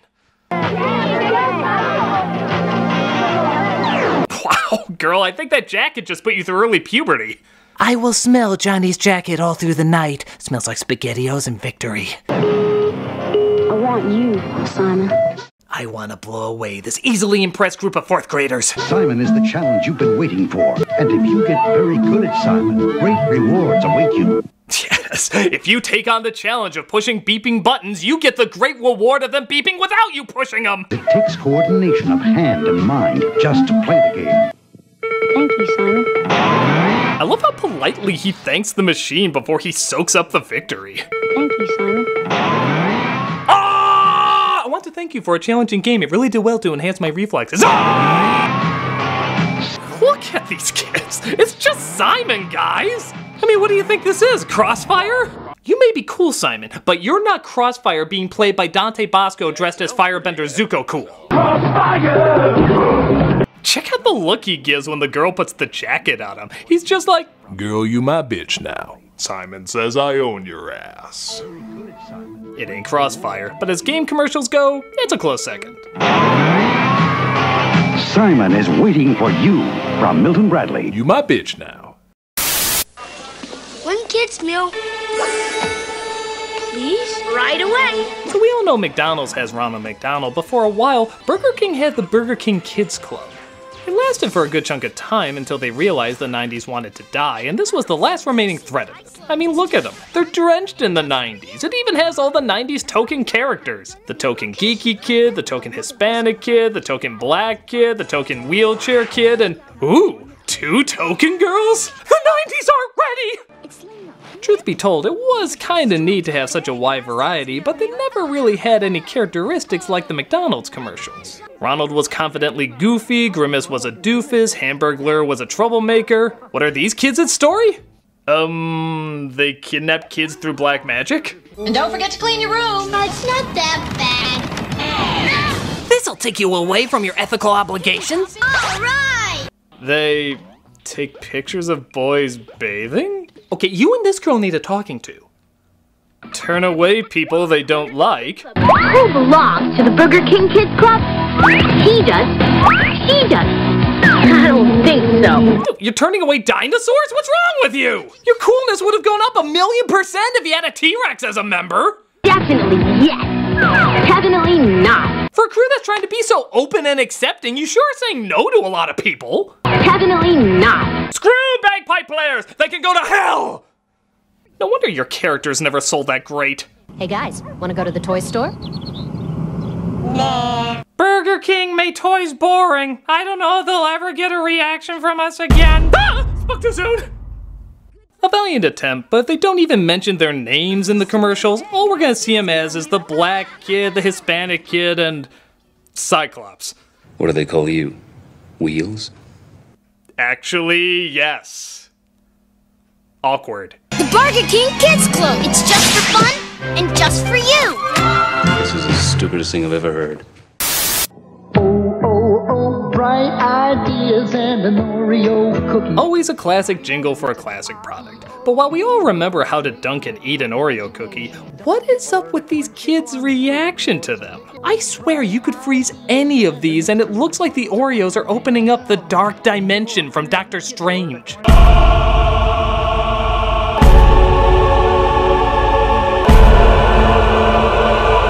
Look, they even transformed this kid into a young Bill Cosby, which is probably going to be very bad in the future. You got the wiggles and the jiggles all over the place. That takes on a whole new meaning. Don't look directly into this boy's eyes. It'll send you directly to hell.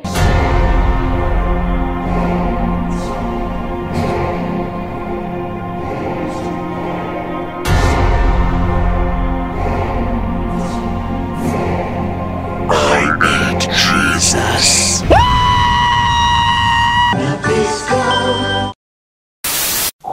They said it wasn't humanly possible. Well, here it is, folks. The first ever Game Boy commercial. And I'm not gonna lie, they may have overhyped it. Now you can have all the power and excitement of Nintendo right in the palm of your hand. Really? All the power and excitement of Nintendo, huh? Is that why in this 30-second commercial there is only 1 second of gameplay in it? I'm not even kidding. This is the only clip of game footage they show. But look! Giant robots on Doctor Who sets like it! And even that's a little awkward. I'm sorry, but seeing a giant machine come out and hold a calculator like a texting Gort doesn't look especially intimidating. The loser has to watch the Keanu Reeves version. And its games are interchangeable. Plus, Game Boy comes with the outrageous new game, Tetris. Outrageous Tetris, huh? There's many words to describe Tetris, but outrageous isn't usually one of them. So outrageous that only 1 second of it can be shown. To show the rest of it would blow your mind too much. Okay, if you want to do an ad truthfully, you do it like this. Now you can have all the power and excitement of Nintendo right in the palm of your hands. And by all, we mean literally one color, roughly 4 bits, and a variety of maybe 5 sound effects. Really crappy robots from the 60s loved. You could go to Game Gear, which in hindsight was 1,000,000 times better, but because ours was a tiny bit smaller, it bombed! Enjoy what your mom will be playing on her phone in 20 years. Wait, does my existence rely on this? I totally didn't know that! Game Boy, only from Nintendo. A fun ad, even if it is overhyped. Now you're playing with power, portable power. Every morning at this time, Dad puts one of those great Eggo waffles in the toaster. Yep, who can forget Lego My Eggo? The catchphrase nobody said because nobody would ever fight for one. Lego my ego. Lego my ego. But in the commercials, everybody wanted one and would go to crazy lengths to get it. Even though there were clearly many left behind, I feel like these are some extreme lengths to go to get one of them. What, they come in like packages of 8, 12? You can... Come on, guys. Time has arrived for the Eggo stealth suit. Probably the most extreme is a kid that created an invisibility suit. With science! Hey, Lego my ego! You're sinning against time and nature for an Eggo waffle! The world is not ready for such technology! Or deliciousness!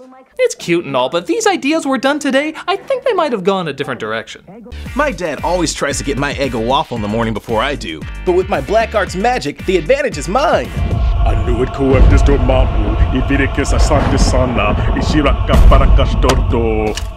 And that's how it's done.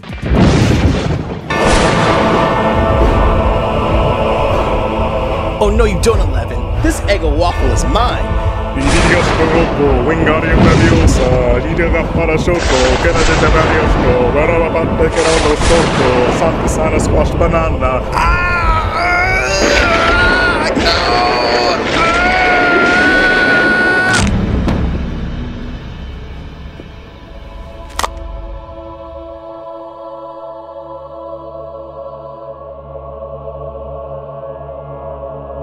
Eggo waffles is part of a complete breakfast. Lego My Egg. I'll shut up. Weird, but harmless enough. Eggo knows how to focus on stranger things. Get down there, Daddy! And then there's weird ones like this that either show you an advertisement or show you nothing but black. I never got them. Tell me what you think. Weird, right? So random. Shopping makes me hungry a lot, Bear. Birthday cake, my favorite. Yeah, as many of you know, the Care Bears were a thing for a while, and that included toys. I'm not even sure I always got them. Like, one was for dress-up. Did girls like to dress up bears? Was that a thing? But I'm already dressed. In what? My birthday suit. We're nudists and proud. But strangely enough, the most frightening thing is when they would speak. I know that doesn't sound like anything, but just listen to when they talk. Someone wants to talk to you. I'm Secret Bear. Ooh. We got braces. I promise I won't tell. Christ, did she take voice lessons from the girl in the ring? I'm Secret Bear. 7 days. They also make cheap novelties when you can't afford actual presents. Cheer Bear! He'll help you cheer from the sidelines. No, seriously, what'd you get me? My goddamn leg is broken. As well as ruining birthdays. Birthday Bear. Thank you, Aunt Sue. Yeah, no wonder he has no friends at this party. He's excited to get a Care Bear. Stay there, I'm gonna beat you up after this review. Come to Tenderheart Bear. Grandma's so proud. Give us some. Oh, that was not a good frame to freeze on. It's as if to say even the toddlers figure out quickly they're being gypped. Hey, as long as they don't talk, consider yourself lucky, kid. I'm Secret Bear. Oh! I guess they got the job done, but did they have to be so cutishly freaky? And share your special feelings today. I promise I won't tell. When the clock strikes. This character was kind of cool. He was called Mac Tonight, also known as Moon Man. His whole purpose was to let you know that McDonald's is open later and, dare we say, a classy place to hang out at night? The answer is no, you may not dare to say that. At McDonald's, showtime. It's Mac Tonight. The ads looked cool and the character was pretty neat, but I'm sorry, this would never convince anyone McDonald's is an upscale place to be. It just ain't gonna happen. These McNuggets are especially chickenless today. Oh, hello, Andre. Oh, hello, Alexander. I was busy having a griddle of the Mick variety. Oh, how frightfully witty. Why? Isn't that Julius from Walmart? Never mind me. I'm just seeing if they still have the McLobster. Oh, is that a thing? Yes. Yes, that is. I guess it doesn't help that this Moon guy is also a little creepy. Just watch what happens when you switch out the music from this actual ad that used to play.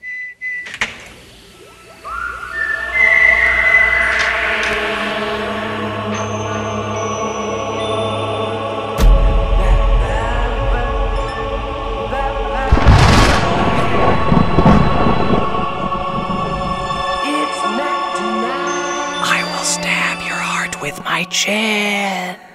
Only I and Bruce Campbell can do that. Still a cool character, even if he is a bit nightmare-inducing. It's Mac Tonight. Come on, make it Mac Tonight. Meet the absolutely remarkable My Interactive Pooh. Where's Eeyore? Here? Hooray, you found He's an Eeyore. extraordinary new Pooh. Why are we talking about Extraordinary New Pooh? Are we having lunch with Grandpa again? Pooh interacts with your child and computer for hours. That sounds very unsanitary. Download and take Pooh's fun anywhere. Take Pooh fun anywhere. I'd imagine you get arrested for something like that. Hello, Jenna. Pooh knows my name. Okay, I'm way too childish to talk about a children's commercial, but let's just say this isn't my #1 commercial, but it's definitely my #2. The incredible new My Interactive Pooh. Okay. Wow, this goes back. A PSA from when the Adam West Batman show was still on. Let's see what 60s Batman had to throw at us. Quick, Batgirl, untie us before it's too late. It's already too late. I've worked for you a long time and I'm paid less than Robin. What? Holy discontent! Same job, same employer means equal pay for men and women. No time for jokes, Batgirl. It's no joke. It's the federal equal pay law. Holy act of Congress! Can we talk about this later? Will Batgirl save the dynamic duo? Will she get equal pay? Contact the Wage and Hour Division, Department of Labor. Okay? Where do I start with this? First of all, Adam West is really phoning it in, isn't he? His life is on the line, yet it sounds like he's teaching a geometry class. Quick, Batgirl, untie us before it's too late. And please tell me the property for X. Second, Batman's kind of an asshole. Equal pay for men and women. No time for jokes, Batgirl. Wow, what a douche. I mean, come on, your vagina alone docks you like 20%. Even Robin's like, come on, you crazy dame. We gave you the vote. What else do you want? Third, superheroes get paid? When did this start? Are superheroes getting regular wages? Do they have a union? Plus, I don't know what the paychecks are, but the idea of anyone getting paid less than Robin is friggin' hilarious. Fourth, she's just gonna let Batman die? Kids at home must be pissing themselves. She's about to kill their favorite hero and a young boy. Batgirl's gonna become everyone's most hated character since The Killing Joke. Fifth, even with the threat of killing Batman, women still aren't given equal pay. This was made back in the 60s, and it's still unequal. We'd rather see one of our favorite superheroes die than give a few more bucks to these weird titted creatures. Dude, if that's not gonna do anything, I don't know what will. 6, while it is well-intentioned, is this really the best time for Batgirl to bring this up? Couldn't they, like, sit down and discuss a back and forth or a protest or, I don't know, call your congressman like you just said? I mean, how awkward must things be between Batman and Batgirl after this situation? Batman, defuse the bomb! You know, this reminds me of the time when I was in a similar situation. Yes, I remember. Yeah, and you were gonna let me explode if you didn't get equal pay. I know what you're talking about.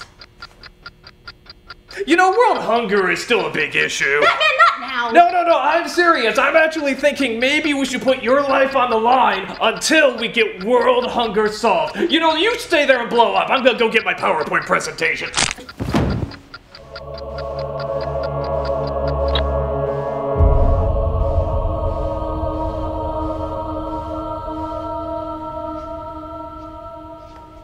Okay, I'm still here though. A well-meaning message done in a hilariously ridiculous way. What else can you say but holy acts of Congress? Contact the Wage and Hour Division, Department of Labor. Here's another PSA from Canada. Oh no. No. I've been fooled by your PSAs before, Canada. You always try to make them look so friendly and nice, but then there's rape whistles and face burnings and putting things in your mouth. Well, I'm ready for you this time, Canada. Do your worst. It's nighttime in a kitchen just like yours. Uh-huh. All is quiet. Or is it? Blah, blah, blah. What the shit was that? The North American house hippo is found throughout Canada and the eastern United States. What? House hippos are very timid creatures and are rarely seen, but they will defend their territory if provoked. They come out at night to search for food, water, and materials for their nests. What? They eat children or something? The favorite foods of the house hippo are chips, raisins, and the crumbs from peanut butter on toast. I'm not falling for your cuteness, Canada. Where are you going with this? They build their nests in bedroom closets, using lost mittens, dryer lint, and bits of string. And then they flamethrower your family, don't smoke? House hippos sleep about 16 hours a day. That looked really real, but you knew it couldn't be true, didn't you? That's why it's good to think about what you're watching on TV and ask questions, kind of like you just did. A message from Concerned Children's Advertisers. Well, that was nice. Downright adorable. So, let me get this straight, Canada. You start off your dark, disturbing PSAs as cute and innocent, and start off your cute and innocent PSAs as dark and disturbing.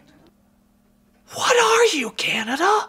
You're like a riddle inside an enigma inside a please and thank you. Okay, cool. The house hippo. Don't believe everything you see. Fair enough. A cute, harmless, even educational PSA. Good for you, Canada. I will not have nightmares tonight. Okay. We good, Canada. We good. Thank you for that enlightening, very pleasant PSA. Well, on to the next one. Okay, so here's one from Britain called Electricity Football. Oh cool, I always wonder what their version of electric football was like. Look, over there's a football. Oh, it's that kind of football. That's fine, I'm still curious to see how kids play that. Hang on, mate. This place is electrified. You're right if you don't touch anything. I'm not seeing any plugs or boards. Was this a Parker Brothers game? Oh, Jesus! Oh, good Lord! Oh, sweet heavenly God, no! Darren! Oh my God, oh my God, oh my God, oh my God, oh my God, oh my God, oh my God, oh my God, oh my God, oh my God, oh my God, oh my God, oh my God, oh my God, oh my God, oh my God, oh my God, oh my God, oh my God.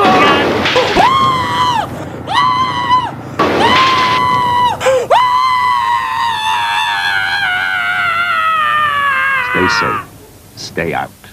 Don't take a chance with electricity. I'm afraid of Britain now! Your new Canada! Your new Canada! Stay out. Oh, trust me, I will! You electrocute kids like bug zappers! You're sick! You're sick, Britain! You can keep your Terry Gilliam because you're sick! You're sick! Oh, finally, a Starburst commercial. Okay, something a little less freaky. You tried these new berries and cream Starburst? Pardon me. What kind of Starburst did you just say? Berries. Berries? Berries and what else? And cream. Oh! Oh! Okay, commercial, I'll bite.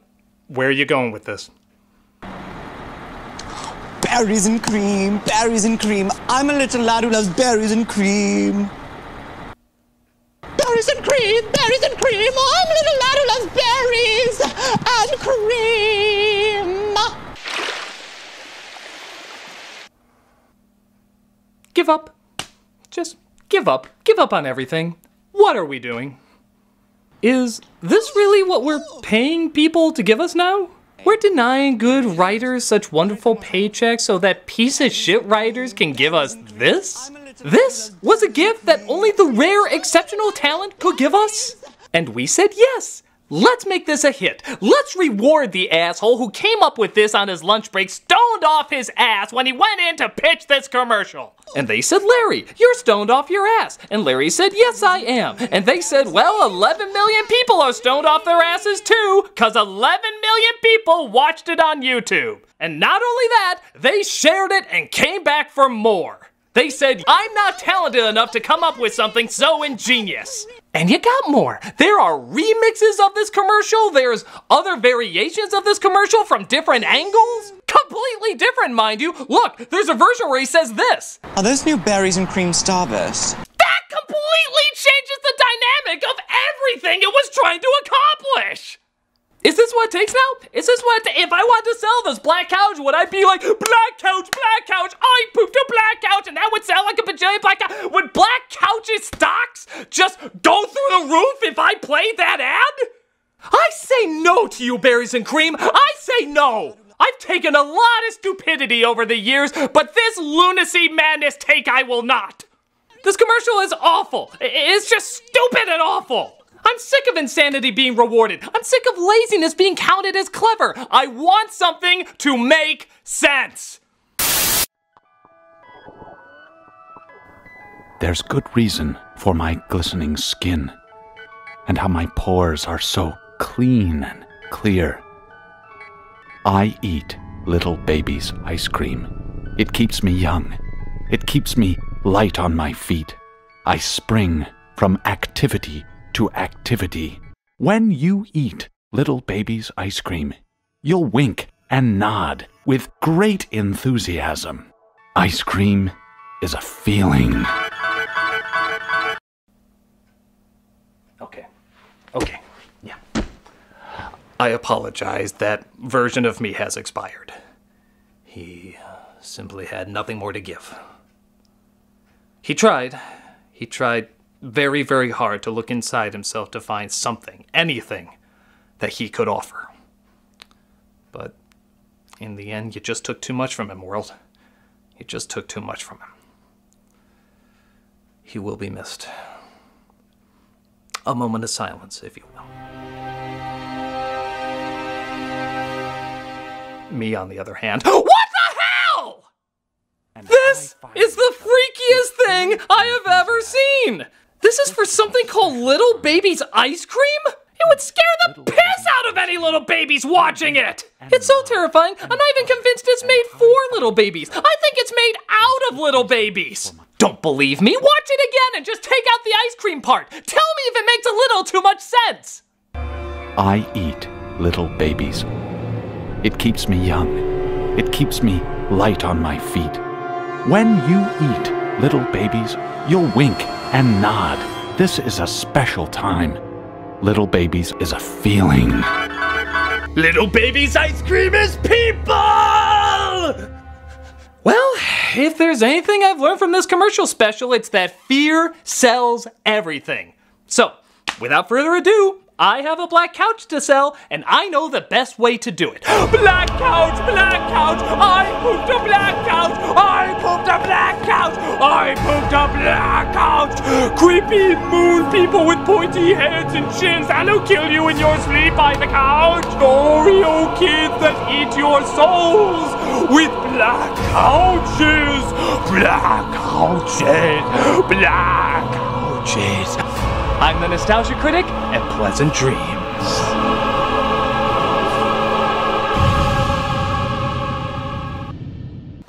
Just go! After these messages.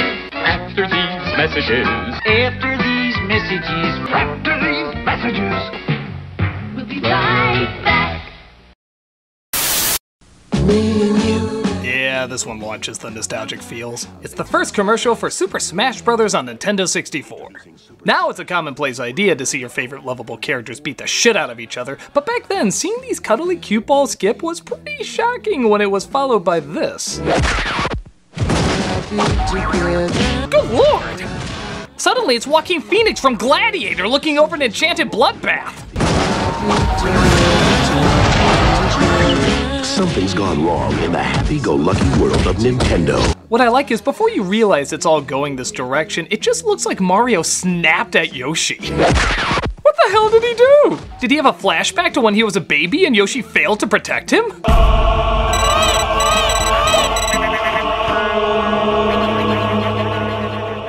Never forgive, asshole! You're a dickhead, Mario! You are the dickhead! I'll beat the shit out of you! Yeah, you want some of this? 10 points to whoever threw Pikachu twice, by the way.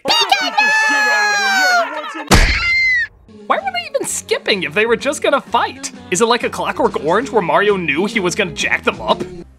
I was calm on the outside, but thinking all at the time. So now it was Yoshi, the general, saying what to do and what not to do. Well, I vivid what to do.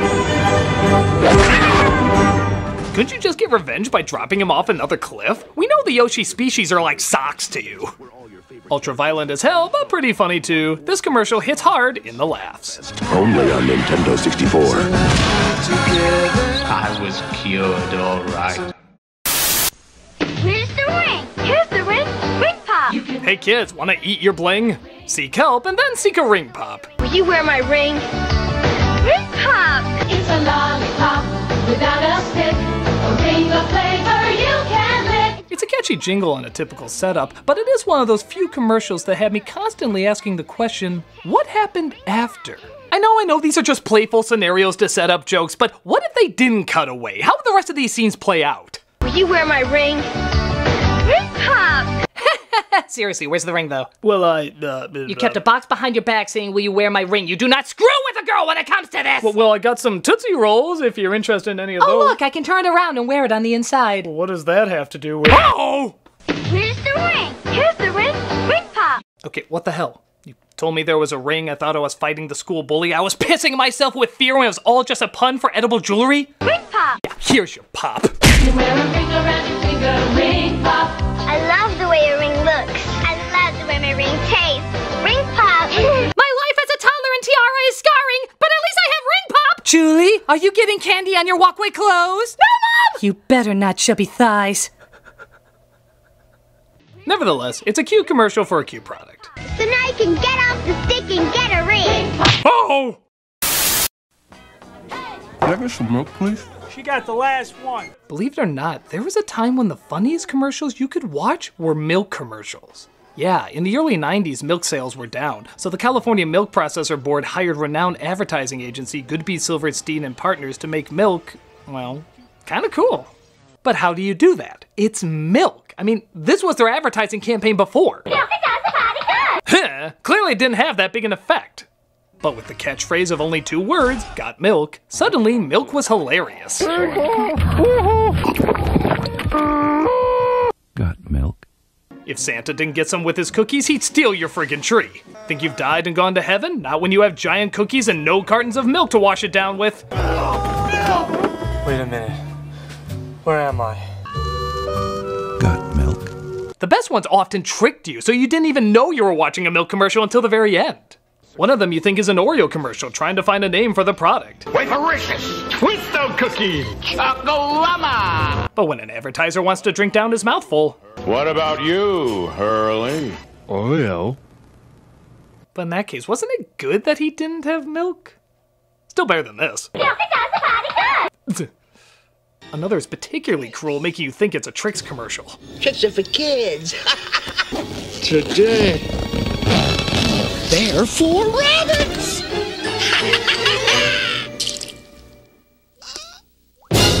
Oh, that hurts so good.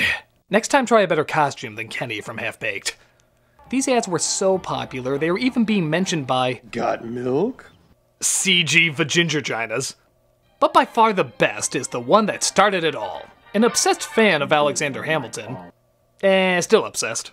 Makes a peanut butter sandwich when a radio call-in contest asks for $10,000. Who shot it? Who shot Alexander Hamilton in that famous duel? All right, let's go to the phones and see who's out there.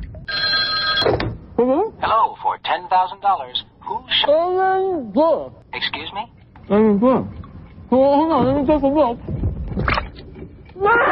I'm sorry, maybe next time. Got milk? My God, is that brilliant. By far the greatest Got Milk commercial and probably one of the greatest commercials of all time. I mean, it's absolutely genius. Who the hell directed that? No. That's right, Critic. You're bae. Sweet heavenly Christ, you directed this masterpiece? Oh, sure, but I don't really see it as a masterpiece.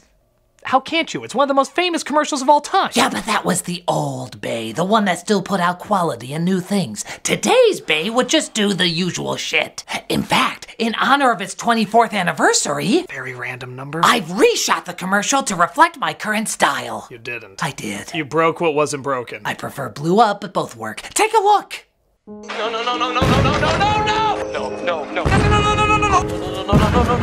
That was Annoying Boy Says No for 2 hours. And now for today's sexy question. Who was responsible for writing the legend of King Arthur?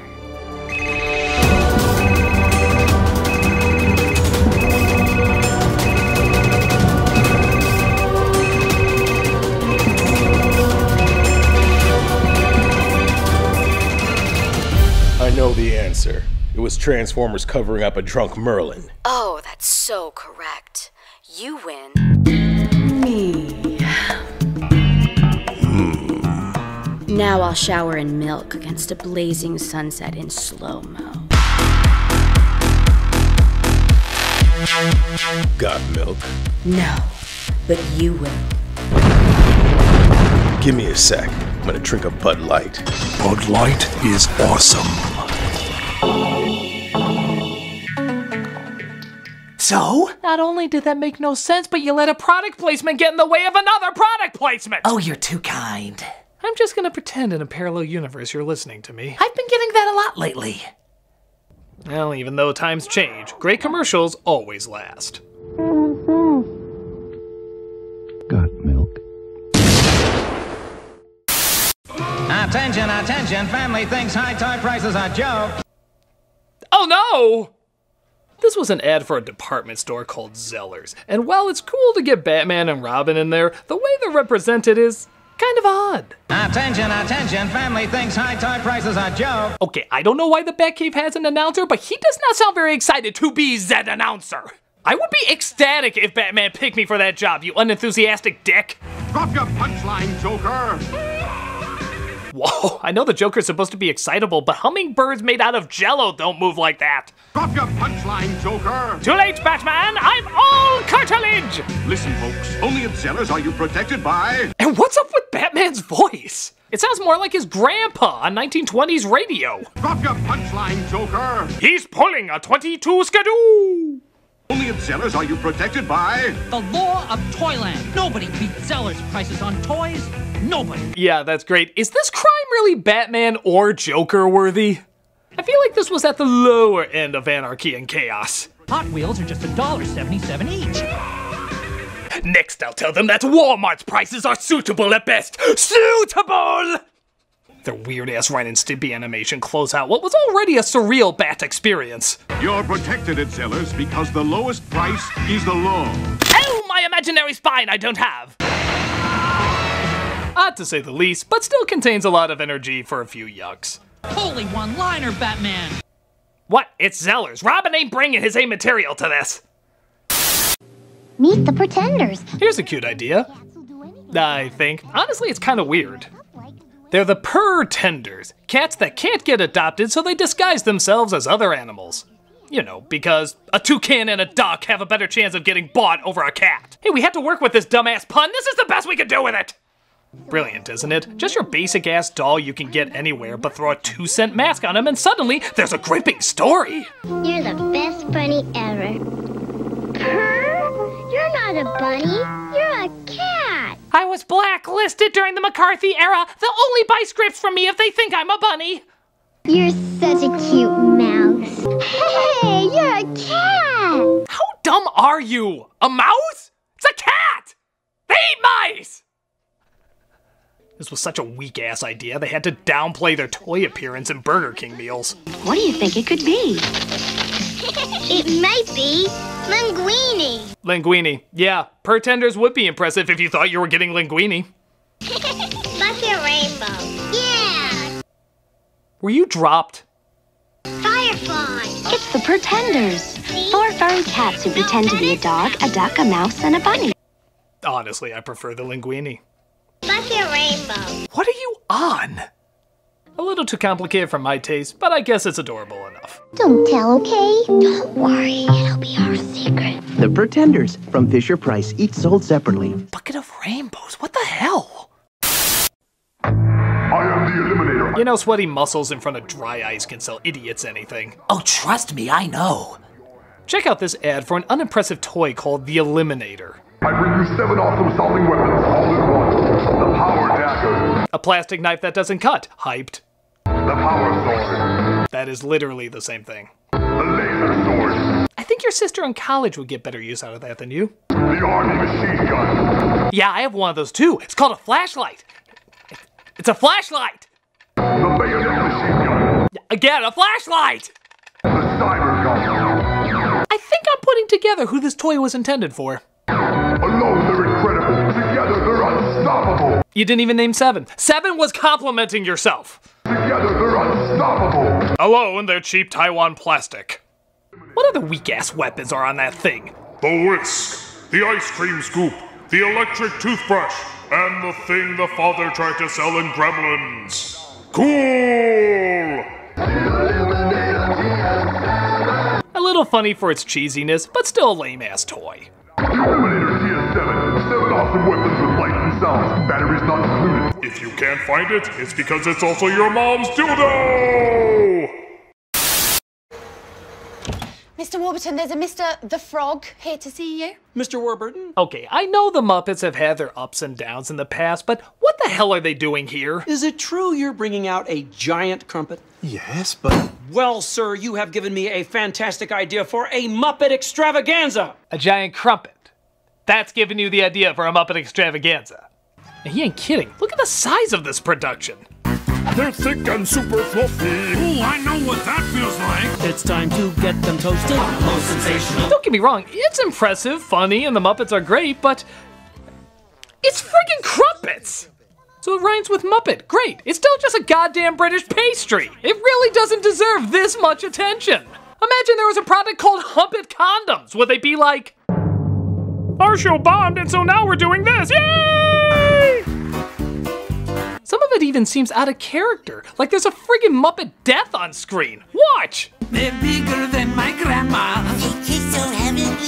I don't know why they're called. Oh my god! It's not like a safe falls on him real quick. No, you see that thing struggle while being devoured. It's kind of gruesome. They taste so heavenly. Oh god, no! I'm the last of my kind! Oh sweet Jesus, that's where Skeeter went! It's time to hit the Arndale. It even ends on, well, kind of a raunchy note. Oh no, where's Mr. Whipper? So, is it true you're the world's biggest supplier of crumpets? Okay, I do not want to think of Miss Piggy's sexual assaults. Just because you're a woman and a pig doesn't make it any less Harvey Weinstein-ish. Do pigs in space, not pigs in jail. Again, the commercial's fine, I guess, but why throw this much money into a lavish production for British crumpets? Have things really gotten that bad for the Muppets? Crumpets? Goddamn crumpets? Are you shitting me? We're the friggin' Muppets, not Teletubbies! I think if you consider...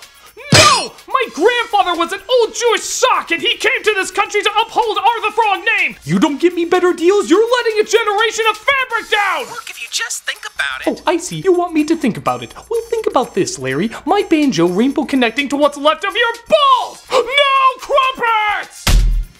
Nancy? Yes, Mr. F? Could you run down to Binny's and get me another 6-pack of Hoppin' Frog beer? Don't you think you've had enough, Mr. F? I'll tell you when I've had enough! Oh! You washed up bastard!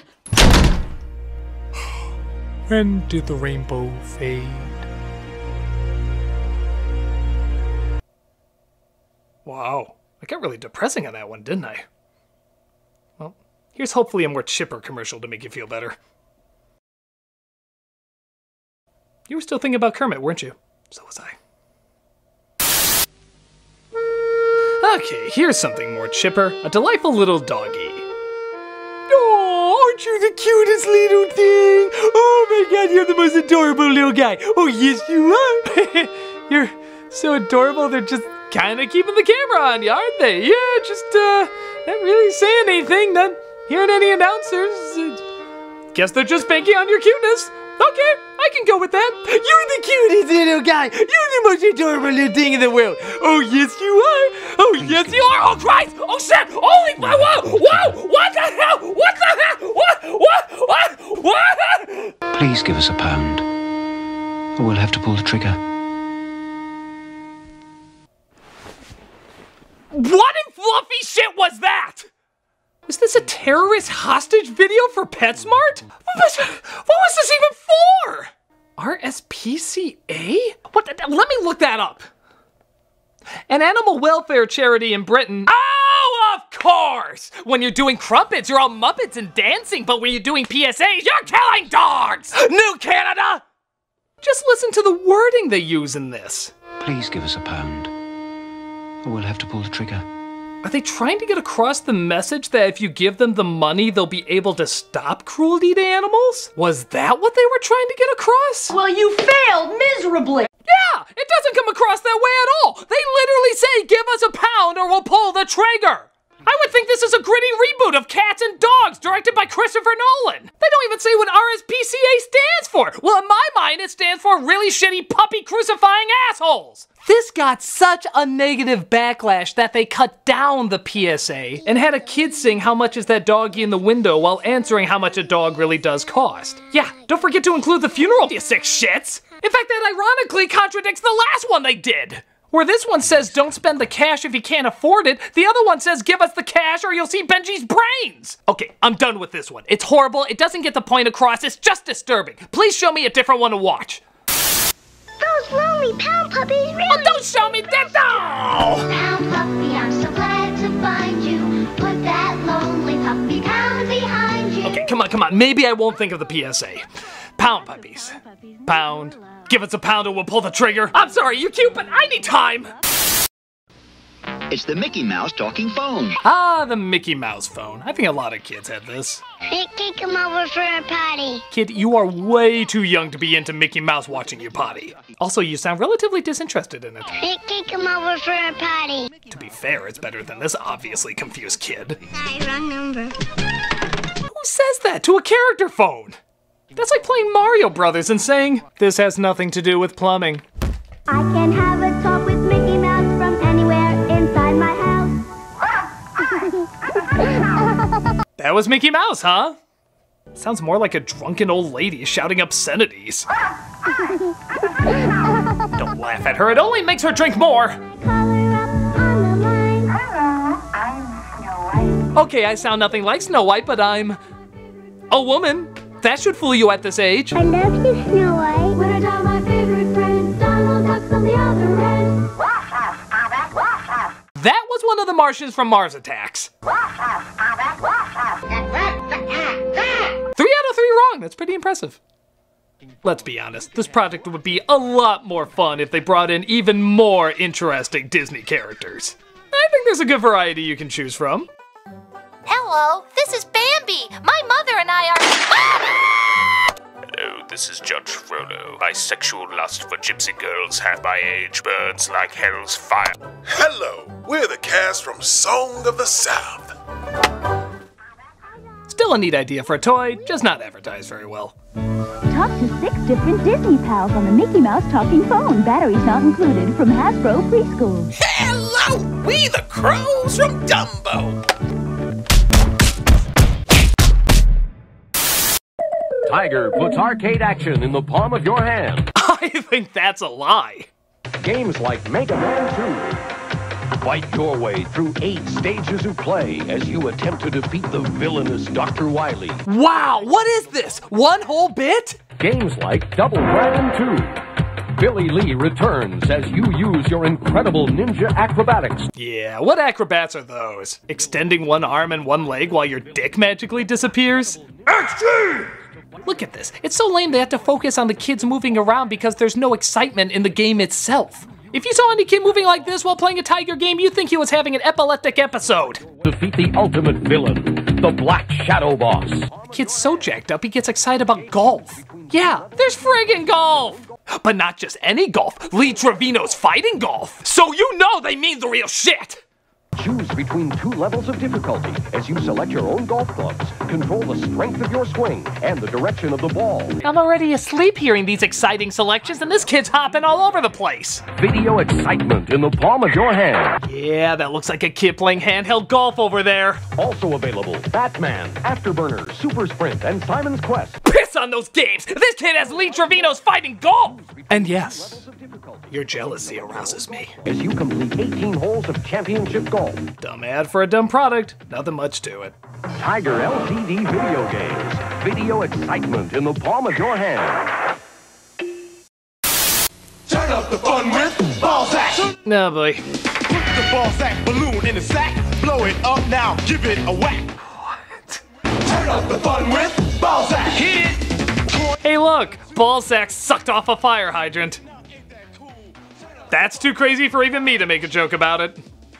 I don't think this could get more abstractly perverted. Up, spoke too soon. Here's my little buddy, the ball sack rat. Ice Cube ball sacks are where it's at. Did he say Ice Cube ball sacks are where it's at? Ice Cube ball sacks are where it's at. Bye, Felicia. Okay, you know what? These commercials are innocent enough. I shouldn't read too many innuendos into them. It's immature and it's been done to death. I should really just grow the hell up. So, let's move on to the next one.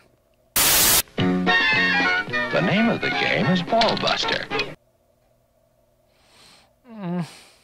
It's a family game, fun for children.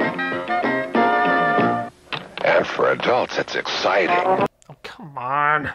You make strategic offensive and defensive moves, then try to bust your opponent's balls. Oh, come on! It's as easy as checkers. Except Kevin Spacey likes to play this one more. It's acting like pool. You're a ball buster. You know what you're doing. I know what that wink means.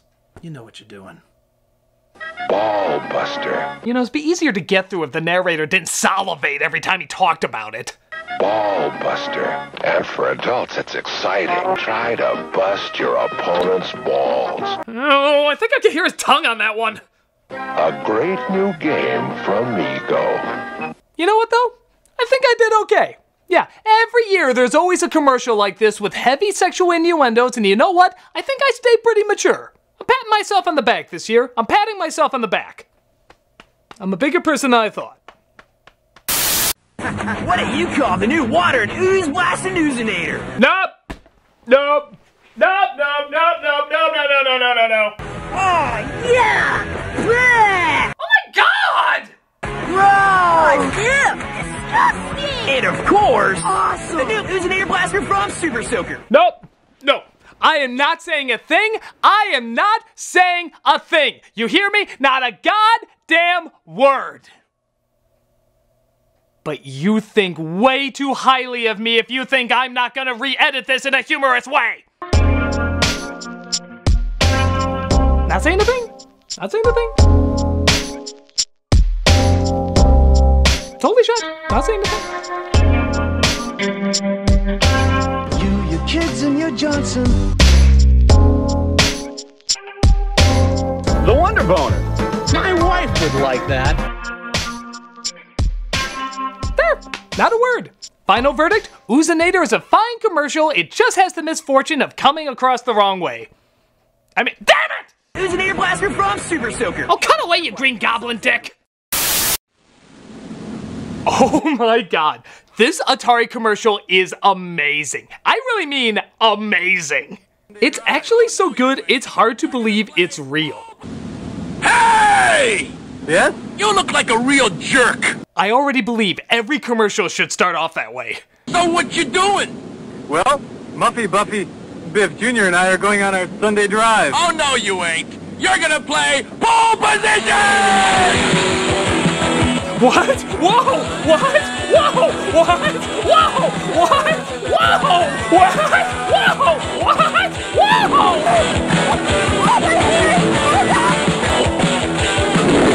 Yes! I will totally buy this game even though I haven't seen any footage of it yet. Yes! What even is it? Pole position? Sure. It's bought. Actually, it looks really crappy. I don't care. It's bought. I have no idea why an explosion changed the logo on that sign, and I don't care. Pole position!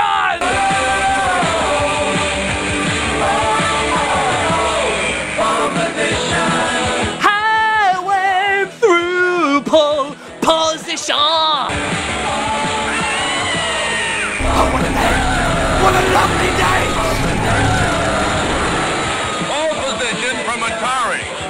It'll bust your crank and leave skid marks on your soul.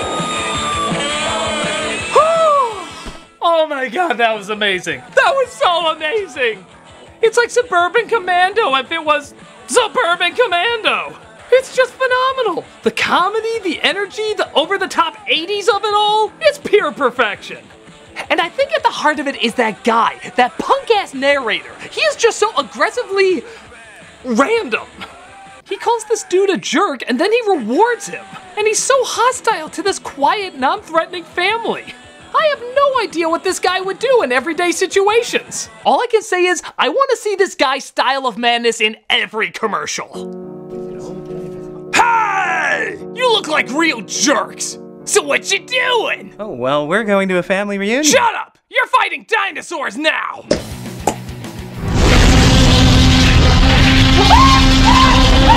Hey, jerk! What you doing? I got sweet potato yams made from potatoes. Shut up! You're going up against killer skeletons! Hey, jerk! What you doing? Well, I've got some... Shut up! You're in a volcano! Hey, jerk! Shut up! Space! Hey, jerk! What you doing? Oh, I just made pie. Actually, it sounds really nice. It's apple pie. That's my favorite. Would you like a slice? Please. That's delicious. Oh, thank you. You know, the secret ingredient... Not to bring down the mood, but I think I killed your entire family. What? Yeah. I gave one to a T-Rex, a skeleton killed another, one of them melted, another's in space, I killed your dog. Pretty much everything you cherished is gone. Well, I'm sorry. I get carried away sometimes. But hey, have you ever played Atari Pole Position? No. It's a lot of fun. You should try it. Okay. Okay. Well, I'm gonna go away and be a voice. You had really nice pie. Sorry I killed your family. Okay. I'll check out Atari Pole Position. It's really good.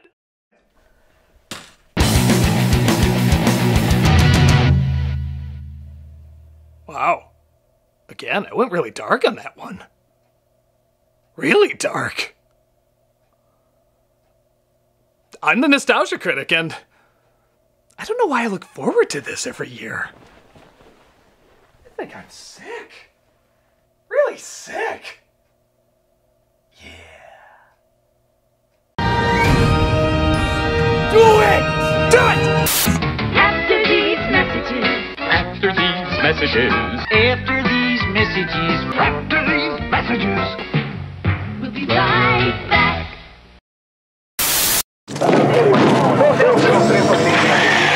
Shaquille O'Neal, a.k.a. Shaq! Well, anything with Shaq's name on it has to be of quality. The Carnival 30-minute tour. Go big at JCPenney. For the age of beard, I got my mojo going strong. Boom!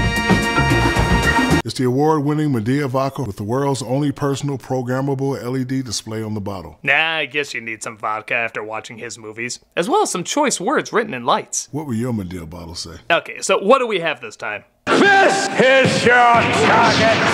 Introducing Shaq Fu. Ah yes, the palate cleanser after watching Kazam. Lethal weapons! Right front! The enforcer of justice! Register! What's even up with this guy? It's like he's so ashamed to be advertising this product, his body is rejecting the idea. Justice! Left hand! Register!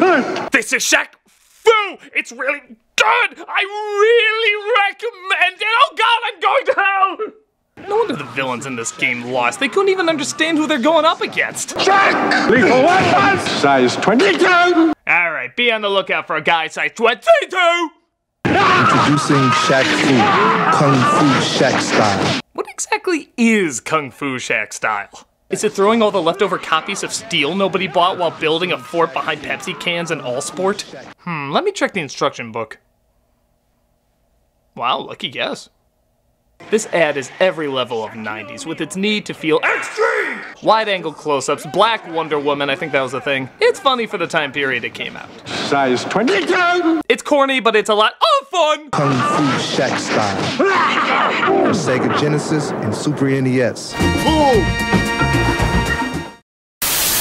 New Mr. T breakfast cereal. Speaking of celebrities that were disturbingly on everything. Teaming up with Mr. T cereal. It's getting on the team that knows how cool. Look, they're making a tea. That means they're the cereal now. I don't know, just buy it. Mr. T is on it. Teaming up with Mr. T, golden sweet crispy teas. One bite. Look at this girl's face. That's a face that says I'm being held hostage until you buy this damn thing. Better Morse code your way out of this one. This is also one of the few cereal commercials that included a PSA. Mr. T here, and today I'm talking school. Oh, hey, I was just kidding. They really did PSAs in these? Mr. T breakfast cereal presents Mr. T talk number 1. Don't ask where talk number 2 is. Apparently the cereal wasn't popular enough for another commercial. Which is good, because I had him teaming up with Pee Wee Herman talking about crack. It was weird. So study hard, listen to the teachers, and learn something new every day. But hell with that ad. We want the one where Mr. T keeps his lines to a 2-word minimum. Teaming up with Mr. T. It's cool. Yeah, it is cool. But after all the songs and stunts and action going on saying how amazing it is, do you have anything else to say about it? Teaming up with Mr. T. It's cool. That's literally the same recording! You used the same recording twice! You really couldn't record him just saying it's cool in a slightly different way? What do you think the story behind this is? So eat Mr. T's cereal. It's cool. That's great, but there's a lot more script to read. What? I don't say anything till I get paid by the syllable. You think I can't see into the future? Look at this cartoon that you calling Mr. T and the Twits. I know I don't have long before this shit gets soggy like my nasty ass cereal. My popularity is gonna expire. Gotta store nuts for the winter. Can't you just say stay in school or something? Oh, you mean like stay in school so you won't have to do commercials for nasty cereal that tastes like crusted rabbit shit? I pity the spoon. Stay in school, or else you'll live in the bus with a bunch of kids in spandex tights. That's creepy. People need to ask more questions. Look at this girl. She's swinging with her vagina. How can she do that? That's the devil's work. I know this chick can't last long. You want me to say more? Pay me. That's alright, I think we got all that we need. Is that camera on? Yep. You motherfucker. Mr. T cereal is part of a complete breakfast. You pay me, goddammit. And remember, you don't get stay in PSA school. for free. You better give me a cameo in Creed 3. Yeah, it's silly, but it's Mr. T silly. And that's the coolest kind of silly there is. For me, I'll always have a soft spot for Mr. T cereal and his commercial too. Teaming up with Mr. T. It's cool. Teaming up with Mr. T. I pity the poor fool. Don't eat my cereal. I'm gonna beam down to the dunes. I'll race you. Here's a bike ad from the 80s, but it's supposed to be set in the future! It's an amazing time where people can unpause footage. Mannequins of Matt Frewer wearing Luke's blast shield helmet are all the rage, and bikes are so fast they beat people beaming down to a planet. What took you so long? Yeah, pity we have nowhere to go ever since the apocalypse hit. You wanna make sandcastles again? That's all we ever do! Yeah, for a product called Street Machine, there's not really any streets to use it on, is there? But it's great down neon hallways and giant dreidels covered in saran wrap. The future! Like a lot of 80s sci-fi, if it was weird, made no sense, but was shiny, it was the most high-tech thing ever made. What took you so long? Slowest beam ever, by the way. What took that damn thing so long? Snotty beamed me twice last night. It was wonderful. Mary moves you. Weird catchphrase. Mary moves you. Did you see him in Lost in Translation? He was really good. He totally should have won that Oscar. I mean, look at him losing it. He looks so bummed out. You know Sean Penn's gonna get another one anyway. This was Murray's big chance. What a bunch of pretentious assholes. I blame politics. It's pretty stupid, but it's 80s sci-fi cheese stupid. I can't act like I don't get a giggle out of it. Mary moves you. Now Skeletor charges into battle with awesome artillery. Oh, come on, that's just how Matthew McConaughey says artillery. Artillery. Stop it! Nothing except Beam Blaster. It actually fires a light beam to stop artillery. Light beam. That's a fancy way of saying we just put an awkward flashlight on He-Man's chest. And blocks Skeletor. Yeah, that's not the first time he blocked Skeletor. Remember when they both hit on Lion-O at that bar called the Extending Sword? New Artillery Beam Blaster set. The first light-action weapon ever. Surprisingly, that's not a very big deal. They're not gonna redo the opening like... And the masters of the dim reflecting hand lamps. I have the batteries! But only with a bullseye to the evil eye. You know, outsmarting those must not be that difficult. Ha ha! I got you now, He-Man! Damn your palms! Give up, He-Man! Figures sold separately. You supply the batteries. I have the power. A pretty standard commercial for a pretty standard product. I expect more from the Masters of the Universe. The first light-action weapons ever from the Masters of the Universe. I love the taste of your fresh brewed coffee. But it's not fresh brewed. It's new Trey Cow. Still going. Yep, most of us know the Energizer Bunny, but do you know where he started?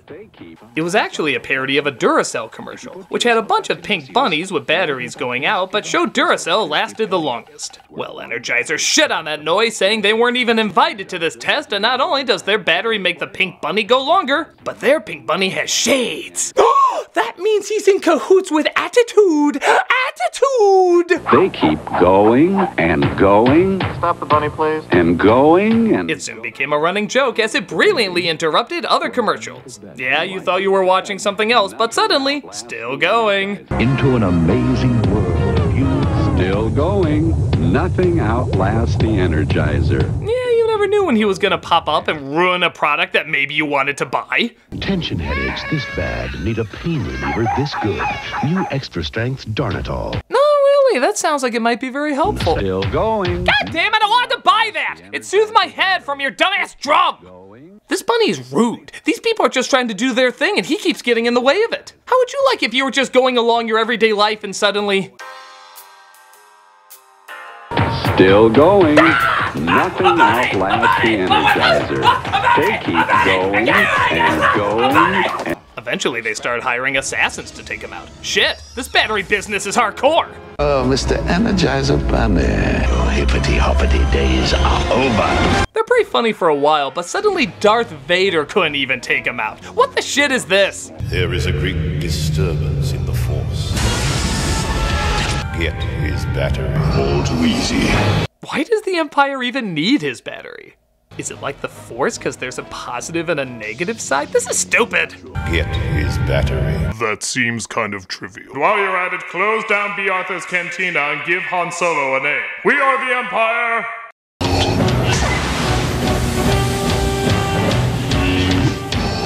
Impressive. Boy, Luke's looking like a little bitch by comparison now. He got his ass kicked by a guy who can't even take out a toy bunny? Vader probably looks at the monkey with symbols like, Obi-Wan has taught you well. But the bunny beats him because the Empire can't afford better batteries for his lightsaber. Healthcare and batteries, that's always where the cuts are. That's still more dignified than when he screamed no. They were funny at first, but got old kind of fast. Nevertheless, this bunny stayed an icon. No matter how annoyingly long, it kept going. It keeps going and going. Hi, who's this? I guess getting your nuts off didn't always have the same meaning. In this Payday commercial, a sex hotline gets probably the strangest caller ever. And that's saying a lot given this line of work. Who's this? Mel. Well, your credit card information says Frank, so I'll just call you Frank. What are you thinking about now? Something sweet. Like what? Caramel? Okay, I'll go with that. Caramel's so different. What would you like to do with it? I'd cover it with roasted peanuts. Did you say roasted penis? No, roasted peanuts. Oh. Am I getting punked by George Washington Carver? Who's that? He was a guy who did a lot of things with peanuts. Tell me more. Who are you? Roasted peanuts and creamy caramel? Wow. You're making me so... Confused, concerned, confused. hungry. What you want is a payday. I guess we'll accept this as going well. What a weird-ass ad. It's very clear why this guy needs to call a sex hotline, but why the hell is he wasting his time talking about paydays? Christ, imagine if he came up with another type of candy. Hi, who's this? Almond Joe. What are you thinking about, Almond Joe? Something sweet. Like what? Something long and brown. I'll do my best with that. I just want to put a great big nut in it. Again, I will do my best with that. Depending on how long and brown it is, sometimes 2 big nuts. I really think there's better hotlines for you. I don't mind saying that I like a lot of fudge packing. I don't mind saying that you're really making me regret my job. And the more coconut I can fit inside, the better. Okay, well, I'm allergic to coconut, so I'm gonna go bye-bye. Wait, no, I'm just talking about Almond Joy. Oh! I'm so sorry. I thought this was all stuff you were into. Oh no, I'm actually into necrophilia. I bet you want an Almond Joy. Yeah, I like the quiet type. A dumb ad with a dumb setup and a dumb punchline leaves only one conclusion. This is pretty dumb. You're making me so hungry. What you want is a payday. Does your life seem full of trouble? Here comes trouble. Hey kids, ever wanted to cuddle up with a toy that looks like the butthole monster from The Wall? Your mouth says no, but your nightmares say yes. Need a little giggle? Chubbles giggle at just about any change of life. That's giggling, huh? Your giggles sound like a security alarm when someone's breaking into your house. You know, that classic pleasant sound? Chiggles giggle too. Okay, these things are horrifying, right? I feel like only David Lynch's kids would find these adorable. To the rest of us, they're uncomfortably disturbing.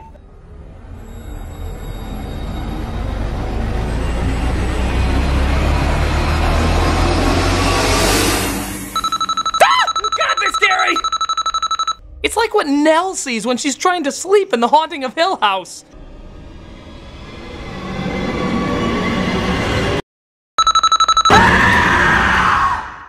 It's fun to have a Chiggles around, because Chiggles giggle at most any sound. If not, these things will scare you into sleep paralysis.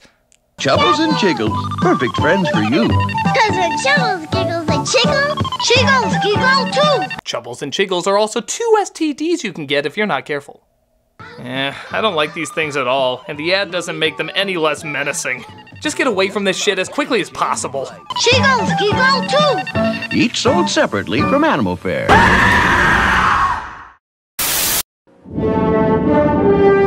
Hey, do you guys have any Star Trek 5 tapes left? I'm pretty sure you mean another movie. Where is the Star Trek 5 video? Don't tap your finger at me, you entitled bitch! It's Star Trek 5! You got Star Trek 5, The Final Frontier? Okay, you two look like the people who'd be more excited for this. Please. Any Star Trek 5s? Ooh, thank you. Great. You do know it's Star Trek 5, right? 5? Thanks. Fabulous. Yes. Star Trek 5, they physically go looking for God? Oh, thank goodness. Oh, trust me, lady, I know. I have 5 babies at home. Star Trek 5 is perfect for them. It puts them right to sleep. Would you happen to have Star Trek 5? Wow, Shatner was such a cheap-ass director, he didn't even get you a copy? Yes, sir. Star Trek 5, The Final Frontier. So tell your dealer you want to see it. No, why the hell do you have to tell your dealer? It's clearly the biggest hit in the world, according to everybody! Man, who would have thought we're all out of Star Trek 5 and Barbed Wire? They didn't do shit at the box office, but apparently they're the voice of a generation. Talk about missing the mark. This commercial had no idea how to advertise this movie. It just comes off as unbelievably desperate. Star Trek 5, The Final Frontier. Yeah, no, the one where I bump my head, we all sing row, row, row your boat, and Uhura does that feather dance? Ah, Christ, what am I doing? Take that away from me! This is definitely one of those ads that's so bad, it's good. It makes no sense, but it's a pretty good laugh. Star Trek 5, The Final Frontier. So tell your dealer you want to see it. I'm sorry. I just got rid of my last copy. Oh, I see you've got my Kellogg's cornflakes again. It only figures the whitest of cereals would have the whitest of commercials. You know cornflakes are daddy's cereal, son. And I'm afraid you'd have to come up with a pretty convincing argument to get me to change my mind. Problem number 1. A kid is trying to steal his dad's cornflakes. Since friggin' when? Hell with those marshmallows and chocolate, I want the taste of soggy cardboard left out in the rain. Second? Well, just watch. You'd have to come up with a pretty convincing argument to get me to change my mind. Kids love cornflakes, it's what they like. They eat it in the morning and they eat it at night. It ain't just for mommies, it ain't just for dads. All kids like it and they like it real bad. Bad, bad, they like it real bad. So you can't keep a kid out of Kellogg's cornflakes. Well, you convinced me, son. I am never buying this cereal again. You see, Dad, this is how lame our cereal is. We got these guys for mascots. At least Toucan Sam never rapped. Another Frou-Frou fan, and I got great taste like me, Toucan Sam. No, never mind. This was a weird time. I don't even follow. Were these guys just waiting for someone randomly to say they need to be convinced that cornflakes could be eaten by kids too? Was that like their lifelong goal? I don't get it, man. We've been wandering the streets for years and years. Why are we doing this? I told you. One of these days, a grown-up is gonna need convincing that cornflakes are for kids, and then our amazing rap will save the day. But why? I just don't get why it's such a big deal. Don't ever question the cornflakes again. I'm tired and hungry. I haven't eaten since we ate our 4th member. I miss Funky Spoon. Get it together, guys. Someone's gonna need convincing one of these days, I just know it. Oh, I see you've got my Kellogg's cornflakes again. And I'm afraid you'd have to come Where's up it with coming a from? pretty convincing argument to get me to The change house! my mind. Go! Kids love cornflakes, it's what they like. So you can't keep a kid out of Kellogg's cornflakes. Yeah, and don't forget, cornflakes are for kids.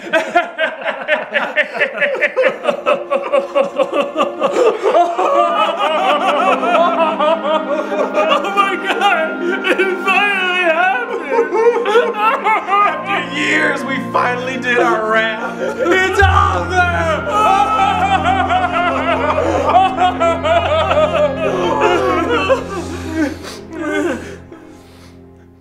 I think we wasted our lives. There's no think about it.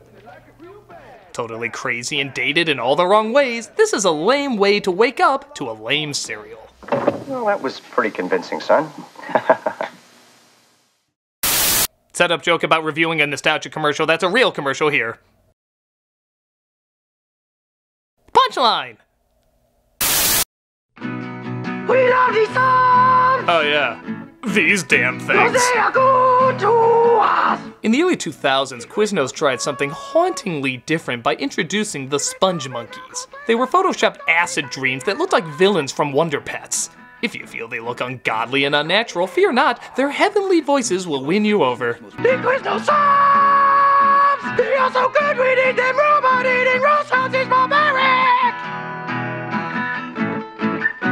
We are not the Huns! Thank you for clarifying that. You know, I was looking at you saying, I recognize you from somewhere. History books. I recognize you from history books. Clearly, I've seen you in a picture of some sort. The Huns. It must be the Huns. I've seen you in so many history books as the Huns, but you have clarified you are not the Huns. Thank you. Thank you for making that clear. Non-Huns. What the hell? They are tasty, they are crunchy, they are warm because they toast them! They got a pepper bar! Unless that's a place where peppers serve me alcohol, I'm not interested. They got a pepper bar! We have a Hulk. We have a T-Rex. We have to stop. It only figures a restaurant that appeals to stoned teenagers would have marketing by stoned teenagers. This must have been made up at the last minute while somebody was coming off of Quaaludes. So what's your ad? Person getting paid thousands of dollars to represent us? Sponge Monkeys. Yeah, and they got a song. It goes like this, which I'm totally not just making up right now. We got new subs! That one's a special prize! You had me at Sponge Monkeys! I've waited all my life for someone to say that. You can even hear the announcer being like, Quiznos has all new subs at, oh god, what is that? I didn't know I was attached to garbage like that. I thought this was a respectable company. Oh, hell no, I'm out of here. No, tear up the contract, I don't care. Don't follow my car, I'm not coming back! They got a pepper bar! It makes no sense, and I guess that's the point, but to their credit, I do remember it, and so do a lot of people. It is what it is. I just don't know what it is. Quiznos! Quiznos. Toast.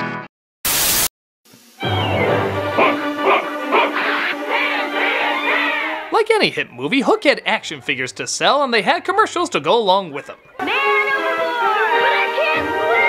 Okay, that kid is getting way too much joy out of Hook dangling there. He looks like for the first time he's feeling true power. Power over plastic Dustin Hoffmans that he will eat upon ridicule. He will taste like victory. You're dead meat now. Out of my way, Rufio. Boy, they really downplayed Rufio's death, didn't they? Out of my way, Rufio. Honestly, I feel like a lot of these scenes could be more faithful to the movie. Now for preschoolers, Playmobil Hook action figures. Hook! No!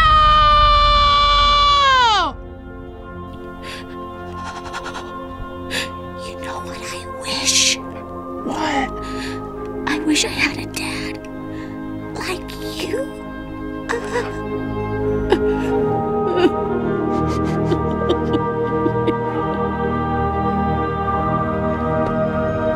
Playmobil Hook action figures. Because if a grown woman lusted after a teenage boy all these years, I guess creepy is the new cute. Nevertheless, it's a lot of fun and captures most of the spirit of the film pretty well. A decent toy ad based on a decent movie. Hook figures and attack wrap sold separately. You put wrap together.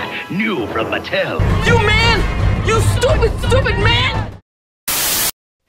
It's the New Kids on the Block. Yeah, can't act like this wasn't a huge thing. New Kids on the Block had so much merchandise, it was hard to keep track of. But these creepy-ass stalkers will try. I'm the #1 fan. I've got all the kids, their stage, and the New Kids on the Block phone. I don't even go outside anymore. The day ball hurts my eyes. Gotta love it when the new kids actually made it into an ad themselves. 24 hours a day on our brand new hotline. Just pick up your phone and call us on 1-900-9095, kid. These guys must have graduated from the Nottingham School of Acting because their acting is just being Nottinghams. Look at me, I'm nodding. I'm nodding on the phone, girl. Woo! That's right, I'm nodding. We're both nodding. Isn't that something? I'm nodding like a dog. All right, I'm serious again, I'm deep.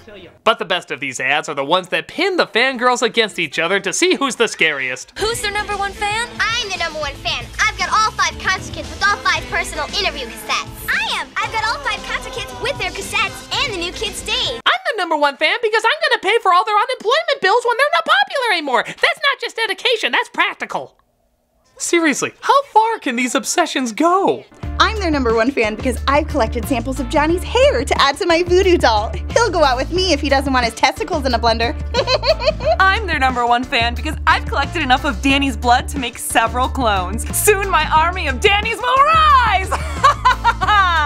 I'm the #1 fan because I have Johnny tied up in my storage room. Shut up! Shut your damn mouth! I know you love it here! I have guests out there that I am trying to entertain, and I know that you love living here! You're gonna marry me! We're gonna have a June wedding! You will burn if you don't marry me! I swear you will burn! Who's their #1 fan? I am! New Kids on the Block concert kits come with cassettes. A little obsessive, but I guess that was the intent. This ad did a good job making sure everyone tried to be their #1 fan. Stage, hang and loose kits, and accessories sold separately. Who do you think the #1 fan is?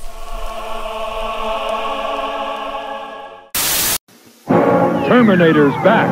Yeah, remember when hard R films had kids' toys? How did Batman Returns get in trouble for having Happy Meals and yet a movie with countless impalings had these at every Toys R Us? What can we say? We thought the sequel would be more for kids after seeing the first one. A family product! Fight evil with this mobile assault vehicle. Yeah, remember that from the movie? I think you're confusing that with Arnold's other vehicle from Batman and Robin, a film that should have been R on principle. Disguised as a policeman, Evil T-1000 aims to destroy. Boy, his shapeshifting's improving because that looks nothing like Robert Patrick. It looks more like Tom Arnold escaping questions about Roseanne. Evil T-1000 aims to destroy. Hey, wait a minute. Didn't the movie kind of address this? Can't form complex machines. Guns and explosives have chemicals, moving parts.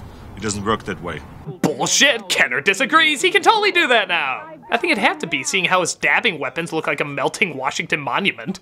Terminated this time. Here's another one that's kinda cool. Actually pumping Arnold up with human flesh over the endoskeleton.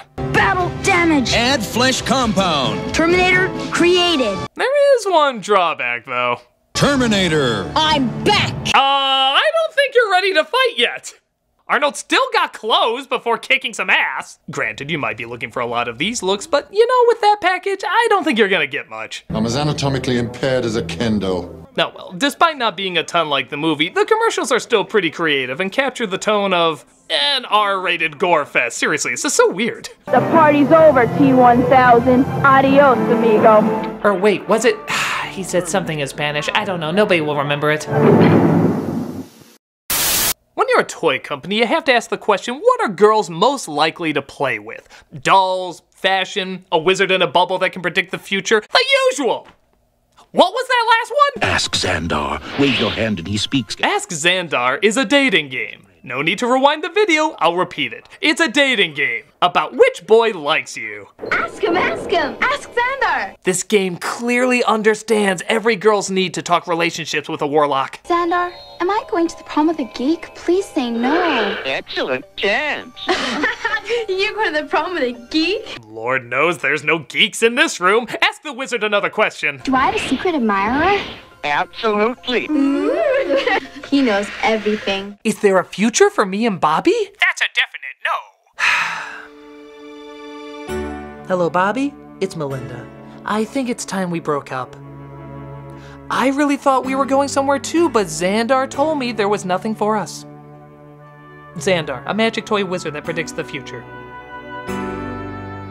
Could you say that again? Your voice became distorted because you were yelling so loud. Hello? Hello? Hello? Wave your hand and he speaks. Guess what he predicts and the winner gets the special fortune read. Should I pull the plug on Grandma's life support? Absolutely. That seems a little harsh. She might pull through. Do it! The bitch has lived too You will get a phone call about this.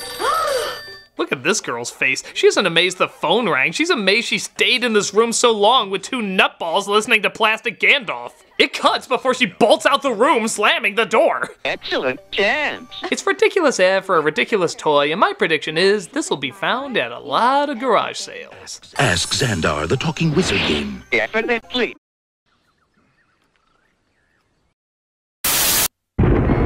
Pokemon are everywhere. They're invading. Well, seeing how so many of you were triggered by my joy of Pokemon being destroyed. Safe place, ball. Protect me from reality. I guess it only makes sense to look at another Pokemon commercial. This one's for a product called Pokemon Ball Blasters. What's it called? Pokemon Ball Blasters. I can't believe I actually have another opportunity to play this, but... You're a ball buster. Okay, to the commercial's credit, I think the item is called Ball Blaster. Which isn't a ton better. Apparently their popularity is so amazing, even Mickey Mouse has to chime in. Their whirlwind power blows them away. Oh, no! Yeah, you know just Bob down the hall was the one who recorded that line. Blows them away. Oh, no! Hey Bob, our actress couldn't make it in today. Can you just imitate Princess Peach turning into Mr. Bill? Oh no! Great, go back to cleaning the toilets. Even Pikachu sounds like he's half-assing it. Can they be mastered? Pikachu? Shouldn't he be more excited and less questioning? Pikachu? Come on, Pikachu, say it. I'm tired. I don't even know what I'm doing anymore. Come on, just say it. You know I used to play Hamlet at the Poke Theater? Just say it. I don't even care if you act like you mean it. Pikachu? Ha! You said the thing that makes us millions. Ha ha ha ha! I hate everything. Me too. Well, there's definitely one kid that takes this ball thing pretty seriously. You could put Pokemon power in your pocket. Gotta catch 'em all. Kid! He means the pocket in your pants, not your drawers! These suckers are gonna be blasting my balls all throughout math class. I'm not sure Poke Testicles is a fetish, but if it is, we know there's a hotline that'll take them up on it. I guess it's a pretty standard ad, and there's nothing annoying about it, but yeah, it's a little awkward. It's an okay commercial, just don't ask what makes this kid Squirtle. Gotta catch 'em all. Pokemon Ball Blasters, Battle Figures, Power Bouncers, and Talking Pokemon, each sold separately from Hasbro. Here's an old school one, all the way from the 70s. Ah, the 70s. They knew what was sexy back then. Charlie's Angels, Wonder Woman, long hair, tight pants. For all its faults, this is a time period that knew how to be hot. So, what sizzling angle are they taking up here? There's one person nobody can resist, and that's a baby. Unusual start. So love made Baby Soft, with the innocent scent of a cuddly, clean baby. I mean, I don't... What? In foaming bath, body lotion, body powder, and body mist. So innocent it may well be the sexiest fragrance around. Okay, alright, I'm not Jacob from Twilight. I don't look at a baby and imagine them at a bangable age. I just look at them and see a baby. That grew up very sexy. Loves Baby Soft. Love's scaring me right now. Because innocence is sexier than you think. I never thought of innocence as sexy because I never wanted to. In fact, isn't innocence kind of the opposite of sexy? Like the direct opposite? If you look in a dictionary or something, wouldn't it just say it's... This feels wrong! For your baby at Christmas. Wait, so now my lover's a baby, or it's actually 4 babies? Both are insanely unsettling. I just want to know what kind of creep I'm dealing with. This is every layer of ew I think you can legally show. It's crazy how this starts off so alluring and quickly turns into super ew. There's one person nobody can resist, and that's a baby. It's hard to even know what to say. Why do the most disturbing commercials always require babies to be in them? Does the agency of creepy-ass commercials just meet up and say, not creepy enough, stick some babies in there? The innocent scent of a cuddly, clean baby. This is ewy. This is so ewy. I don't like watching it. I don't like thinking about it. It's just ew. Ew, ew, ew, ew. Shame on all of you and the ew you have let loose on the world. Ew. Because innocence is sexier than you think. For your baby at Christmas. Look, if there's anything I want to leave you with before I take off here, it's that commercials can be creepy, commercials can be scary, commercials can be made by very disturbed people.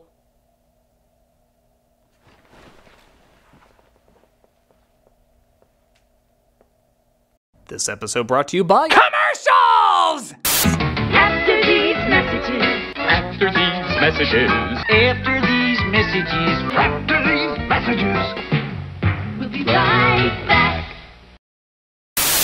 This is a petster. Hey parents, want to put all the hair your Roomba sucks up on top of it and say it's a pet? Enjoy. And this is the kid who got it to come. Oh, it's that kind of toy. Okay. I guess when I heard he got a robotic pussy, I should have put this together. His sister made it go right or left just by clapping her hands. Just like a real cat! Hey, Chaplain!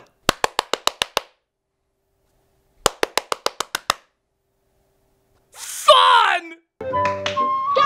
Their neighbor likes to play games with Petster. Your parents will love the constant clapping noise this even less expressive Tribble will conjure up. Hey, Dad, look! Kitty! Hey, Dad, look! Kitty! Hey, Dad, look! Kitty! Hey, Dad, look! Kitty! Hey, Dad, look! And the little girl down the street just loves him, even though Petster's batteries are not included. That was a weird segue to that fact. Even though Petster's batteries are not included. You're the greatest kitty ever. Even though my batteries aren't included! Get out of my memory! Then there's the kid who let Petster do its own thing, while she did nothing at all. So if your kid's a lazy shit, look up this melted ice cream kitty to enable her. The Petster and Petster Deluxe, with leash, are sold separately. This goddamn thing needs a leash? Yeah, put this robot with batteries and moving parts on a rope. Kids won't use it as a weapon of pummeling at all. You're kidding. Yeah, a weak toy for a weak commercial. Definitely puts the Petster in Petster. Are sold separately by Axlon. I'm Petster. No, you're not. We are Flintstones kids. Ah, timeless classic. If you're around my age, you probably grew up with Flintstone vitamins. Hell, maybe even younger, as they still seem to be around. One of the biggest draws to them was this cute little commercial with this catchy as hell jingle. We are Flintstones kids.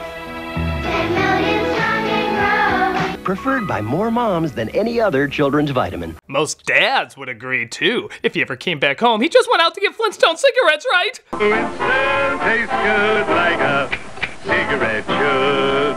Actually, it is funny that these characters are being used to sell healthy products considering the huge amount of unhealthy products they've sold in the past. Winston is the one filter cigarette that delivers flavor 20 times a pack. When you do for a beer, Bush does it. Now Denny's has a placemat collection featuring the Flintstones. Hey, you know they're in the same ballpark.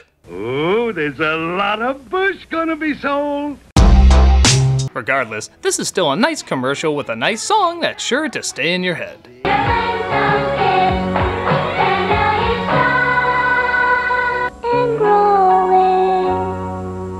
And that's why we're interviewing the composer of that commercial today. Wait, what? That's right. The chart says people want more intellectual conversation. So you're going to interview the man who scored the music for this commercial. But I don't want to interview some dumb, lousy... Before you continue, I should point out he's right behind you. Huh, that bit died. Hi there. Hi there, I'm Michael. Hello, I'm the Nostalgia Critic. You remember it so I don't have to. Yes, I never realized how lame that sounded until you said it. So tell me about writing the Flintstones vitamin jingle. Well, it all started when we were approached to compose the Flintstones vitamins commercial.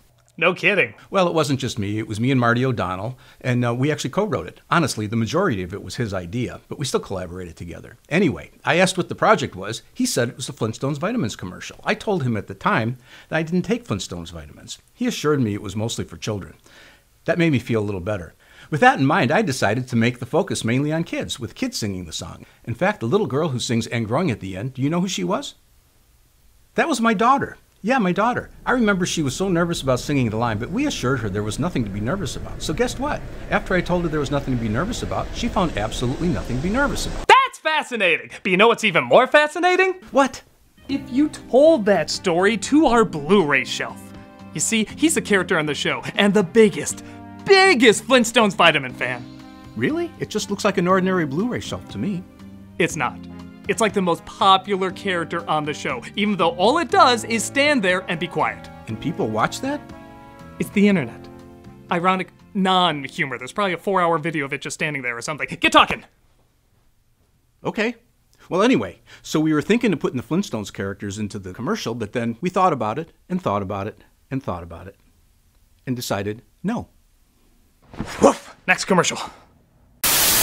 My buddy, my buddy, my buddy, my buddy. Hey kids don't have any real friends, but the internet isn't a thing yet? My buddy! My buddy, my buddy, my buddy and me. Yes, whether your child alienated himself by setting fires, using slurs, or was just generally unlikable, my buddy was there to substitute as a friend. Oh, and don't forget Kid's sister. Kid sister, kid sister, kid sister, kid sister. Yes, even girls need someone to drag kids around while she uncomfortably ignores them, yet forces them to watch as she plays alone. Katie, what are we doing here? Shut up or she'll hit us again. Look, Fish, that's hilarious. Ha ha ha ha! My buddy, kid sister, my buddy and me. You know, I always wondered if anybody grew up with my buddy. Like, continually grew up with him. Did anyone actually still keep him as a friend? Honestly, college my buddy might even be more useful than kid my buddy. Man, all I want to do is sit around and look at the ceiling. What do you think, college my buddy?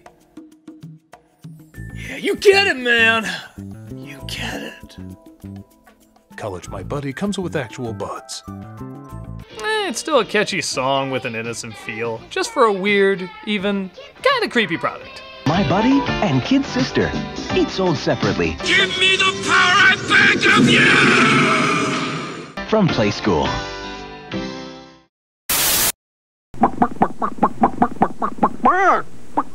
You're looking at a very unusual kind of egg. It ain't Easter yet, but chances are you remember this one. The Cadbury Bunny is a trademark every holiday season for the Cadbury cream eggs. With his adorable look, constant clucking, and ability to shit candy that tastes like chocolate and, let's be honest, a little like actual shit. Yeah, I know a lot of people like this product, but I never understood it, especially after watching the commercials. Because let's face it, the candy never looked as good as it did here. I mean, look at that. It's like if a chocolate could have an orgasm. It looks like the tastiest thing you could imagine. The actual product?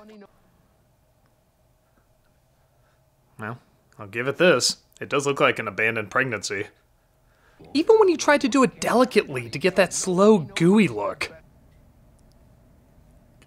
It looks like Plastic Man's semen. It's like the most unappealing thing ever. Even the bunny's final cluck sounds like a warning not to buy them. Like, you'll be sorry! There was actually a controversy long ago because they made the size smaller over the years. Good! The less of this Oompa Loompa turd you can put in your body, the better! Why, they're the best thing to come along since the Easter Bunny. And when he's gone, they're gone. What's interesting is these are the American commercials for the Cadbury Bunny, but Cadbury is a British company. I'm kind of wondering what the bunny looks like in the UK. Take it easy, Mr. Mom. Whoa. Britain's bunny is a little, boobier. Haven't you heard of Cadbury's Caramel? See, as the thick Cadbury's milk chocolate melts with that dreamy caramel. Take it easy with Cadbury's Caramel. Their Cadbury Bunny makes me think wrong things.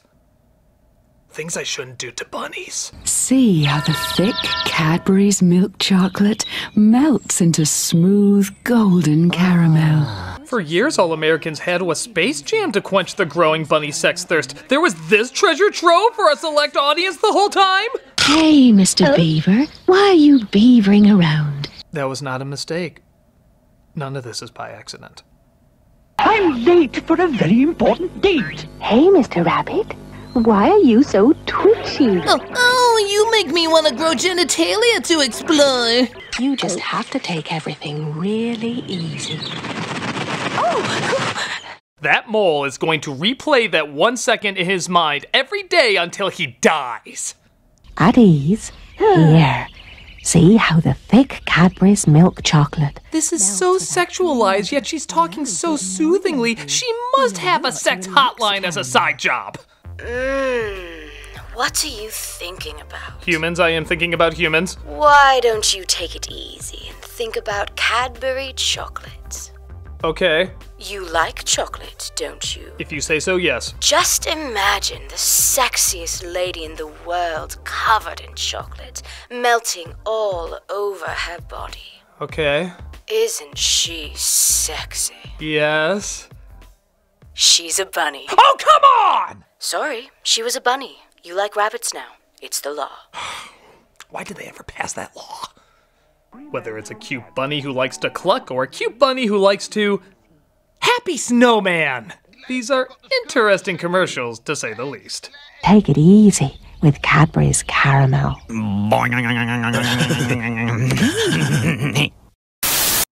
Hey, OJ, you sure enjoy that Golden Pioneer chicken. This aged great. Oh, yeah, I love it. If people knew this is what Pioneer Chicken meant by stop on in and get a free OJ, I don't think as many people would have dropped by. Great for relaxing with friends and enjoying Pioneer's Summer Fun Special. Yep, there was a time when O.J. Simpson was the official spokesperson for this chain. And let's just say, the jokes write themselves. Hey, OJ, why are you so happy? Well, verdict of innocent is a pleasant start. You get 8 large pieces of Golden Pioneer chicken, mashed potatoes, gravy, and coleslaw for just $6.99. You'll kill for chicken this good. And Pioneer's even got free coupons for a Universal Studios tour. Take a stab at these deals. Golden Pioneer chicken has a crispy, crunchy taste. I did it. I have more than one biscuit. Wait a minute, there's 2 of him? That completely changes everything. Open the case back up. There's new evidence, man. New evidence. It's a great way to make new friends, right, fellas? Don't steal shit from me, man. I got ways of getting you back. Well, at least you both agree on Pioneer's new buttermilk biscuits. And if the glove don't fit, it must have quit. I know these commercials were harmless the time they were made, so maybe I should look at it from the point of view of what was popular then. Like, what were some hit comedies at the time? The Naked Gun, oh Christ. Why, they're almost as good as my mama. Your mama. Yeah, they were fine for what they were, but a little uncomfortable now for what they are. Mama never told me about you. Oh, great. As if OJ isn't busy enough tracking down the real killers. Wouldn't you agree, Michael? Ah! Where'd you come from? Well, your Blu-ray shelf enjoyed my stories so much that he said I should come over and share them with you. He's surprisingly interesting the more you listen. Thanks, Shelf. 10 million strong. And growing. So at first we thought about writing a song that included the Flintstones' names, but then we discovered, interestingly enough, that there was no Betty vitamin. That was because Betty was shaped too much like Wilma, so they substituted her for a car. Isn't that funny? You know, this reminds me of another portion of the show. This is our interviewing hole. Interviewing hole? Yeah, it was here when we moved in. I don't know where it leads. And one of the things we love to do is have people give interviews to it. Well, like you said, the internet. The internet, that's right. Hop to it, buddy. Okay. So we asked ourselves, what would kids relate to most? And we decided they'd relate to other kids. So we got an adorable children's choir to sing over these. This feels wrong. Adorable shots of children trying to do things that big kids. Now it feels wronger. Next commercial. Quizno Sponge Monkey's too normal for you? Maybe you should try the Good Humor Popsicle commercials. These ran from the late 90s to the early 2000s. To enjoy them is simple. Press play on your controller. Do any assortment of these drugs. And enjoy your new reality. Bird brain! It's like these were designed to be the trippiest ads ever. Usually having one kid lick the product, some freaky shit happens, and then the dog always like, you're so friggin' high. What the shit? My sock. What the shit? Fetch, Duke. Nice throw, doofus. I can't. Anything. The colors, Duke! The colors! I'm colorblind, kid. Now in 3 flavors. LSD, tripping balls, and watch the scene from Pulp Fiction to bring her back! Shannon! Shannon, can you hear me? And what brilliant catchphrase do they have to end every one of these on? Popsicle! Ho ho! Yeah, every single one of them ends that way. Popsicle! Ho ho! Popsicle! Ho ho! Popsicle! Ho ho! It's like ending your commercial with, How the hell did that meeting go? We need a catchphrase for these popsicles. Well, how about popsicles? Will you marry me? Everything is coming together. I can't act like they're not imaginative or memorable. They're just freaking bizarre. What can one say but popsicles? Popsicle! Ho ho! From Good Humor. Phase. So I don't usually do commercials from Egypt, but trust me when I say this one deserves the attention. is for a product called Panda Cheese. Sounds harmless enough, but their ads are uniquely intimidating. It usually starts with 2 or more people, one of them asking if the other can get some Panda Cheese. When the person declines, this happens. Just you know why.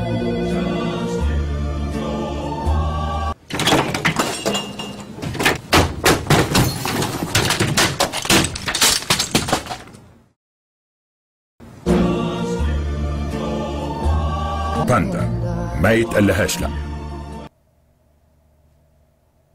This is how every one of them goes. And it's kinda scary as hell. The way he appears out of nowhere, the way he stares at you, that eerily creepy song. Everything about this is a world of no. Most of the time it's just him destroying something, but sometimes it's attempted murder. Jesus Christ, Bear! Even the music they play. I'm sure originally when this was written it was a nice, soothing song, but here it's terrifying. Listen to it. Against this imagery, tell me this isn't the most horrifying song you'll ever hear.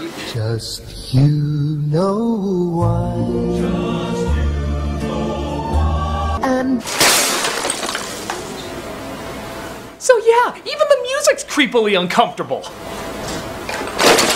This is so creepy, I could legit see him in horror films. Like imagine him in the hallway of The Shining instead of the girls. Just you know why. Or maybe he was what was really on the ring tape the whole time.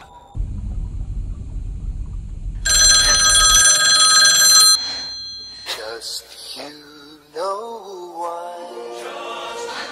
It's terrifying. This thing deserves his own creepy franchise. I stacked up on a shitload of Panda Cheese products just so I never run the risk of ever seeing this thing. So, I guess it's effective. Just too effective if you ever want to sleep again. It's a good ad, but maybe a little too good. Just you.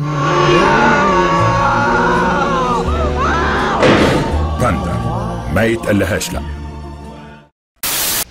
Switch on Chargertron. Ladies and gentlemen, the coolest song you will ever hear for a toy commercial. It's called Chargertron, and I have no idea what it's supposed to be. A Transformer Hot Wheelosaur? But it doesn't matter, because the song is amazing! Switch on Chargertron, robots like you've never seen. Switch on Chargertron, supersonic machines. It's like we're in a parallel universe where Devo wrote commercial jingles for confusing toys. Switch on Chargertron, always changing, rearranging. He's surprising. He's disguising. Everything about it is a paradox. It's so lazy, yet so epic. The singer's clearly disinterested, yet that sucks me in even more. The song literally sings about what this thing does, and I'm still not sure exactly what it does. Rev the meter till it's red. Launch out the tracker. Switch on Chargertron, now it's an attacker. Switch on Chargertron, always changing, rearranging. He's surprising. He's disguising. Chargertron. You must charge it. Charge it good.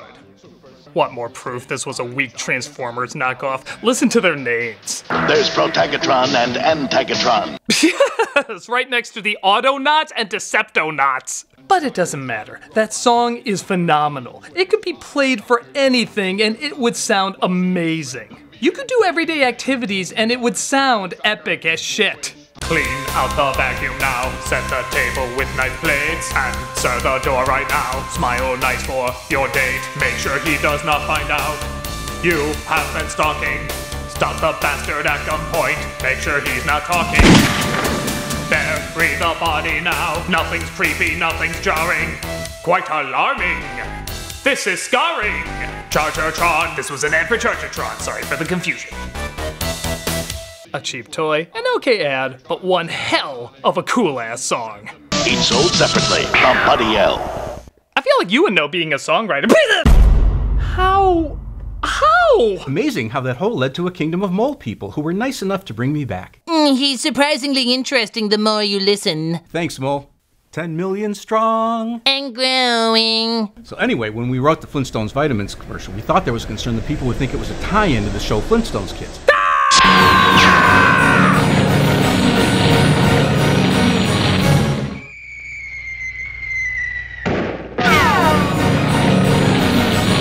Amazing how the postman was in the desert and knew to drop me off here.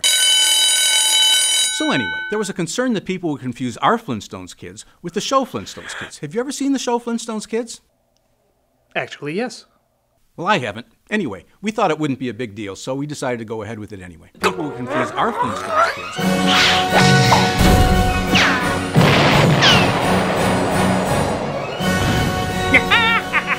Now I never have to deal with that mangy composer again!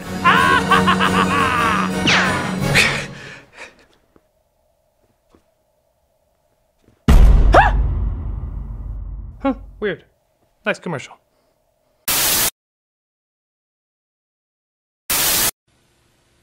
This is the Noid. Sometimes younger people ask me why certain things caught on. Once in a while I have to say, I have no goddamn clue. The Noid commercials for Domino's Pizza is one of those times. Animated by the late great animator Will Vinton, it always was impressive on a technical level, but I just didn't get it.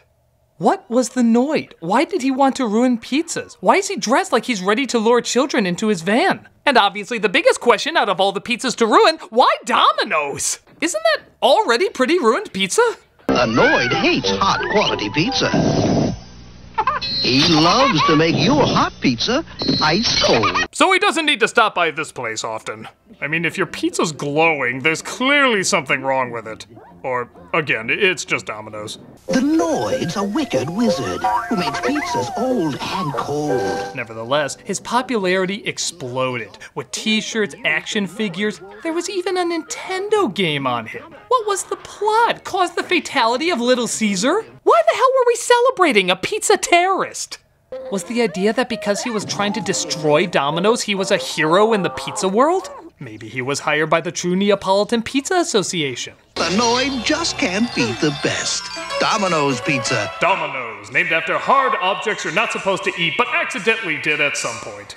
Hopefully when you were younger. I don't know why this was a thing, but it was animated nice and I guess harmlessly silly. Again, if you keep your kids far, far away. Either. Avoid the Noid. Domino's Pizza delivers. Call now. Perhaps it was the Noid who should have avoided me. It's the new Star Wars lightsaber. You can pretend you have powers when you... Okay, those are condoms. Ready to feel the force? Close your eyes and go! None of those words should be said in this situation. I know there's been variations on lightsaber toys over the years, some better than others, but you could literally find your dad's Trojans and slip them on a flashlight to get the exact same effect. This is very uncomfortable. You passed the test! Jimmy, Mom says I'm not allowed to be in the same room with you when the lights are off again. Especially with these toys. Switch on your Star Wars lightsabers. Zap! The force is with you! This looks like the last thing I ever see before a cult kills me. When you switch on Kenner's Star Wars lightsaber. You sure this wasn't Spaceballs merchandise? Shit! I hate it when I get my Schwartz twisted. Inflation required, batteries not included. That kid is like, yeah, this'll be the size I'll need one day. The Star Wars lightsaber, new from Kenner. Yeah, the commercial standard, but these things are uncomfortably weird.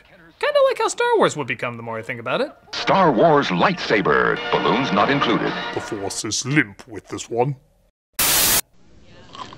Talk to your aunts. This is an ad for a game version of Cliffhanger, the old Sylvester Stallone movie.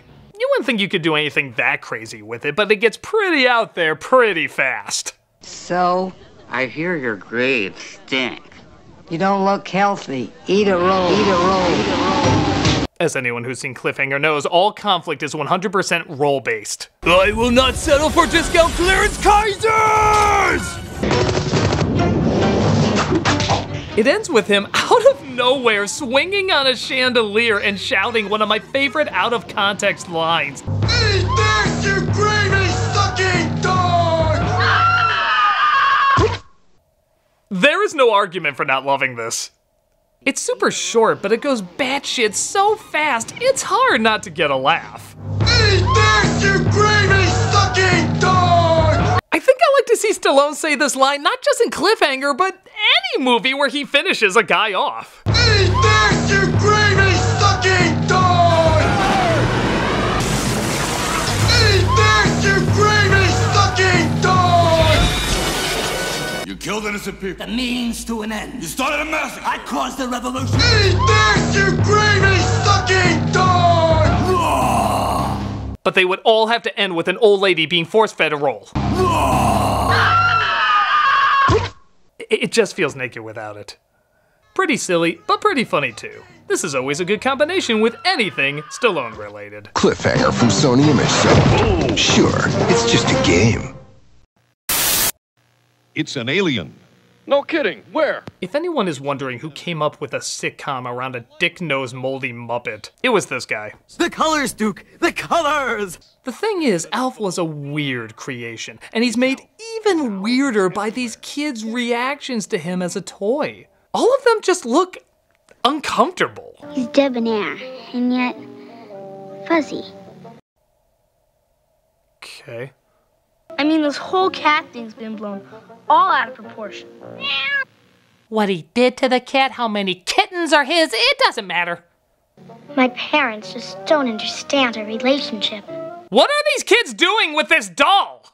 Again, with a nose shaped like that, I don't think it's wise to leave it to the imagination. As we see in this other commercial, kids that play with Alf are many flavors of odd. And when he looked up, he saw the man with the eyes. Weird! That's as creepy as the man whose hands had fingers. What story was that? And now it's his turn. It all started back when I was a kid on Melmac. The Elf doll at least talks in this one, so we can better understand why these commercials are just so darn uncomfortable. You know, to get the show, I had to sleep with Harvey Weinstein. Everything you've read about him isn't as bad as you think.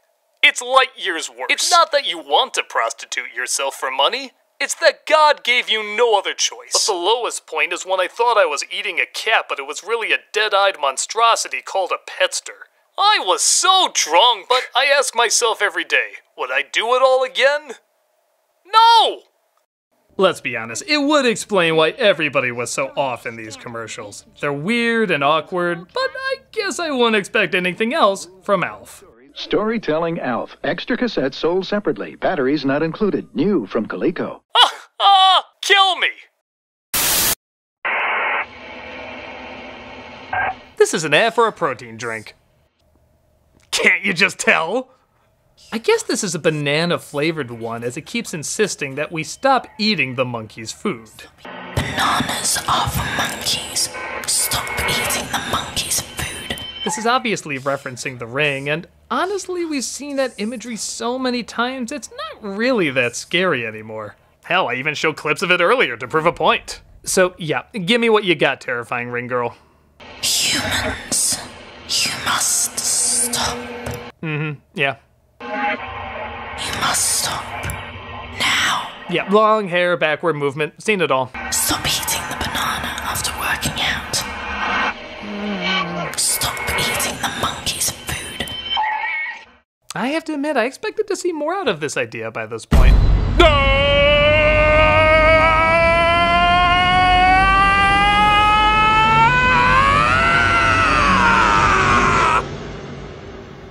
Max is twice the carbs and 20 times more protein. Stop eating my food. That's always gonna be there when I close my eyes now, isn't it? Let me try it out here. Yeah, there it is. Okay, well done.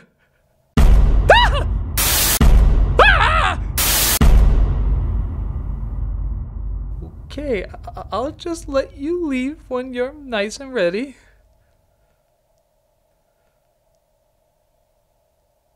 I'll be back at the end.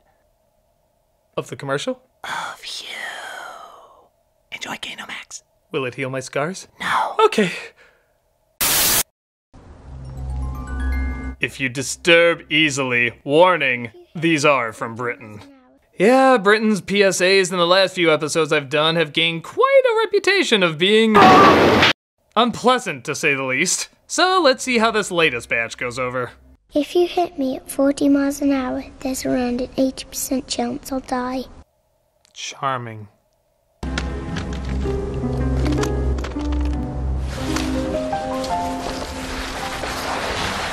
Oh, I do hope they show this during Thomas and Friends. Hit me at 30 and there's around an 80% chance I'll live. Or how about the better lesson of just don't hit any kids?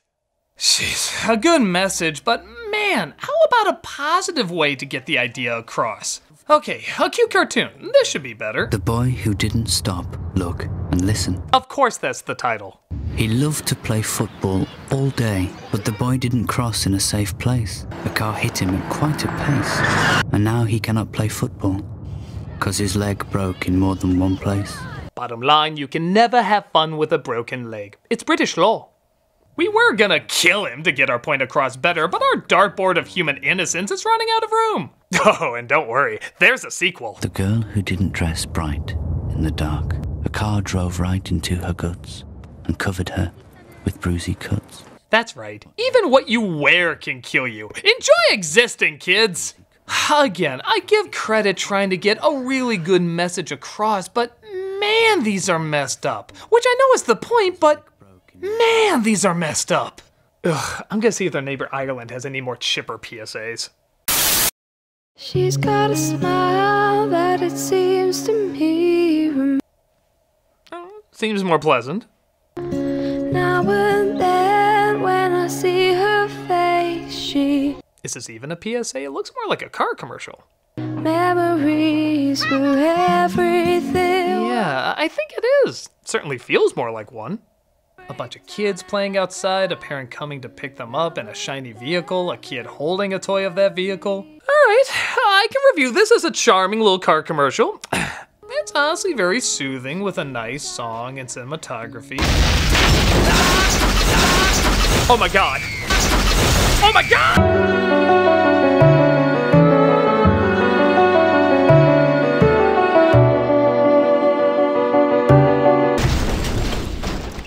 Since 2000, speeding has killed a classroom of our children.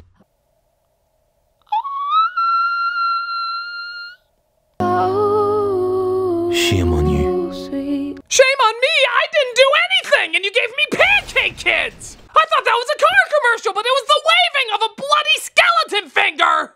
What if the person watching doesn't drive? What if they're unable to drive? What if they're kids? Jesus, did kids see this? Apparently this got so much backlash, it was allowed to only be shown after 9 p.m. No shit! What the hell would you tell your little boy watching that? Look, Billy, that's the last face you can make before you're carred to death! How the hell would anyone go back to watching their family shows after seeing this?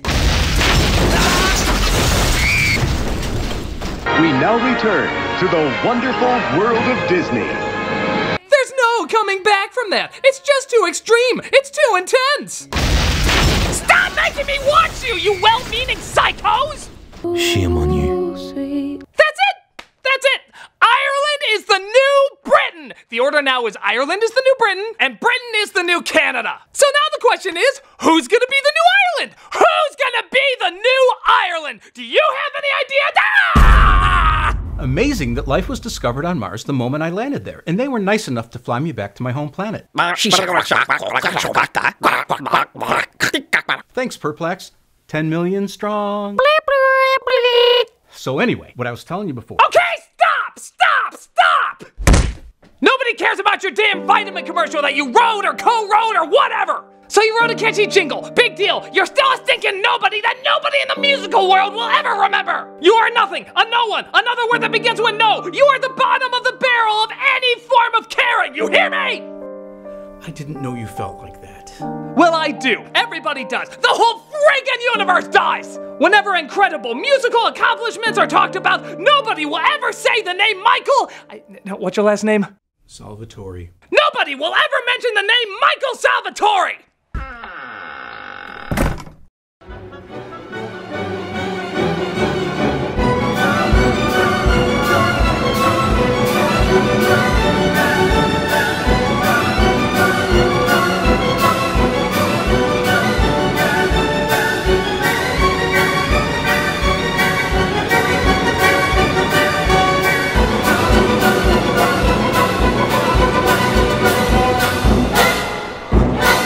Just you know why.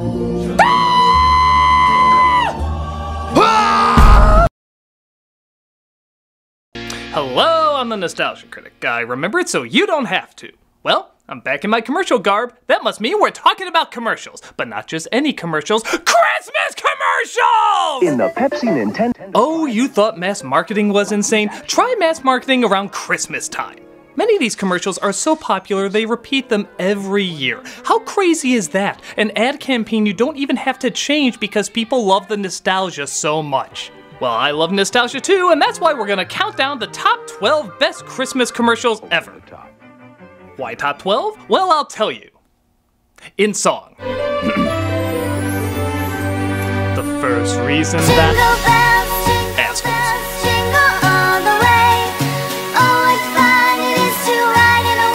Number 12.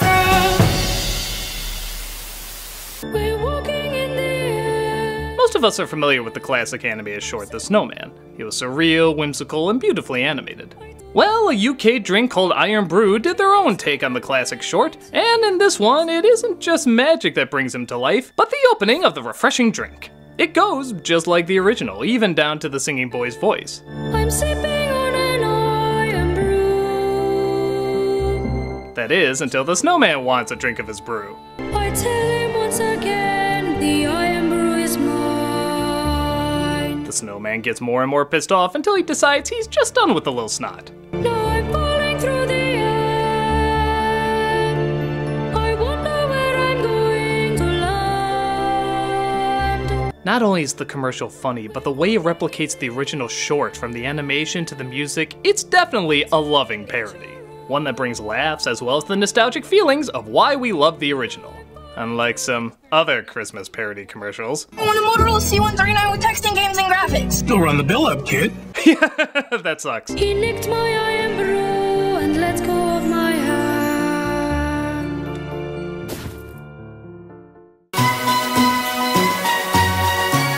Number 11. Not every commercial on this list has to be good. It just has to stand out as something we relate to the holidays. Well, this enjoyably awkward commercial certainly stands out, and people are making a tradition of watching it every year now. It's just a guy returning home and his loved one making him some coffee after being away in West Africa. It's a long way from West Africa. I brought you something from far away. Really? She waited up all night for him, he playfully pretends he got the wrong house, he gets her a gift, and she lovingly puts the bow on him and says, You're my present this year. They're brother and sister. Yep, this is incest in the what the figgy pudding degree. Now don't get me wrong, they don't surprise you with it at the end. In fact, they make it very clear in the opening. I dare even say, uncomfortably clear. I must have the wrong house. Sister? Who just says that? Who announces their connection to someone when they open the door? Sister? Confused!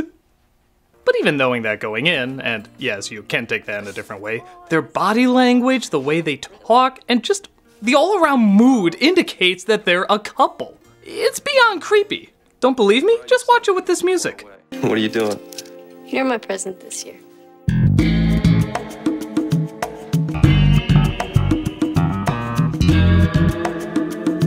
This commercial has become so infamously ewy that parodies are popping up all over the place.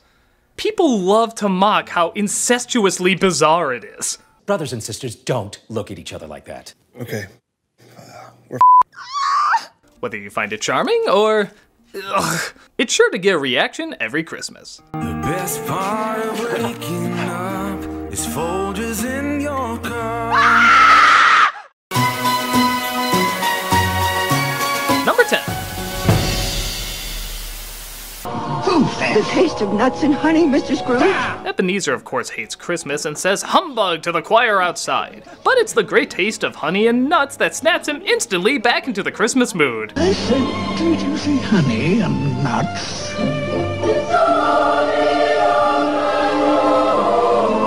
Merry Christmas, Mr. Scrooge. Wow. Bet all those ghosts are really kicking themselves that they wasted an entire night on this guy. We didn't need any visions or tombstones, we just needed the commanding military of General Mills. Who knew it was that easy? I love that the bee brings up Honey Nut Cheerios and Christmas together, like it's some sort of tradition everybody knows about. Oh, Mr. Scrooge, Honey Nut Cheerios, it's Christmas. I mean, come on! Honey Nut Cheerios and Christmas! They go hand in hand like KFC and Christmas in Japan! Besides, we all know the real cereal to bring out Christmas in you is Christmas Crunch.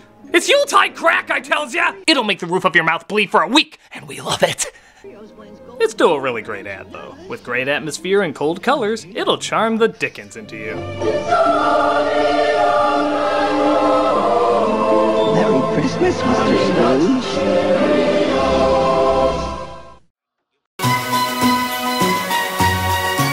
Number 9.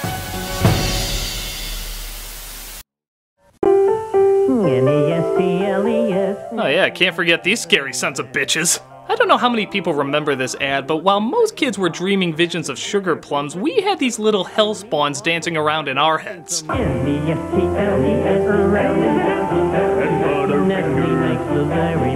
only were these things butt-freaky as sin, but their jingle was so catchy that many people reported ear bleedings with the blood spelling out the name Nestle. So even our bodily fluids knew how to spell it, it was that catchy! N-E-S-T-L-E-S, Nestle makes the very best. Why do these things only have teeth on their bottom jaws? They look like marshmallows that can somehow bite into your soul.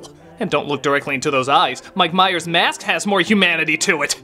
And just when you think it couldn't get any scarier, they fill the whole screen with them. Nestle makes the very best. Ah! Leave my dimension alone! It's disturbing, nightmare-inducing, and all around unforgettable. Sleep well tonight dreaming of your Christmas slippers coming to life and trying to eat you. N-E-S-T-L-E-S, new holiday wrapping from Nestle. Nestle makes the very best chocolate.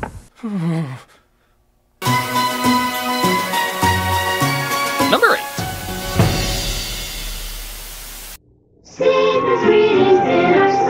I've talked about this one before, but by God, it deserves to be talked about again. It's crazy how much they showed this commercial. It was everywhere around Christmas time. It's just Barney once again trying to give Fred's Fruity Pebbles, but Santa beats him to it. As it happens. But Santa says it's good to share, and thus Fred finally gives him a bowl. 'Tis the season to be sharing, Fred. Happy holidays, pal. Oh, Fred. This commercial, of course, raises so many questions. How can they celebrate Christmas if Jesus isn't born yet? What's the origins of caveman Santa Claus? How the hell is Dino a singer? But my biggest question I never noticed before is, why is Fred giving Santa an apple?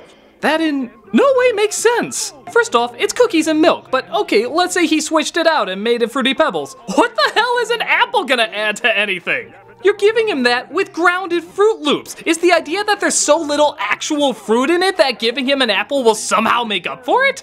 I don't know, but what I do know is the commercial's been played so many times it has our childhood by the balls. Or bowls. He is saying bowls, right? Yummy Fruity Pebbles in our bowls. Because how can Fruity Pebbles be in our bowl? You know, don't answer that, internet. I said stop! My pebbles! Your pebbles! Regardless, it's still a lot of fun. Fruity and Cocoa Pebbles cereals, part of this nutritious breakfast. Ho, ho, ho, ho, ho. Number 7.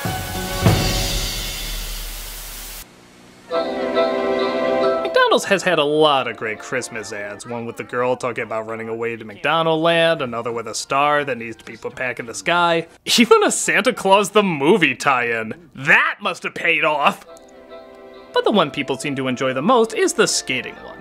A bunch of kids go to the nicest ice rink set they've ever seen where they see a creepy-ass clown skating. He takes them for a spin, but one kid is having trouble keeping up. The kid is left out, Ronald seems to take off, the deer makes fun of him. But then Ronald comes back, picks him up, and gives him a magical moment because the music indicates it's a magical moment.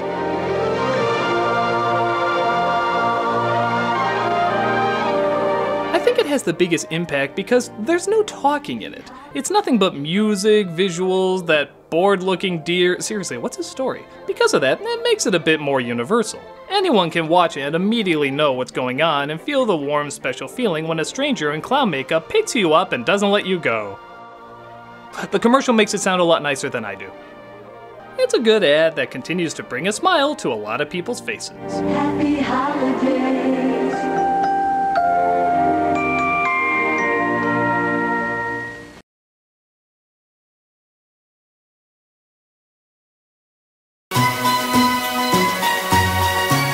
Number 6.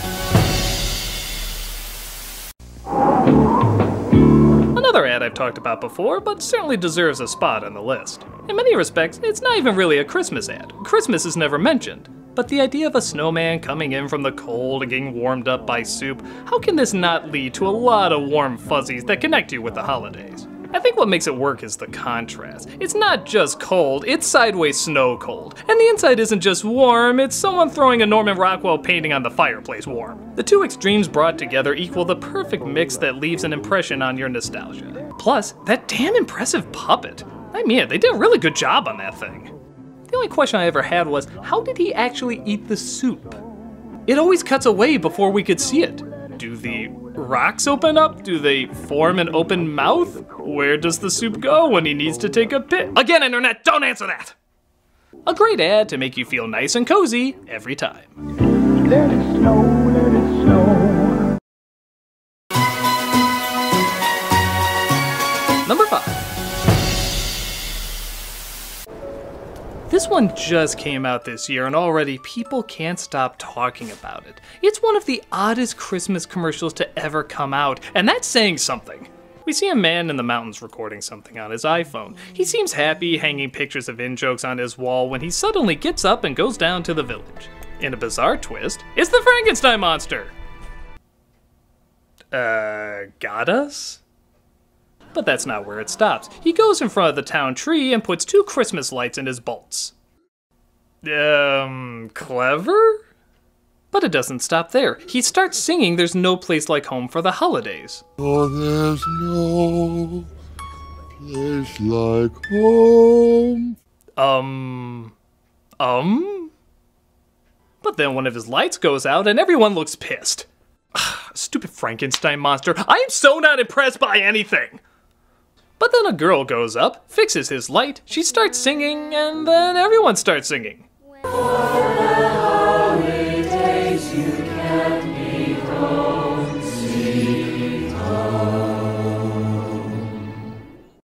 What the hell was that?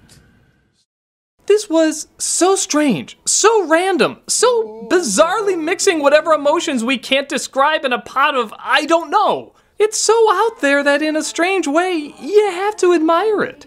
It is so strange, but it clearly has a good heart too. And I think that kind of emotion does shine through. And everyone else seems to think so too. It already has millions of hits on YouTube just one day after it premiered. And it's still going strong. It can't be explained, it just has to be seen. So, the next time Raymond's brother tries to steal the spotlight and people find it uncomfortable, just send a little kid in to sing with him and suddenly everyone will find it cool. Christmas. We're trying so hard to kinda make it Halloween.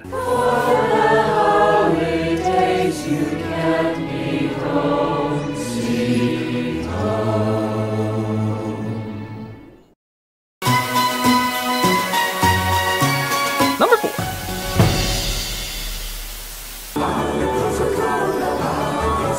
Coca-Cola has been a trademark of Christmas, even down to Santa's red and white outfit, so it's no wonder that 2 continuing commercials would tie the spot here.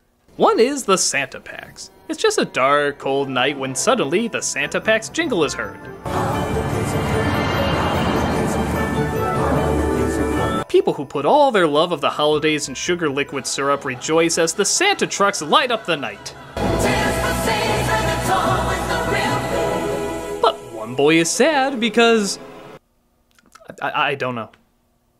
But a Coke is beamed into his hands by creepy animated Santa and all is right with the world. 'Tis the season, watch out, look around, something's coming. The other one is the Coca-Cola Polar Bears. It's funny because the first ad doesn't even make a whole lot of sense. It's just a bunch of bears who watch the Northern Lights, drink a Coke, and that's it.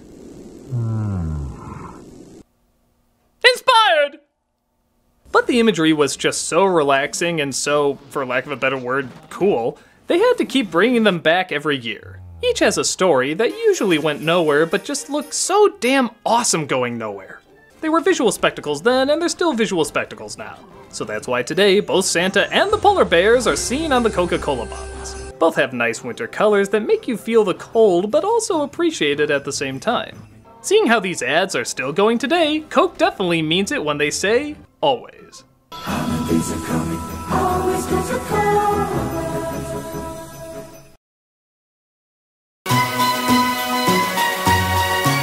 Number 3.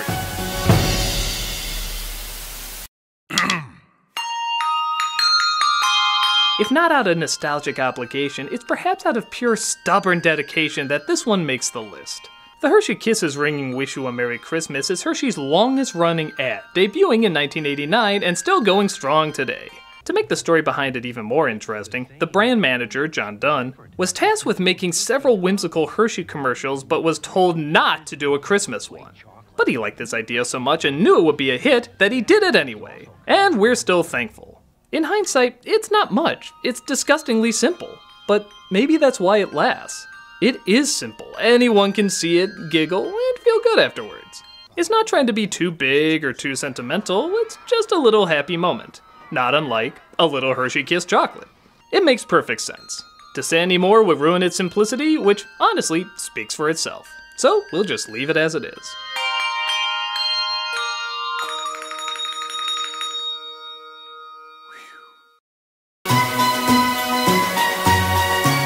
Number 2.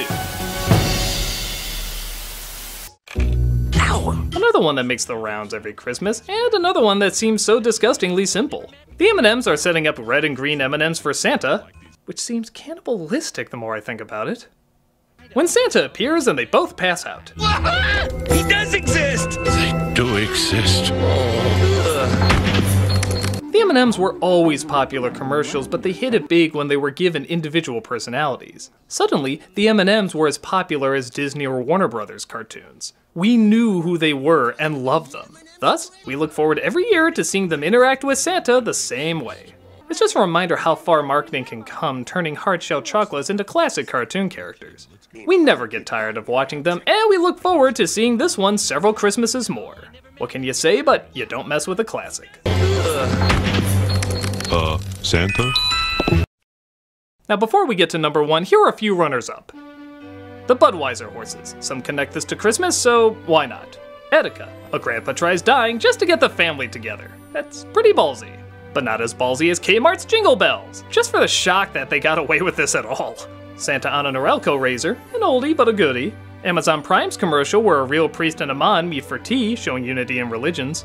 And Staples creating an insane snowman robot. Pretty hard not to get a laugh here. But alright, let's get to number 1. And the number 1 Christmas commercial is... Oh yeah, you better believe I'm doing this to you. Sainsbury has done a lot of emotional commercials in the past. The majority of them get millions of hits on YouTube. But the one that has to be the most powerful has to be their 2014 ad because it's based on an unbelievable true story. In 1914, on Christmas during World War I, battling sides decided to put aside their differences, stop killing each other, and go out in a sign of peace for one day. They suddenly went from trying to kill one another to treating each other like brothers. They shared stories, treats, presents, anything they had. To make the ad even more powerful, it was released exactly 100 years after the event took place. They actually tried so hard to get this right that they teamed up with the Royal British Legion to get the details down. There's even a making of the commercial on YouTube to show how hard they tried to get it. The chocolate bar as well was sold in stores, and the profits all went to the Royal British Legion to benefit their armed forces and their families. This ad so easily could have come across as manipulative or even corny, but they did everything in their power to make sure the proud message of that night wasn't lost. It's a powerful commercial that represents a powerful point in history. Well, their effort doesn't go unrecognized, and when you watch it, all you can think is, yeah, that's what Christmas is all about. Sleep in heaven shall we.